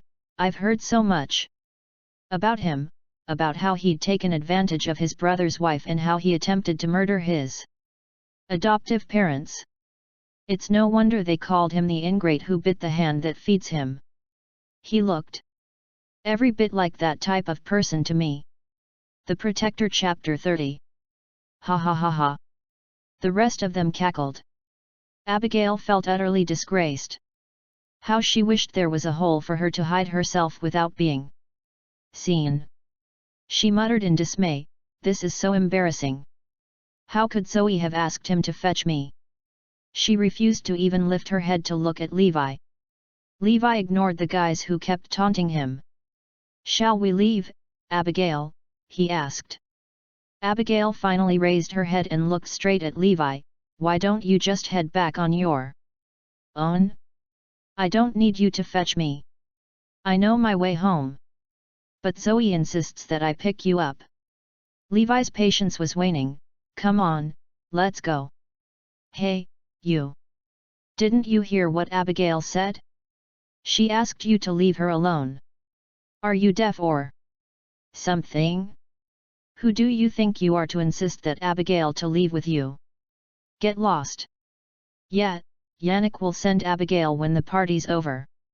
The classmates cum lackeys of Yannick tried to get rid of Levi. You're not welcome here. Get your ass out of here. You'd better leave with me now. Levi's eyes never left Abigail. He knew what nasty tricks her classmates were trying to play on Abigail. I've promised Zoe to fetch you, and that's what I'm going to do. I'm asking you to leave. Abigail snapped. Why do I have to go with you when I don't even know who you are? I'll go back on my own. Boom. The door to their VIP room was blasted open by a forceful kick. A guy was kicked into the room. What happened to you, Peyton? Everybody got up to help Peyton to his feet once they recognized he was one of their classmates. Another girl was then shoved into the room. Her beaten face had swollen to the size of a pumpkin. Oh my God! What happened to you, May? Abigail and the rest rushed forward to lift her up. They were getting worried. A teary May sobbed, I ran into a group of bullies when I came out of the restroom. Peyton was trying to protect me, so they beat him up too. At the same time, a few nasty-looking fellows stomped their way into their room. Well, what have we got here? These little sexy students looked yummy to my eyes. Oh, what a grand feast we'll be having tonight. The group of thugs drooled when they saw Abigail and her female classmates. Their lecherous gaze swept across the pairs of fair, slender legs with salacious intent. So you're the ones who had beaten up my pal? Yannick stepped up and asked coldly. A dozen of Yannick's classmates stood up behind Yannick. They were all staring at the group of thugs with bulging eyes. There was no reason for them to fear the thugs, given their numbers. Besides, they could not wait to show how macho they were in front of their female classmates. Yet, we're the ones that whacked him upside down, so what? The leader of the thugs, a guy with his hair dyed in a freakish silver color, taunted Yannick with an amused look. I want you to apologize, or I'll beat the shit out of you. Yannick warned, determined to flaunt his bravery in front of Abigail. Ha ha ha, this is so funny it almost choked me, guys. Do you really think a few lame students like you could beat the shit out of us? What makes you think we'll be taken in by your words? Just because you outnumber us? Ha ha ha. The group of thugs chuckled in response to Yannick's threat. Go. Get our men here. Tell our boss there's a dozen of young schoolgirls here waiting for him. Get him over here, quick. The next moment, the expression on Yannick and the other guys turned wide-eyed, their mouths opened to let out a silent scream. The thugs had called in their men. There were dozens of them with iron rods and shiny knives in their hands. They waved their weapons with a bloodthirsty look in their eyes. They all gazed at Abigail and her classmates with a devilish grin, whilst they blocked the exit of the VIP room. The students had never encountered such a ghastly scene before in their young lives. It scared the living daylight out of them and made them piss their pants. Even Yannick was starting to wobble. Slap! Slap! Slap! The silver-haired thug smacked at Yannick's face and sneered, so what now? Where's that gutsy look of yours now? Brother, please forgive me. I was wrong. Yannick's shoulders drooped and his body slumped like a deflated balloon as he surrendered. Slap! The silver-haired thug landed a tight slap on Yannick's face. Bang! Next, the thugs shoved and kicked at Yannick with such force that it made him spew out a fountain of blood. The VIP room had now gone completely silent. Everyone muted and held their breath. They could only whisper a prayer in their hearts. The Protector Chapter 31. The students knew they had been outnumbered by the dozens of thugs who had now occupied their VIP room. It petrified them when they looked at the faces of these thugs, who appeared to be contorted with menace. It made their legs wobbled with fear and their eyes filled with horror. They had completely forgotten about their female classmates now. All they wished now was to flee as far away as they could. I want all of you to get down on your knees. Let's see who's got the balls to stand when I ask you to kneel. The thugs shoved and pushed the boys to the ground, and made them kneel. The girls followed suit voluntarily, since they had more to fret than the boys. The leering eyes of these thugs had been all over their bodies. Abigail was bolder than the rest, and she turned only to see Levi sitting in a corner being so inconspicuous that even the thugs failed to notice him. What a lame duck we have here! She moaned to herself. It's such a pity that Zoe had married to a weakling like him. Her disdain for Levi grew when she saw his expression, which somewhat appeared as timid and wimpy. In her eyes, she swore her future husband must never be a coward like him, but a true and fearless hero. She shouted at the group of thugs with glaring eyes, "I'm warning you, get out of here and leave us alone, or I'll call the police." "Go ahead, my little darling. Do you think we'd let you go?" One of the thugs stepped forward and stretched out his hand, trying to touch Abigail's face. Slap! Abigail slapped him in the face, and her action sent the rest of the thugs into a state of shock. Never would they have expected her to have the guts to lay her hand on them. "Who's the one that have the guts to hit my man?" Following that, a few guys stormed into the room. The leader of the group was a man with a big pot belly and tattoos all over his body. Be Beck. Yannick knew that Beck was one of the gang leaders of the underground society. He was known for his fearlessness and brutality. Many had seen him cut up dozens of men single-handedly by himself. Many of the young thugs worshipped him as their idol. "This way please, Trey." It astounded everyone when they saw another person stepped into the room. It seemed like Beck was just the chaperone today to someone who was an even a bigger shot than Beck himself. A group of thugs escorted the man into the room. He was cradling two shiny walnuts in his hands. A prominent scar ran diagonally across his face, which resembled the teeth of a shark. Hiss! Trey is here as well. Yannick was so frightened he almost pissed himself in the pants. As compared to Beck, Yannick knew better than his classmates that Trey was the real daddy of the underground world. He had over 200 men at his disposal. "Look at these girls, Trey. Young, bubbly students who look so juicy and tender, doesn't it make you feel like you want to just gobble them up?" Hee hee. The silver-haired guy buttered up Trey and Beck with an unctuous grin.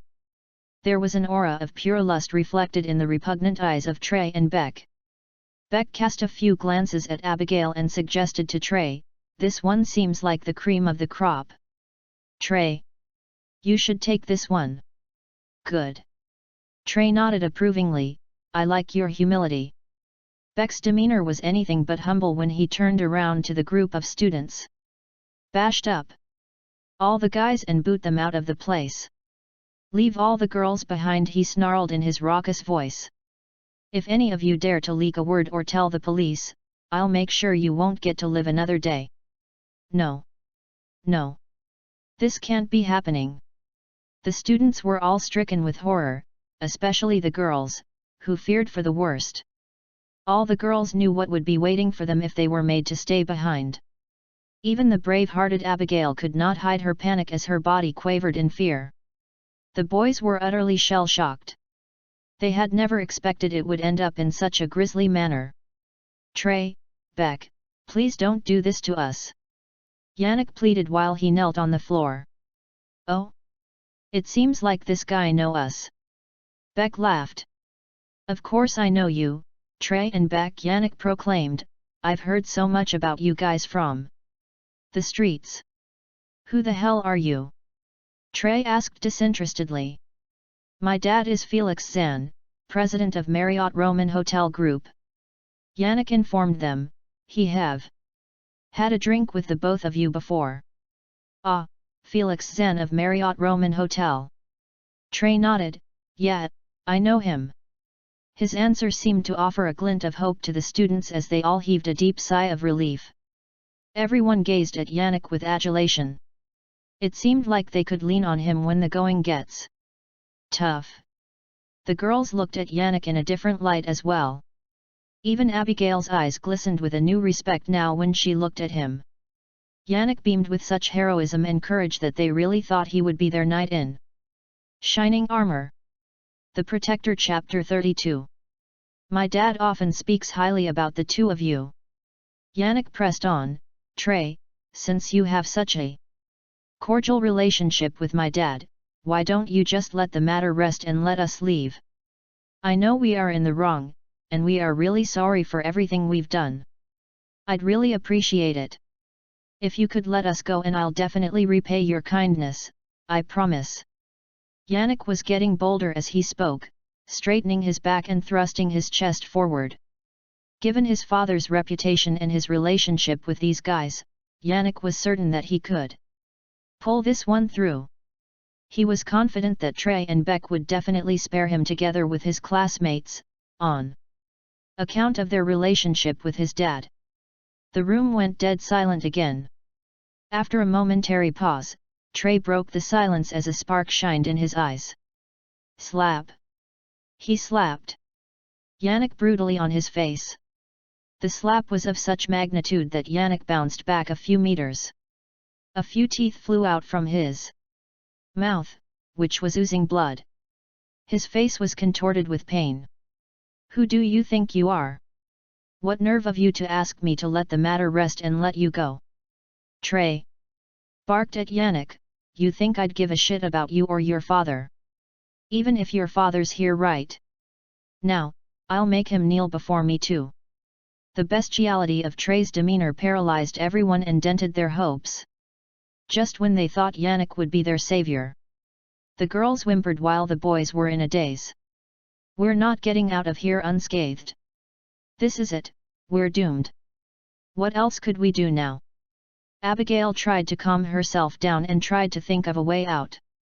How about asking Zoe for help? Abigail could not help but turn to look at Levi, who was still sitting at a corner inside the dimly lit room, unnoticeable to Trey and his men. What a useless piece of crap. An absolute good-for-nothing. Abigail thought to herself, is he my brother-in-law at all? Shouldn't he have done something by now to protect me, if he still has the guts of a man? Take away all the girls and beat up all the boys. Beck ordered, just beat the hell out of them but keep them alive.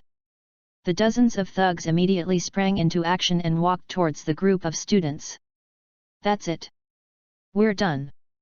Abigail closed her eyes and murmured a prayer.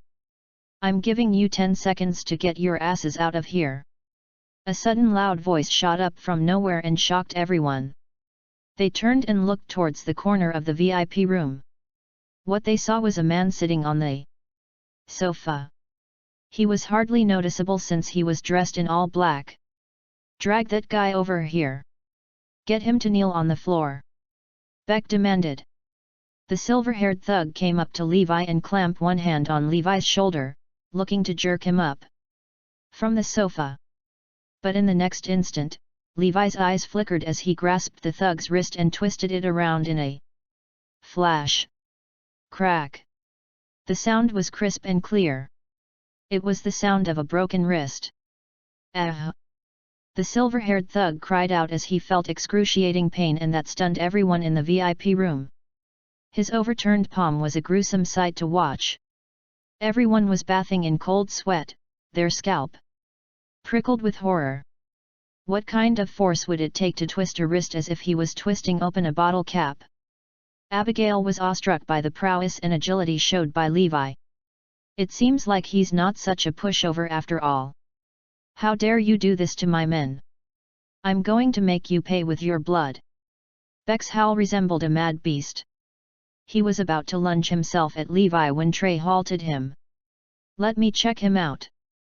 It aroused his curiosity when he realized they had failed to notice the man sitting in the corner, who had sat through the entire incident seemingly unfazed. Trey and Beck, together with their men, moved across the room and walked up to Levi. "Turn on all the lights," Trey commanded. Click. Click. Click. Soon, the room was fully lit, and everything was in plain sight, including Levi, who had been sitting on the sofa. "You son of a bitch, how dare you just sit there looking nonchalant?" Beck yelled heatedly at Levi. Abigail knew this would be the end of Levi. She closed her eyes in despair. Thump. What ensued blew everyone off their mind. Trey slammed his knees to the floor with a thud and knelt in front of Levi. The Protector Chapter 33. The thud came as a bombshell to everyone when they saw Trey went down on his knees. Beck was slack-jawed with surprise. The same goes for Abigail, and everyone else in the room, who reacted with a blank expression on their faces. The room had become so quiet that they could even hear a pin drop. Levi lit a cigarette and took a deep puff. The smoke he blew out encircled Trey like a ghostly chain. "I remember you," Levi said nonchalantly. Trey gave a sad grin when he heard this. "I'm done now, this would only spell disaster now that I'm in the bad books of Levi." Unaware of Levi's actual identity, Beck was still trying to stamp his authority. "How dare you puff your smoke at Trey? You must be sick of living." "Shut up." Trey stood up and shoved Beck a few meters away with a kick. "Get down on your knees. Now, all of you," he blasted at his men. Thump. Thump. Thump. Dozens of Trey and Beck's men fell to their knees, successively like a pack of dominoes. Beck joined them and went down on his knees, even though he hardly had a clue of what was happening. Everyone was in a guessing frenzy about Levi's true identity. They wondered who could command such an authority that scared the hell out of a powerful thug like Trey and made him kneel before him like a high-strung cat. Yannick knew better than everyone that Trey and Beck were not somebody you would mess around with, given their notoriety on the streets. That brother-in-law of Abigail must be someone with supreme dominance to make them go down on their knees. He felt it more profoundly than everyone in the room. Abigail's impression of Levi had taken a complete 180. She no longer looked at him with detest, but with curiosity and adulation. In her eyes, Levi now seemed to carry a halo of valiance above his head. Even the way he smoked enchanted her. The rest of the girls were equally charmed by Levi, whose machismo and charisma were acutely absent in their male classmates. His bravery in such a situation fueled their admiration to the fullest. "So this would be the second time that we've met?" Levi asked. "Yes. Yes. Yes," Trey pressed his face to the floor as he replied. He was too afraid to look into Levi's eyes. His whole body was shaking uncontrollably and there was a large urine stain on his pants. He had just wet himself. "So what should we do about it?" Levi puffed, his cigarette smoke curled into a circle. "Please feel free to punish us in any way you deemed fit, sir." Trey felt only a complete and utter despair at that moment. "Each of you will leave 2 fingers behind, that's it," Levi said in a desultory fashion. "There are too many young ones present. I don't want to show them my wrath." The students were just young punks in the eyes of Levi. "Yes. Yes. Whatever you say." Trey was thrilled when he heard Levi's punishment. It was much lenient than he had anticipated. He picked up the blade and chopped off 2 of his fingers under the watching eyes of everyone. Many of the students nearly fainted at the swiftness and brutality of his action, as if they were watching an execution. Soon the other thugs followed suit to chop off their fingers. The scene would certainly leave its indelible mark on the minds of Abigail, Yannick, and the rest of their classmates. The harrowing experience would haunt them when they recall the horrifying screams that had seeped into their heads, insidiously like tea from a tea bag. "Let's go." Levi stood up from the sofa after he had finished his cigarette and grabbed Abigail by her arm to get out of the VIP room. Yannick and the rest of them hurriedly followed Levi out of the room. They couldn't wait to get out of there. Beck, now left with 8 fingers, asked in a trembling voice, "Who's that guy, Trey?" "He's somebody you could never afford to mess around with in Northampton." Trey breathed deeply and said it with the certitude of a true believer. Outside the KTV, Yannick was back to his boastful self again. "Are you all right, Abigail? I was just getting ready to throw everything at them if they dare to touch you." Abigail scoffed at his words. She could still vividly recall the timid look on Yannick's face when he was so freaked out that he'd almost peed in his pants. "You are nothing but a coward compared to my brother-in-law." "I'm fine," she answered impatiently. "Why don't you let me send you home? I'd really like for you to check out my new car today. It's a BMW X5. Yannick suggested while he gave the car remote in his hands a click. A car near them lighted up and gave off a buzzing sound. It was a brand new BMW X5.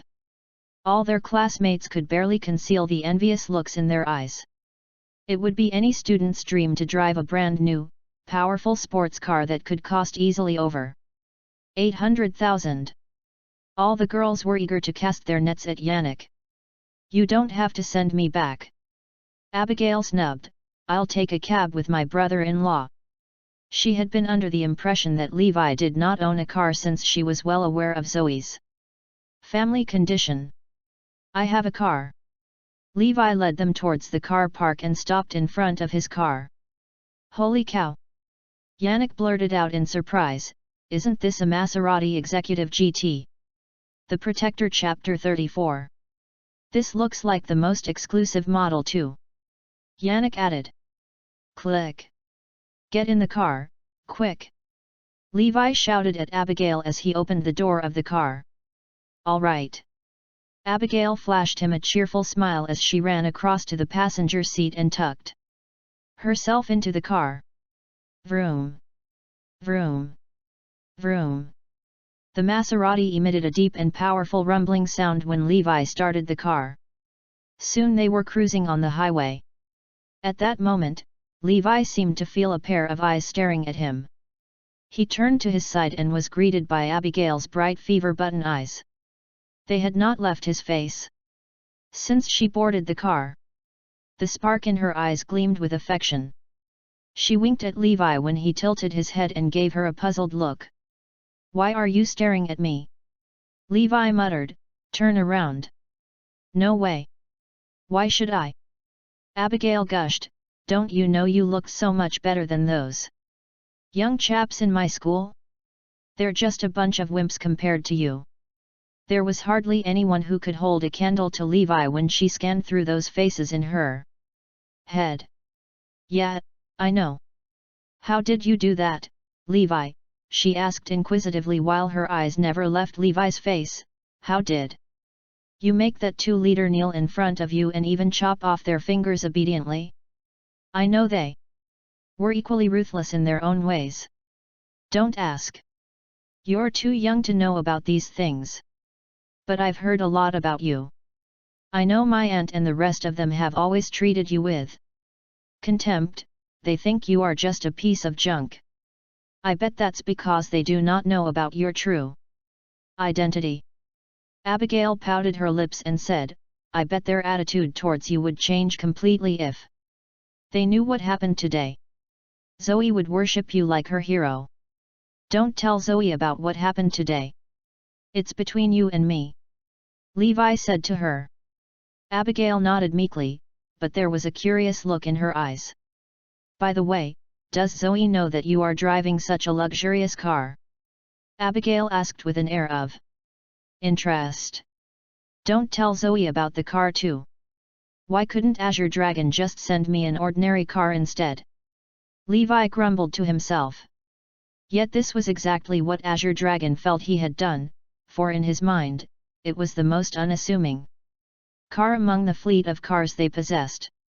Kieran had even suggested to send Levi a Lamborghini Veneno Roadster, which cost almost 9 million. Soon, they arrived at the vicinity where Zoe's house was situated. Levi stopped the car a few blocks away from the house. Shortly after, Azure Dragon then informed his men to come and drove the car away. Levi and Abigail were back in the house. "Come in, Abigail." Aaron and Caitlin greeted her with open arms. "I'm so glad you're finally here, Abigail," said Zoe, who darted a displeased look at Levi. "What took you so long to fetch Abigail?" she asked. Abigail was attending a group event. Levi explained, "She needs to finish the event before she could leave." Yes, Levi was right. Abigail played along. "We got held up by the event." Caitlin gave Levi a reproving glance. "Yeah, seemed to me you're incapable of even a simple task like this. Look how long you took to fetch Abigail. Why don't you spend a few more days with us, Abigail?" Zoe was thrilled to have Abigail staying with them for the national holidays. "I hope you could stay longer this time." "That's right, we're celebrating Zoe's birthday in 2 days' time. You must join us, Abigail." Caitlin gave an inviting grin. "Of course, I'll be more than happy to stay longer this time." Abigail swooned her eyes at Levi and said, "I'll stay a week with you guys this time." "That's wonderful news indeed, Abigail." Caitlin pulled her over to the dining table. "Look at all the food I've prepared for you. Let's tuck in." The food was reserved solely for Abigail since Zoe and her family had already eaten. "What about Levi? Why isn't he invited to the table?"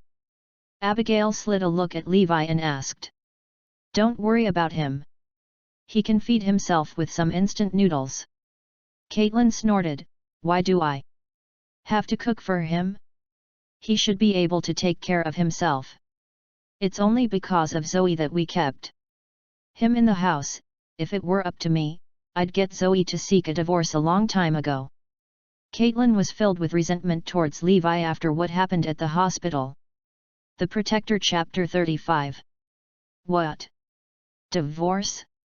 I'm all for it. I fully support a divorce for the both of them. Abigail raised her hand eagerly. "Hey!" Her reaction drew a quizzical look on everyone's faces. Even Levi was baffled by her gesture. Abigail hastily waved her hands in denial when she saw the pairs of eyes staring at her. "Oh, I was just joking. I would gladly become Levi's bride if Zoe would divorce him," she thought to herself. When night fell, Caitlin demoted Levi to the couch. "Abigail will sleep in Zoe's room. So you're going to have to sleep on the couch. Why don't I take the couch instead, Aunt Caitlin?" Abigail felt bad about it. "How could we let you sleep on the couch?" Caitlin turned and scorned at Levi. "You should know that we are no longer living in the big house with those enormous rooms that we used to have. What's the problem with sleeping on the couch? Do you think we could rely on you to give us a better life? Zoe is our only hope now." And Caitlin, actually, Abigail hesitated if she should tell Caitlin the truth. She knew it was well within Levi's means to get them a bigger house. I mean, just look at the car he was driving. It was a Maserati Executive GT that could be worth more than a house. Levi could have easily bought them a villa, or even 2, Abigail reckoned. "Actually what are you trying to say, Abigail?" Caitlin stared at her, looking puzzled. "Oh, actually it's nothing important." Abigail shrugged. "Good night, Aunt Caitlin." The next morning, despite being the national holidays, Zoe could hardly get a breather from her project. Even Aaron had to put down everything to give her a hand. Caitlin was out too. She had gone to the hospital since she was on duty that day. They left it to Levi to take Abigail around for a spin. "Come on, Levi. Why don't we go for a spin?" Abigail suggested, leaning close to Levi. "I'd rather stay at home," Levi said lazily. it's full of people everywhere. He was still lying on the couch. Let me take you to a fun place. Come on, get up, Levi. Abigail came up with several suggestions to tempt Levi to get out of the house. But nothing worked. By the way, what present did you get for Zoe's birthday? Abigail asked curiously. You know her birthday is coming up in 2 days' time, right? Oh yes. It's time to prepare something for Zoe's birthday. Okay, come with me. Levi got up immediately from the couch. Abigail grimaced and pouted her lips with displeasure. The all-fired-up Levi was a stark comparison to the disinterested look on his face just minutes ago, with his lackluster response to her every suggestion. But the mention of Zoe's birthday sprang him into action at once, as if it had filled him with renewed vigor. Azure Dragon had been waiting outside to deliver the car Levi had specifically asked for today. It was an Audi R8 sports car. This is unbelievable, Levi. Another luxurious car? I'm sure this Audi R8 exclusive model could easily cost up to $3 million. Abigail had an excellent knowledge about luxury cars since she had worked as a model for car exhibitions before. She had seen almost every kind of luxury car. Stop saying nonsense. Get in the car now. Levi stepped on the pedal and the car whizzed off like a rocket. Inside the car, Abigail's eyes never left Levi. Why do you keep staring at me? Abigail's gaze was making Levi uneasy. Why don't you get a divorce, Levi? Abigail suggested. That way, you won't have to put up with Zoe and her family again. Look at how they have treated you. So you want me to stay single for the rest of my life? Levi quipped. That's not what I mean. You could marry me after you've divorced Zoe. Can't you see that I'm as pretty as her, not to mention I'm so much younger too? Why don't you consider me instead? Abigail pressed herself closer to Levi, which gave him the goosebumps. This girl is bold and even aggressive. Why don't you give me a chance, Levi? I got the looks and the body, and I am really gentle and loving. Not to mention you know how I idolize you. Abigail bared her long and slender legs as she inched closer to Levi. The Protector Chapter 36. Stop it, or I'll tell Zoe. Levi warned, without showing the slightest interest in her. Humph. What a boring guy. Abigail slid back to her seat with disdain. They had come to a building known as Northampton Centre. It was the most bustling and iconic building of Northampton. A revolving restaurant sat at the highest level of the Northampton Centre. It was one of the most lavish restaurants in Northampton, known for its Michelin 3-star chefs and its outrageous price tag. A simple meal would cost easily over 100,000, and it was not available for walk-in patrons. Anyone who wished to dine in the restaurant would have to make a reservation 1 month in advance. With a deposit of 50,000. The seats would always be snapped up in less than a minute every time they opened for reservations on their official website. It would take more than just mere cash to get a seat in the restaurant. Those who dined here were mostly wealthy businessmen and famous superstars. If one was lucky enough to grab a reservation, the restaurant would send a gold-plated dining card. It was regarded as a symbol of status if one could get to dine in the restaurant. Why did you take me here to Northampton Centre, Levi? I know you can't be here to look for some necklaces for Zoe's birthday.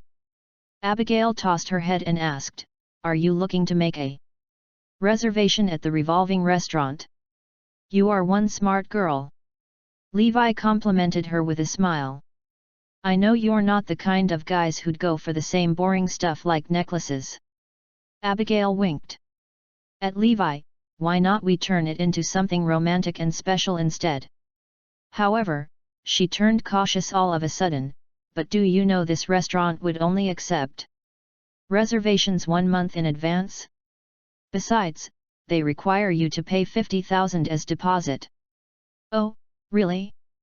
I didn't know they have such rules. Levi was surprised. He only knew that it was a famous restaurant, and nothing else. Not to mention those quirky rules. I know their rules because the owner of this restaurant is the father of my classmate. He has asked me here for a few times before. Abigail explained. I see. Levi nodded. But I didn't accept his invitation, Levi. Abigail was worried Levi might jump to conclusion, I'm not. Those who would give themselves away just because some guy takes them to some nice posh restaurant. Why are you giving me an explanation? Levi frowned. Hurry, we need to get to the restaurant now, I don't care what rules they have. Levi and Abigail made their way into Northampton Center. The revolving restaurant was at level 88 of the building. 8 servers were standing at the entrance as soon as Levi and Abigail show up at the restaurant. Do you mind showing us your dining card? The servers were under the impression that Levi and Abigail were here to dine at the restaurant. No, Levi shook his head, we're here to make a reservation. I'm looking to reserve the whole restaurant on the 3rd, that's the day after tomorrow. Abigail was in some kind of a bewitched state as she gazed at Levi. What a bold statement to make. To reserve the whole restaurant? I'm sorry, sir. Perhaps you are not aware of our rules here. The server explained patiently, we'd only accept reservations on our official website 1 month in advance, or you're not allowed into our restaurant.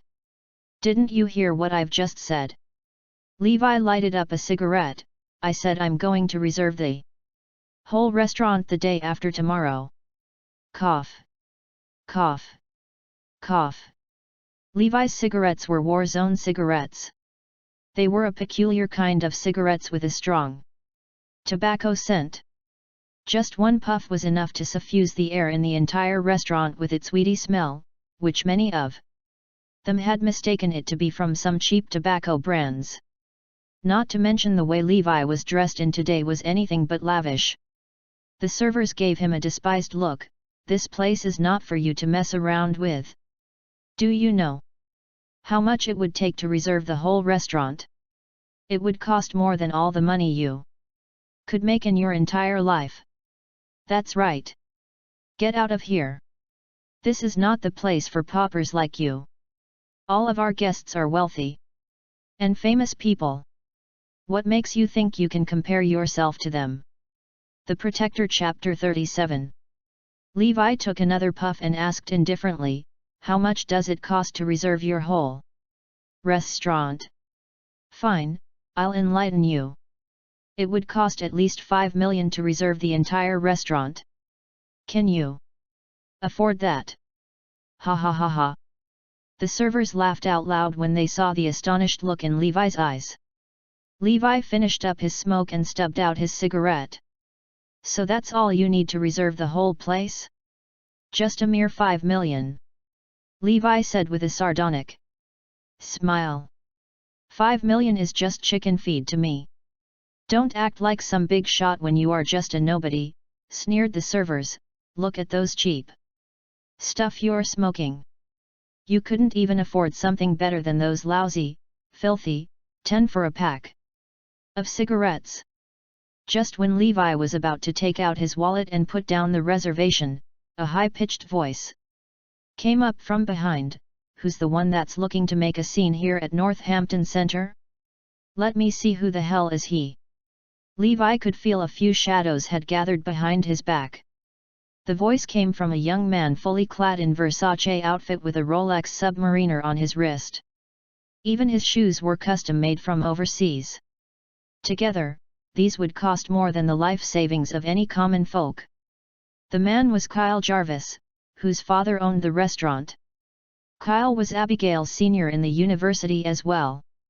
As compared to Yannick, Kyle came from a family that was way wealthier and powerful than Yannick's.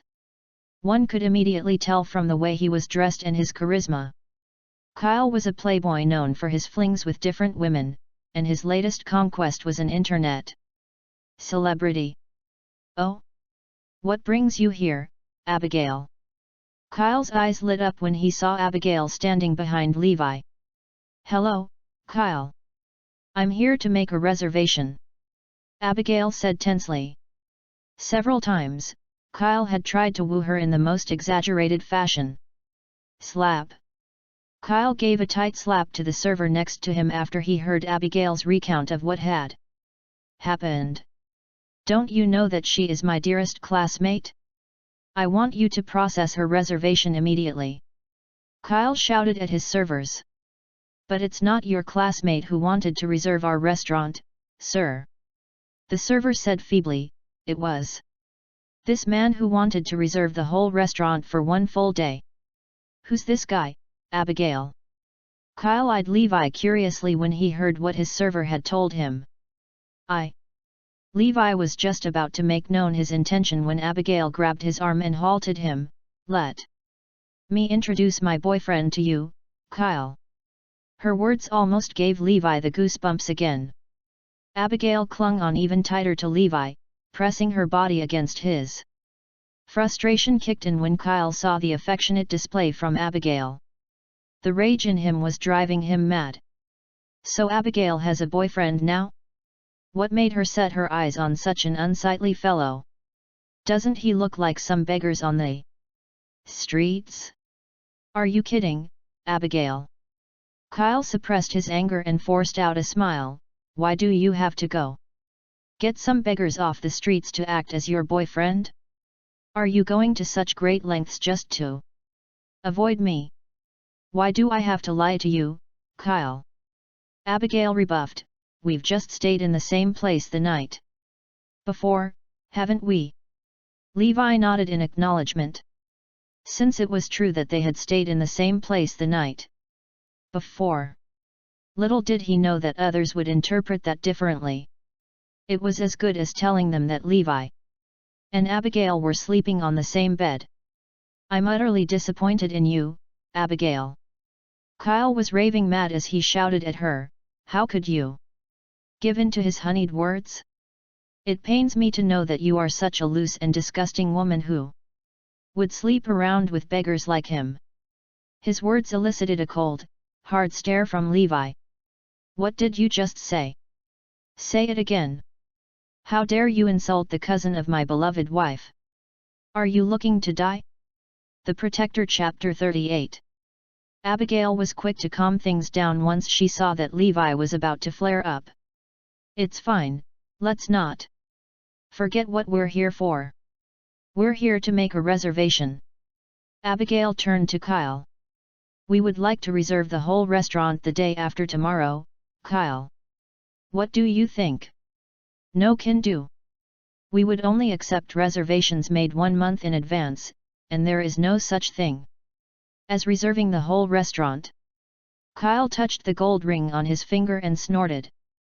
"How about if I double up the price to make it 10 million? Levi suggested. "So you're telling me that you're flushed with cash?" Kyle grinned shrewdly when he heard that. But his grin diminished all of a sudden when he turned volte-face. "How about this? Let me add a new rule to our restaurant. I hereby forbid the 2 of them and dogs to enter our restaurant." "Sir, do you mean we would accept any guests apart from the 2 of them and dogs, his men?" Intentionally repeated his question to embarrass Levi and Abigail. "Exactly." Kyle gave a brittle laugh. "To put it plainly, there are 3 dogs who would be barred from our restaurant." Even the angelic Abigail, whom he used to regard as his goddess, had now been condemned to ABH. In Kyle's eyes. His words infuriated Abigail, and she snapped at him. "What's all this about, Kyle? You're doing all these just to vent your frustration at us and humiliate us, aren't you? So what if I am doing it to humiliate you? This restaurant belongs to my dad, and I have every right to decide who we take in as our guest. I'm determined to shut the both of you out of my restaurant. What else can you do about it?" The relentless Kyle even spat at Abigail's foot. "You." Abigail seethed, yet she could do nothing about it. She knew it was beyond her means to go head-to-head with Kyle, who came from a family that was so much powerful than hers. Levi gazed at Kyle stoically. I'm asking you for the last time. Are you taking my reservation over my dead body? I will never let the both of you step into my restaurant. Kyle refused resolutely. No way. Levi merely took out his phone and dialed a number. I want to take over the revolving restaurant at Northampton Center and I need to see the acquisition contract in 10 minutes. Ha ha ha ha. Everyone burst out in laughter after they heard what Levi had just said over the phone. Even Abigail was too shameful to lift her head. It was simply outrageous for Levi to say such a thing. Kyle's family ran an extremely successful food and beverage business empire with outlets that span across the whole of Northampton. They were more powerful than Trey and Beck, who were mere crooks on the streets. It was inconceivable that Levi could buy over the restaurant in 10 minutes' time. Ha ha ha, this is so ridiculous that it almost made me laugh to death. Did somebody just say he wants to buy out the jewel of our business empire in 10 minutes' time? What a joke! Kyle and his men cackled in laughter. They found Levi as ludicrous and dumb as some blockhead. Even the servers were gazing at Levi as if he was some retarded fool. They had met countless of the super-rich and A-list superstars who dined in their restaurant frequently. Even they would never have dared to say such a thing. Let's get out of here, Levi. Abigail tugged at Levi's shirt and said in a soft voice, there are still plenty of restaurants we can choose from. No. I've set my eyes on this restaurant and I'm not backing down. Levi insisted, since they refused to accept my reservation. I'll just buy the place and make it mine. Ha ha ha, all right. We'll wait for that to happen. Kyle theatrically lifted his hand and peered at his watch. You have 5 minutes left to do that. The doors to the elevator swung open when 8 minutes had passed. A few men dressed in well-pressed suits walked up to Levi and said humbly, this is the acquisition contract that you've asked for. Mr. Garrison. Please have a look. Their words turned everyone dumbfounded. Abigail quivered in disbelief. Could it be true that Levi is really buying over the restaurant? It would be simply incredulous. The Protector Chapter 39. Oh, I'm impressed with your efficiency. So you've even brought the contract along, Kyle scoffed. At the scene in front of him, what makes you think my dad will sign it? This is just too funny. Kyle's mobile phone buzzed at the same time. What's up, Dad? Yes, I'm at the Northampton Center now. Kyle did not expect to receive a call from his father. You stupid idiot. Lloyd Jarvis was about to explode in rage as he lashed out at his son over the phone. Do you know who you have run into? How could you antagonize him? Now you've cost us the whole revolving restaurant. It's gone. Dad, what are you talking about? Kyle snubbed. He's just a dud who looked like some vagrant to me. What the hell do you know? He's way above our league and not someone we could afford to mess around with. I want you to kneel and apologize to him immediately, or you might not get to live till tomorrow. I'm not joking, son. I've already sold the revolving restaurant. And it's all because of you that made me lose the restaurant. I'm going to beat the hell out of you when you get home. Kyle's face turned pale when he heard the wild rant from his dad. His face turned as white as a ghost. He realized with a pang that this was not a joke anymore. This guy had really just bought over the restaurant in 10 minutes. Kyle cast a wary glance at Levi.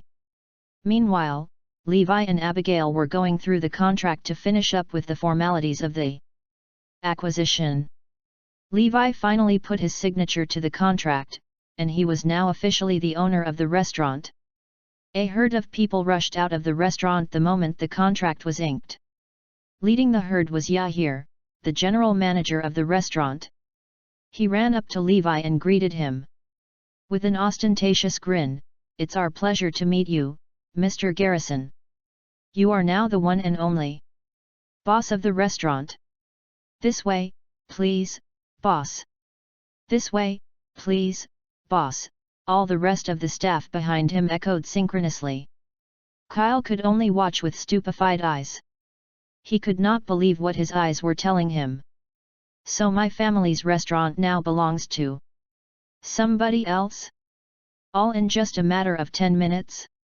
Hold on, Levi waved at Yahir, there's still some unfinished business left to do. He flicked his eyes over to Kyle. Didn't you just insulted Abigail by calling her a BH and spat on her? I want you to kneel and lick away all your spit on the floor. The floor has to be spotless before I let you go. Who the hell do you think you are to ask me to kneel and apologize? Kyle hit back at Levi. Known for his haughtiness in Northampton, Kyle was fearless of Levi.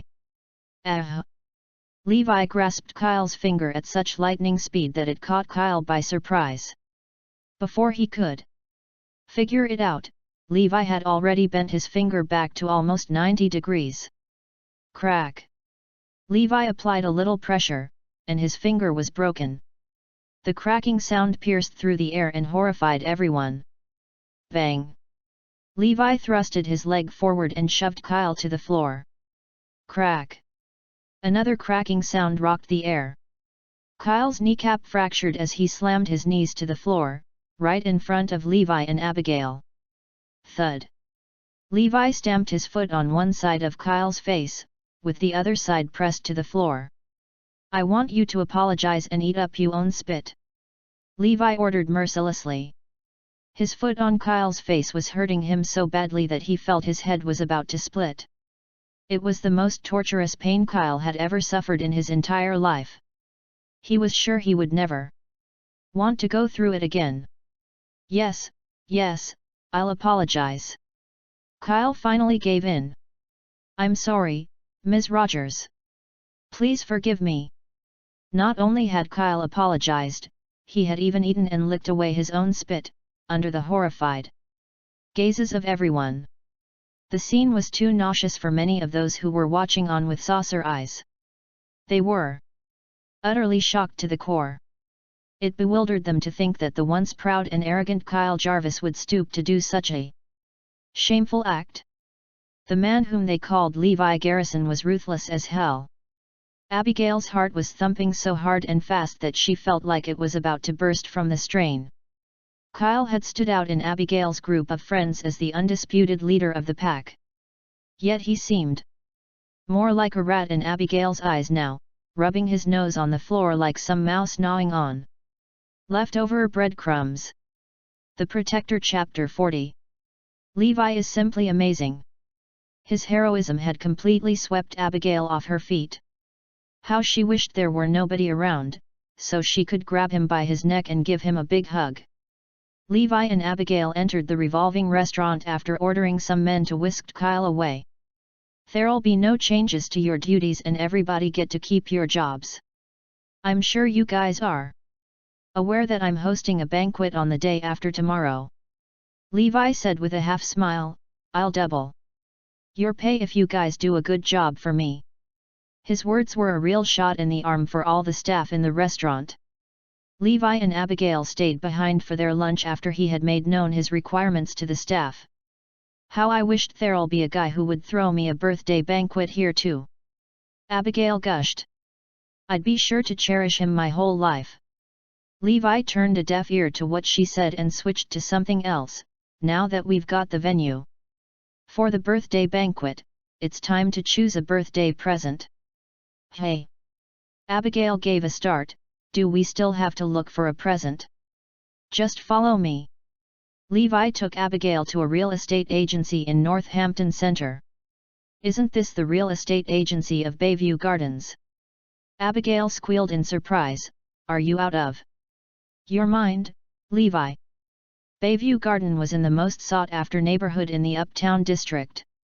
The minimum price of its apartments starts at $70,000. Given its premium location, Bayview Garden would only fetch the highest price per square footage. The asking price for its apartments came in tens of millions. This is the place, Abigail. Let's go in. The office was sparse since this was an upscale property where few could afford. A female sales executive immediately came up to greet them when they entered the office. Yet her enthusiasm waned when she saw how Levi was dressed. Besides, he looked relatively younger compared to the typical middle-aged buyers she frequently encountered. There was nothing in Levi to convince her that he was somebody who could afford an upscale property like Bayview Garden. "Sir, are you looking to rent a property?" the sales executive asked with a tinge of contempt in her tone. "Do you know this is the exclusive sales office for Bayview Garden? This is not the place for you to rent an apartment." She waved them away impatiently. "This is not something young chaps like you could afford. To rent an apartment at Bayview Garden would cost over 10 grand a month, let alone buying one. I'd advise you to go somewhere else instead. You've mistaken my purpose for coming here. I'm not looking to rent an apartment, I'm here to buy one." Levi rebuked her sternly. "Did you just say that you're here to buy an apartment at Bayview Garden?" Mary, the sales executive, looked askance as she assessed Levi from head to toe.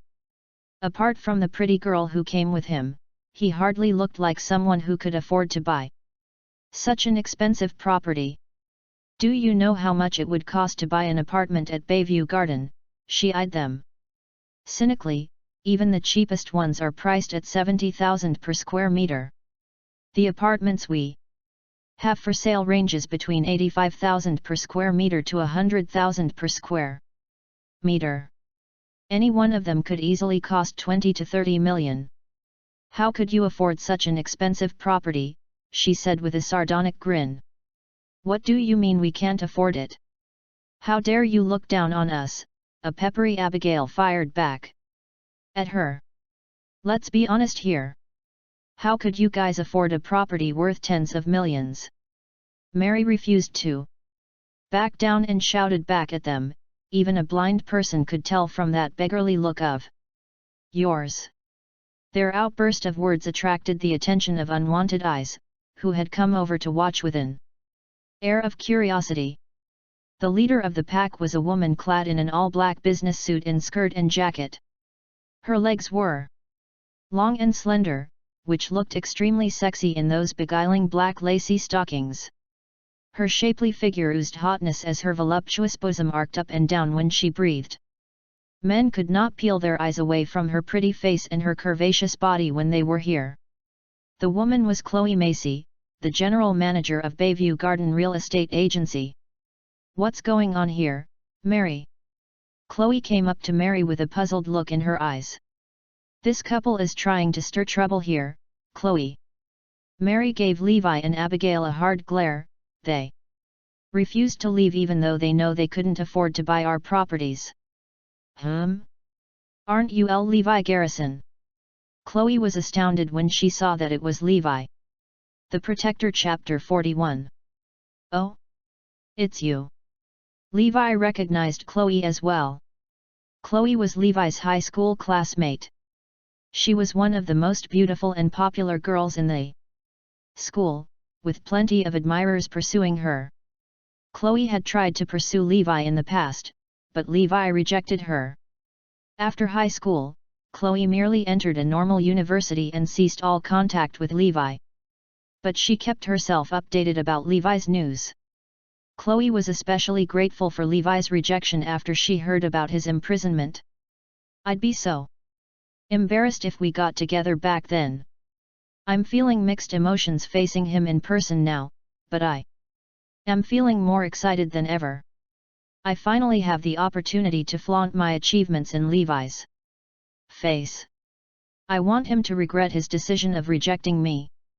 "When were you released from prison?" Chloe asked. "A fortnight ago." Levi answered. You were once the most successful upstart in Northampton's business world. Such a pity you were sent behind bars. Otherwise, you might have become one of the richest men in this city. I remember I once confessed to you because you were so excellent and extraordinary. But you rejected me. I wonder if you will accept me now if I confess to you again? He, Chloe lamented. What? You're an outstanding person now, manager. You are the manager of Bayview Garden Real Estate Agency, as well as the top sales agent. You're earning a couple million a year, and you have your own house and luxurious car. Not to mention your captivating beauty. He's not good enough for someone like you. He must be regretting his decision of rejecting your confession back in the day. He may even offer himself up to you, now that he's released from prison. You're too good for someone like him, manager. He is just a lowly person compared to you. The other sales agents were experienced and quick to assess the situation. They understood Chloe's intention immediately after she spoke. So all of them cooperated in her scheme. Levi gazed at the employee's tag on Chloe's chest. She is the manager of Bayview Garden Real Estate Agency. I guess Chloe is a competent person in her profession. Chloe said with a smile, with my academic qualifications, I have no other choice but to become a sales agent. Although my achievements in a monthly salary of a few million may be insignificant compared to your earnings in the past, I am still doing better than you currently are.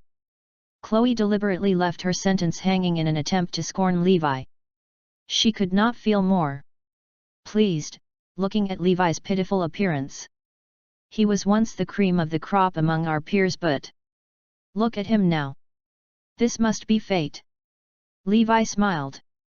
Indeed, you looked like you're doing well for yourself. Chloe pretended as if a thought popped into her mind. Oh right. We are having a high school reunion. On the 7th of this month. Are you coming? If you are, please don't feel inferior by that time. It is a virtue to celebrate another friend's success, after all. High school reunion? Sure. I'll be there. Levi nodded. That's great. Chloe's cheerful smile did not reflect her disappointment in Levi inwardly. In Chloe's opinion, Levi merely wanted to attend the reunion to butter up their ex-classmates. She grinned. Oh, are you here to purchase a house? I'm afraid that the cheapest unit available here will cost you at least 30 million, even if I provide you with all the offers and discounts I can. Why? Don't you consider houses that are around 3 million instead? You should be able to afford that. However, you will have to look for properties outside of Northampton for houses in that price range. The Protector Chapter 42. Levi stared at Chloe. Well, that's not going to work for me. I want to buy a house in Northampton. Only. Ha ha ha, Mary and the others laughed out loud. How long is he going to put up that act? Chloe laughed as well. Old friend, I must remind you. We only accept full payment in cash for properties under our agency. Even if you accept a unit with a mortgage loan, you will have to pay a few million for the down payment. I don't think you can afford that amount as of now. Levi said coldly, I am making full payment in cash as well. Full payment in cash? Are you sure? Chloe was shocked. He only dares to utter such outrageous nonsense because he cares too much about his pride. Humph. I will see if he can live up to his own words. He will only embarrass himself in the end. Then I will spread this shameful incident to our high school friends tonight. But everyone was dumbfounded after Levi added. Let me see the most expensive unit you have here. Everyone fell silent as they looked at him in bewilderment. What did you say? The most expensive unit? Are you sure? Chloe asked in a low voice. Abigail scolded impatiently. Are you deaf? He wants the most expensive unit. Chloe regained her senses. Humph. The most expensive unit, you say? I can't wait to see how you are going to pay for the house. All right, follow me. Chloe brought the crowd to the real estate model and pointed at one of the units. This is the most high-end house in Bayview Garden, measuring at 500 square meters. We will also include a free underground garage and storage for you. The price for this unit is $50 million. What do you think? Chloe looked at Levi smugly after she gave them a thorough explanation. Mary and the others gazed at Levi mockingly. How are you going to pay now, since you talk so big? Levi nodded his head satisfyingly. Not bad. I think this is not bad too. Abigail nodded in agreement. Chloe smirked. He could win an Oscar for that rhetorical statement. The question remained though, how? Are you going to afford a $50 million house? Chloe had resolved to humiliate Levi then and there. She wanted to drive him into a corner with nowhere to escape. Let's look at the showroom, shall we? This is a ready unit, available for you to move in right away. Chloe said with a smile. I will never let him leave so easily. But she did not expect the subsequent turn of events. Levi took out a credit card and said, there's no need for that. I'll purchase it now. Everyone was stunned. What? You are purchasing the unit now? Mary was the first to snap herself back to reality. Are you sure? Chloe's voice trembled. Levi handed the card to her. Get on with it now. I have some other matter to attend to. Chloe received the card with shaking hands because she recognized the Centurion card she was holding. There's no credit limit to this card. Is he really qualified to possess such a card? Chloe proceeded to check out the payment with uncertainty. The payment was successful after Levi entered the password. He paid $50 million in one transaction. Chloe, Mary, and the other sales agent were shocked to their cores. He really spent that much money to buy a house. They stared at Levi with disbelief in their eyes. Even with my capabilities, I have to earn this consistent amount for over 10 years to afford that house. But Levi just paid the sum so effortlessly? Chloe thought to herself. The Protector Chapter 43. What's going on with him? I know Zoe is not doing well now. That means he relied on himself to afford this house. He is still as successful as before. Perhaps he rebuilt his empire since he was released from prison. From my experience, I can tell his net worth is at least over $1 billion at the moment. His current status is surely comparable to 6 years ago. Chloe felt as if Levi was emitting a holy glow. She regretted her behavior earlier. If I did not act that way, perhaps there might be a chance for us to be together. At the very least, I know I am prettier than Zoe. The purchase contract was printed swiftly. Levi pondered shortly before signing the agreement. I'm only staying in this house temporarily. Because the villa will be completing soon. Let's do this instead. You should sign this contract. Levi looked at Abigail. Abigail was astonished. She signed the papers in a daze. So Levi actually bought the house for me. Chloe, Mary, and the others were losing their minds. He casually bought a $50 million house for his sister-in-law. How rich is this man? That transaction attracted the attention of Bayview Gardens' boss as well. He hurried over and treated Levi like an honored guest. Chloe received a whopping commission of $1.5 million from that sale alone. Although she achieved her largest sale thus far, Chloe felt extremely bitter in her heart. I can't believe I missed out on the opportunity to enjoy 10 or 100 billion. Mr. Wesley, the boss of Bayview Garden, handed his name card to Levi. It is my pleasure to be acquainted with you, Mr. Garrison. Forget about that. You should fire that woman. Levi looked at Mary. I need to teach her a lesson for looking down on others. Mary broke down into tears, sprawling on the floor. But her fate had been sealed. All the employees at Bayview Garden lined up to send Levi and Abigail off in the end. He turned around and glanced at Chloe with a smile. Don't worry. I will attend the reunion. Okay. Chloe's mood worsened to the brink of despair. Did I just give up a man with a net worth of over 10 billion? Abigail looked at Levi with admiration glinted in her eyes. Does that mean I have a house now, Levi? I am staying in that house with your sister for now. Levi corrected her. Then I can stay there too. Abigail wanted to move out of the dormitory to stay in that house because she wanted to see Levi every day. 3 days passed in the blink of an eye as Zoe's birthday arrived. Everyone paused their work to celebrate her birthday together. Before Levi could inform Zoe about his dinner reservation at Northampton City Center's revolving restaurant, Caitlin said first, someone arranged a birthday banquet for you, Zoe. You will receive a huge surprise soon. Erin agreed with a smile. She's right. The banquet will be held at Kempinski Hotel. Sensing her parents' mysterious behavior, Zoe said, Kempinski?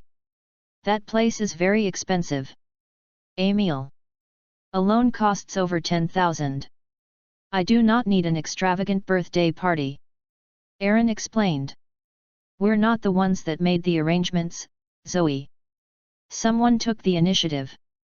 Moreover, we are talking about Kempinski Hotel's most luxurious meal.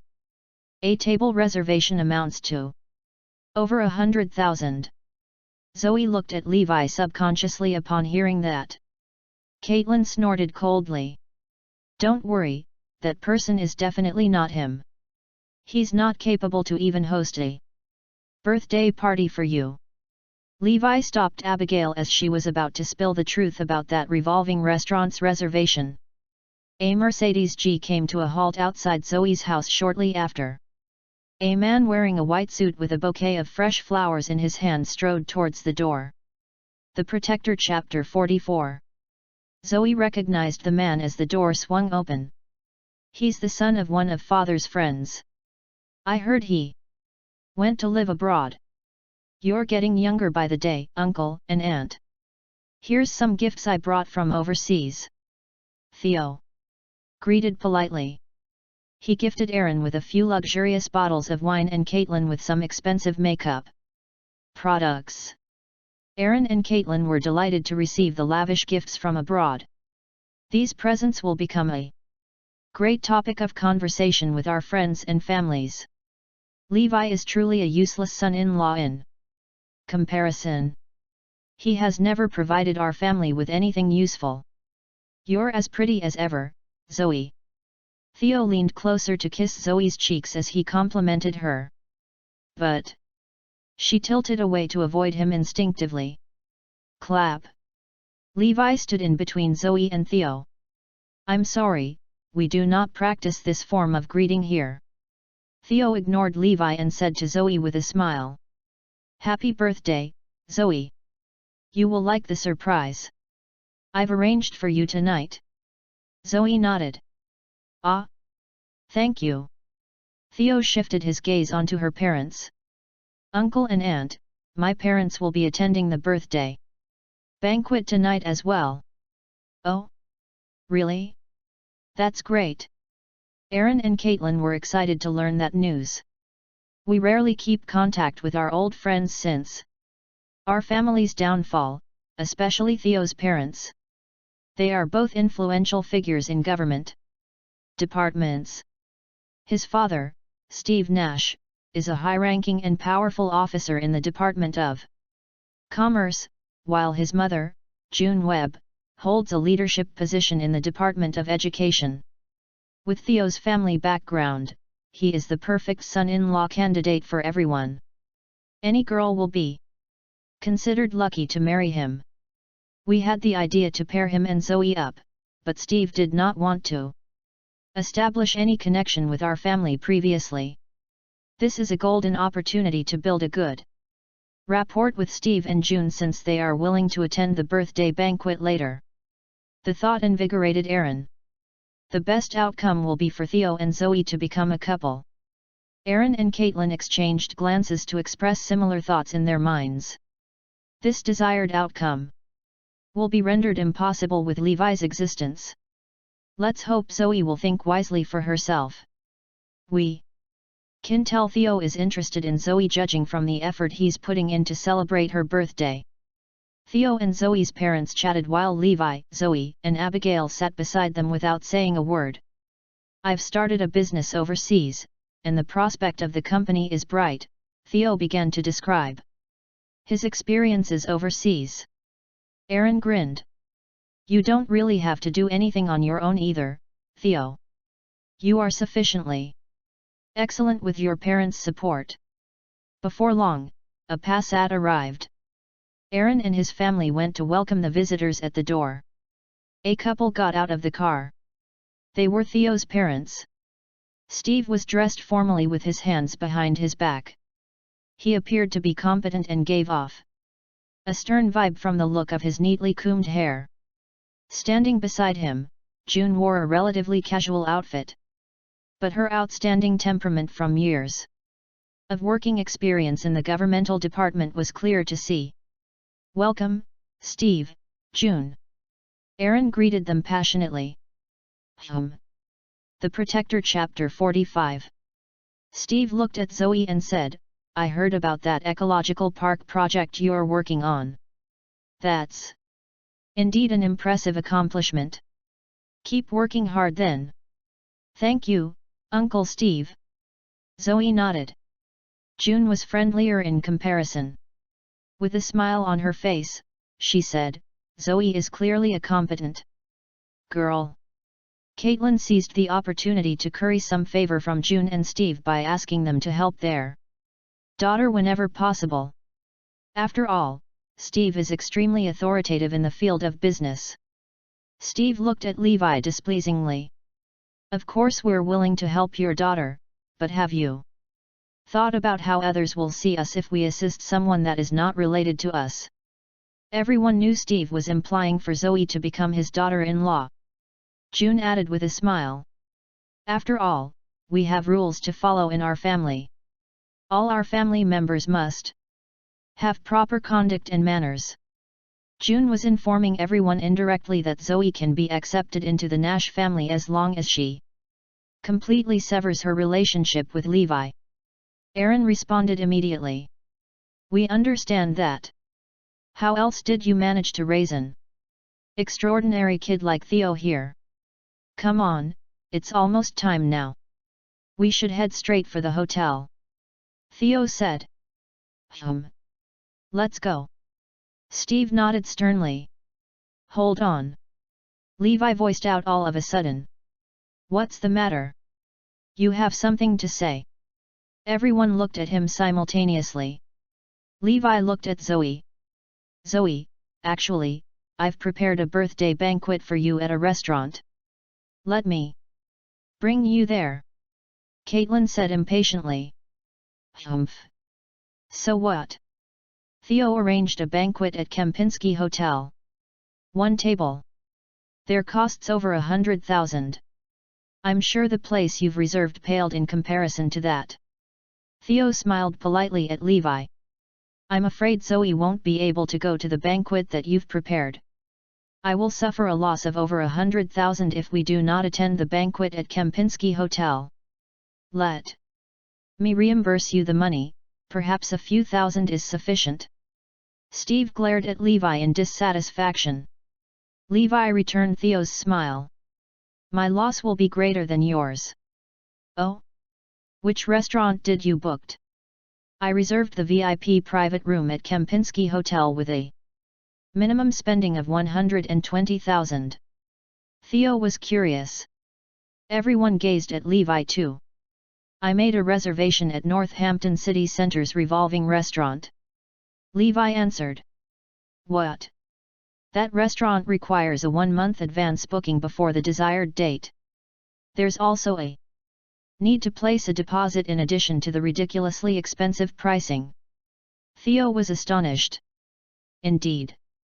I heard of that restaurant. Only the wealthiest people in the society and famous stars dine in that place. It's not uncommon for a dish to cost over 100,000. Steve elaborated. Theo asked with uncertainty. You really booked a table there? Not just a table. I booked the entire restaurant. Levi replied nonchalantly. Everyone burst into laughter upon hearing Levi's outrageous claim. Even Steve broke character and sneered. What did you say? I'm afraid my ears are failing me. Did you say you've booked the entire restaurant? Do you know what's the requirement to execute that action? Putting aside your status, the money needed to book that place for a day is easily a few million. Are you treating me like a fool? Theo chuckled aloud. Caitlin and Aaron grimaced. Why must Levi always embarrass us whenever there are outsiders? What a despicable person. Do you feel proud by your actions? You're just a joke in everybody's opinion. Even Zoe found it hard to believe Levi this time. The Protector Chapter 46. I know about the revolving restaurant Levi mentioned.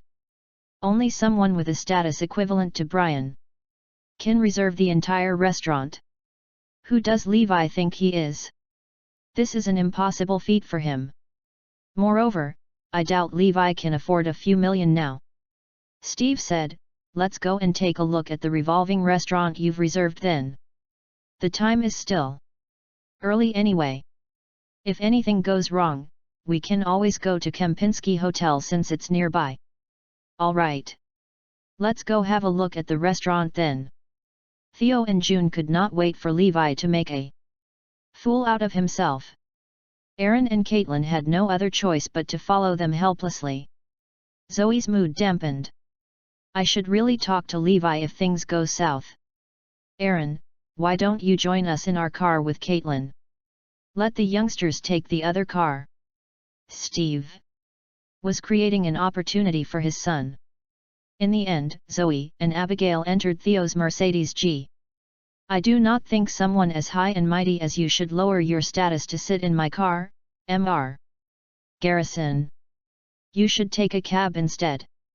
Theo said to Levi with a smile. Take my car. Zoe handed her car keys to Levi. The three cars arrived at Northampton City Centre one after the other. Zoe started to feel uneasy. Her hands that were wrapped around Abigail's arm were trembling.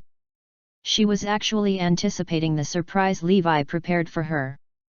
But on the other hand, she was afraid of facing the harsh reality. Theo stopped in his tracks abruptly and asked Levi, "Oh, I heard that the revolving restaurant would provide customers with a gilded card after a successful reservation.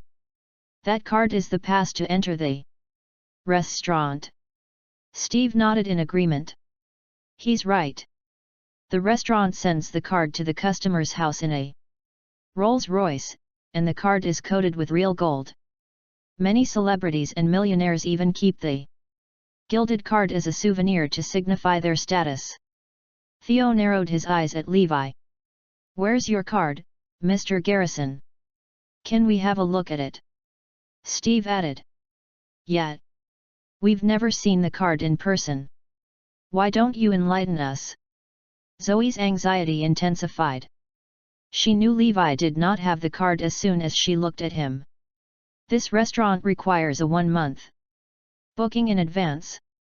Levi was released from prison 2 weeks ago. There's no way he made a reservation in time. Even Abigail was dumbfounded. We really do not have the card. Aaron's displeased voice was heard. Do you have the card or not? Show us if you have it. Levi said magnanimously. I do not have the card because I reserved the entire place. This is different from booking a table. Ha ha ha. You don't have to sugarcoat your words if you don't have the card. Theo regarded Levi like he's a fool. Steve shook his head helplessly. This young man is nothing compared to my son, yet he was the dark horse of Northampton's business world 6 years ago. This is the extent of his capabilities. I'll apologize on his behalf, Steve and June. Levi never changed his rotten personality of talking big. Aaron explained. June smiled without a care. Let's go then. We should hurry over to Kempinski Hotel. Wait a moment. Abigail stopped everyone from leaving. She suggested. Although Levi does not have the card, we can verify his statement once we're there at the restaurant, am I right? Steve scoffed. Sure. Let's go to the restaurant then. The Protector Chapter 47. Everyone entered the elevator to go to the 88th floor. Ding! Zoe could feel her heart pounding heavily and restlessly against her chest as the elevator arrived on the 88th floor. Thump thump thump. But the next moment, everyone was showered with pieces of colorful glittery papers the moment they stepped out of the elevator.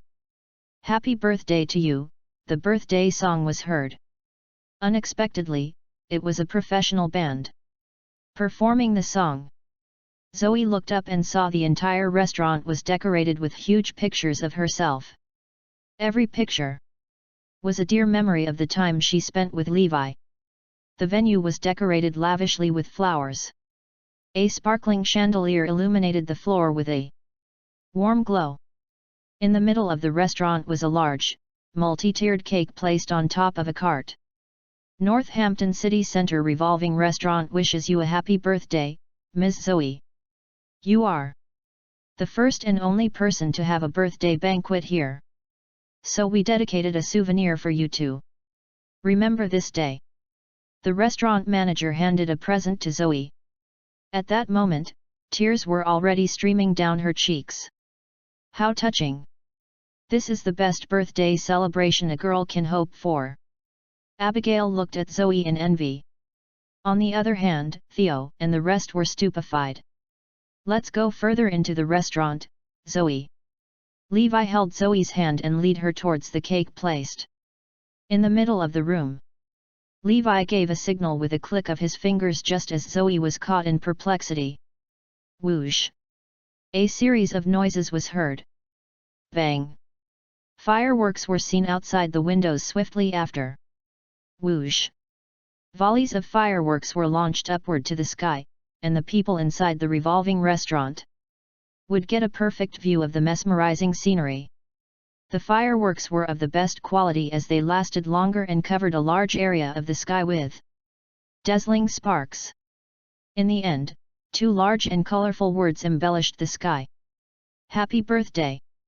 Everyone in Northampton was captivated by the breathtaking show of fireworks that filled the night sky at that moment. Clarity washed over Zoe. All these arrangements are dedicated to me. Finally, Levi grasped Zoe's hands. Zoe, I promise to protect and cherish you for the rest of my life. I will stay by your side for the rest of my life too. Zoe hugged Levi tightly. Aaron and Caitlin were touched by that scene.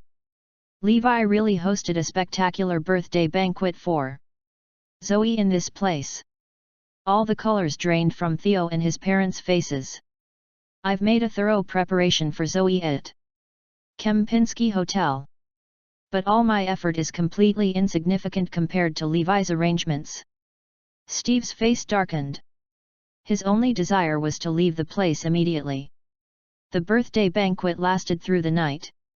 Theo, unsettled by the unexpected outcome, began investigating the matter. I do not believe Levi has the ability to book the entire restaurant. Looking into the matter was effortless with Nash family's influence. Theo suddenly laughed after a few minutes. Haha! Now I know what's going on. The young master of this restaurant is Abigail Sr. Moreover, he's been pursuing her. I finally understood how Mr. Garrison managed to reserve this place. So it's all because of Abigail. Everyone shifted their gazes onto Abigail, including Zoe. Abigail nodded. Yes. This restaurant belongs to my senior's family. But now. Theo interrupted Abigail before she could finish her explanation. I see. We understand everything. Now, Abigail. But I can see Mr. Garrison did place the effort to decorate this venue. Theo's superficial compliments were actually an attempt to mock Levi. They gave all the credits to Abigail for the successful birthday banquet because they thought Levi would never be able to reserve the restaurant without her help. But Zoe did not let go of Levi's hands. I am moved by your efforts no matter what. The Protector Chapter 48. Zoe's heartfelt words were sufficient to fill Levi's heart with contentment. I could not care less about others' opinions. All I want to achieve is to please Zoe. Aaron and Caitlin's resentments toward Levi deepened upon hearing the whole story. He's just an opportunist. Everyone segued into the birthday banquet afterward. Aaron and Caitlin presented their gifts to Zoe, followed by Abigail. Then Steve and June handed the presents they prepared as well. Theo questioned Levi. I suppose your gift must be invaluable too, Mr. Garrison. I must humiliate him in front of everyone. That's right. What birthday gift did you prepare for Zoe? Caitlin could not suppress her curiosity. Levi smiled. I did not bring my gift. Well, it's more like I can't bring the present with me. So what you mean to say is that you did not prepare a present? Isn't that right, Mr. Garrison? Theo took out a delicate box and gifted the present to Zoe. This is my gift for you. It's a necklace from Cartier, the same design worn by a princess from a foreign country. I spent a lot of effort to lay my hands on this accessory. Caitlin eyed the sparkling necklace. This must have cost you a fortune, Theo. Not really, Aunt. It's about 800,000 only, said Theo with an indifferent tone. What, 800,000? Oh my God! Caitlin and the others were shocked. Thank you for the goodwill, Theo. As for the gift, I am not going to accept it as it's an expensive gift. Zoe rejected him firmly. But Steve and the others gazed in their direction solemnly. How can you reject Theo's kind intention? Caitlin accepted the present in Zoe's stead immediately. Theo looked at Levi. This is indeed a wonderful banquet, all thanks to Abigail, Mr. Garrison. You could have prepared a gift for Zoe though, even a cheap necklace to express your sincerity will do. June smiled. It is rather inappropriate for you to come empty-handed, not to mention with your special status. Aaron sighed and lowered his head shamefully. Caitlin was even more disgusted by Levi. That's enough. We're a married couple for so long, so there's really no need to fixate on that problem. Zoe smoothed things over in the end. Levi and Zoe left for a stroll after the banquet ended. I did prepare a birthday gift for you, Levi said. All of a sudden. What? Zoe was surprised. Levi took out a bunch of keys with a label. It is time for us to have our own house and move out of your parents' house, Levi explained with a smile. What? Bayview Garden. Zoe was astounded after she read the label on the keys because she knew of the overpriced properties in that area. Even Harry Lopez will not joke about buying a house in Bayview Garden. Come on. Let's go have a look. Levi brought Zoe to Bayview Garden. Oh my God! What did you do? Zoe was losing her mind. Don't worry. I rented the house. What do you say if I'll have you pay the monthly rent? Levi joked. But he did not expect Zoe to believe in that joke. In her opinion, Levi certainly could not afford that house. He must have rented this place. But I'm touched, nonetheless. I'll pay for the rent, Zoe said in a rush. Zoe had a wonderful night. She was smiling even in her sleep. The Protector Chapter 49. At the Lopez family house, everyone was infuriated when they heard about Zoe's extravagant evening. Zoe had her birthday party at Northampton City Center revolving restaurant. She's really spending money as she likes now. If it weren't for Grandpa's help, I bet they wouldn't even be able to enter the restaurant. Melanie roared. Henry and Fabian were dissatisfied. Aaron is a disappointment. If we did not help them previously, they would be begging on the streets now, father. How dare they forget about their family after receiving that project? Harry grimaced. I did not expect them to go against me as well. Aaron and Zoe were obedient in the past. This is all Levi's fault. Did you not notice the way everything is changing since Levi's back? Melanie uttered. A menacing look flashed across Samuel's face. Humph. Do they think they will be able to proceed with this project smoothly? Dream on. Harry looked at Samuel puzzlingly. Do you have any good idea, Samuel? Malicious intent glinted in Samuel's eyes. They should not be handling this project since we are not participating. Don't worry, Grandpa. I am acquainted with a mafia boss. If he's willing to help us. Harry asked. Who's the boss you're talking about? Everyone refers to him as Nuv. Samuel answered. Oh, you're talking about Nuv. He's infamous for killing over 100 people with an axe. They say no one can match his cruelty and bloodlust. I heard Nuv was imprisoned for 3 years in the same prison as Levi. He was released from jail last year. Harry and the others were obviously familiar with Nuv's name. All right. You will handle this, Samuel. I will pay for the money. Harry was prepared to risk everything. At this time, Zoe, Levi, and the others were unaware of the Lopez family's scheme. Zoe went to monitor the construction site in person as the project for West City Ecological Park started. They hired a professional construction team due to their ample funding. A few buildings were already taking shape because of their high efficiency. That night, Zoe went to survey the site again. But she was met with a total mess, as if something terrible had happened. Zoe and Aaron jogged toward the scene hurriedly. They saw two parties standing up against one another. On one side were the construction workers, while the other side were a group of unfamiliar thugs with scary tattoos on their bodies. They were all carrying knives and other weapons as they closed in on the construction workers. Following closely behind the thugs were a group of villagers. What's going on? Zoe and Aaron asked as soon as they arrived. Ms. Lopez, they claimed themselves to be ex-residents in this area. They are here to create trouble.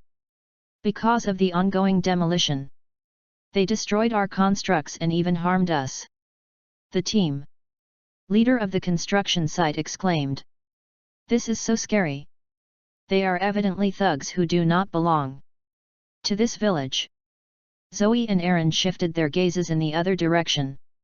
The people on the opposite side did resembled criminals who were recently released from prison. Not only that, they gave off a sinister vibe as if they were, in fact, murderers. I am the boss of this project. Talk to me if you have any dissatisfaction. Zoe addressed the crowd bravely. The person leading the thugs was a muscular man with tanned skin. Horrible scars covered his face, shoulders, and body. The Protector Chapter 50. The scars were obviously left behind after he recovered from grave injuries inflicted by knives. The sight of his scars was sufficient to invoke fear in most people. The man was nicknamed Chopper and he was a famous person in their circle. He was also Nuv's right-hand man. Chopper sneered at Zoe while wielding two knives in each hand. You're the boss? This demolition is wrong in the first place. You forced your will on us and scammed us, the villagers. He's right. We want compensation. We will wreak havoc on this place if you do not compensate us. Under the thugs' leadership, the villagers shouted angrily. Zoe stared at them with all seriousness. I am sorry, but we've acquired the right to develop this area legally. If you feel that the compensation amount is not sufficient, then you should be looking for the department in charge of this matter, not us. Chopper jeered. We don't care about all those things. We're all just common folks here, and all we can See is that you are building things on our land. I will give you two choices. Compensate us handsomely. Or we will destroy whatever you build here. That's right. We want compensation. Everyone shrieked. Zoe finally got the hang of the situation. They are here to stir up trouble. These thugs must have forced these villagers to cooperate. All right.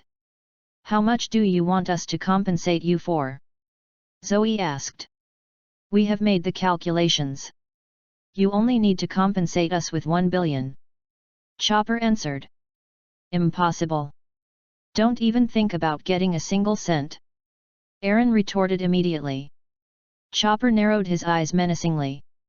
If that's the case, then destroy everything. The few thugs and over 100 villagers began wrecking things after receiving Chopper's command. The workers tried to prevent them. But the thugs threatened them with knives aimed at their throats. I'll kill everyone who dares to move. Zoe and the workers could only watch idly at the sight as they tear down everything that was built in sight, including the workers' resting area. After that, Chopper smiled satisfyingly. I'm warning you now, Zoe. We will come here every day and demolish everything you've built if you do not compensate us. Then he threatened the workers. I will kill all of you if you dare to inform the police. Chopper led the angry crowd away afterward. Zoe and Aaron were on the verge of tearing up at the sight of the mess. Chopper sneered at the villagers after they reached a secluded area. Go back to your houses now and do not tell anyone about this. I know your address, so I will find you and let you suffer the consequences should you disobey me. We know. We won't disobey you. The villagers left immediately. Chopper dialed a number and reported cheerfully. We've accomplished the task, Lord Nuve.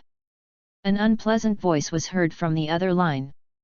This is some easy money provided by the Lopez family. All we have to do is destroy a few buildings. You're absolutely right. I will visit the construction site again tomorrow night, Lord Nuve. Chopper laughed out loud in excitement. On the other hand, inside a clubhouse, a lot of people were seated inside a private room. Among the crowd was Trey. But he was far from being the center of attention in that banquet because Nuve was the host of that event. Nuves was ranked significantly higher in their circle compared to Trey. Someone whispered. What's the matter, Lord Nuve? Are you facing any trouble? Just tell me if you need any men to do your biddings. Nuve, who was dressed formally for that occasion, responded with a smile. Nothing of the sort. It's just that the Lopez family gifted me with 10 million to stir up trouble at the ongoing West City Ecological Park construction site. I thought the task would be tricky, but things ended smoothly.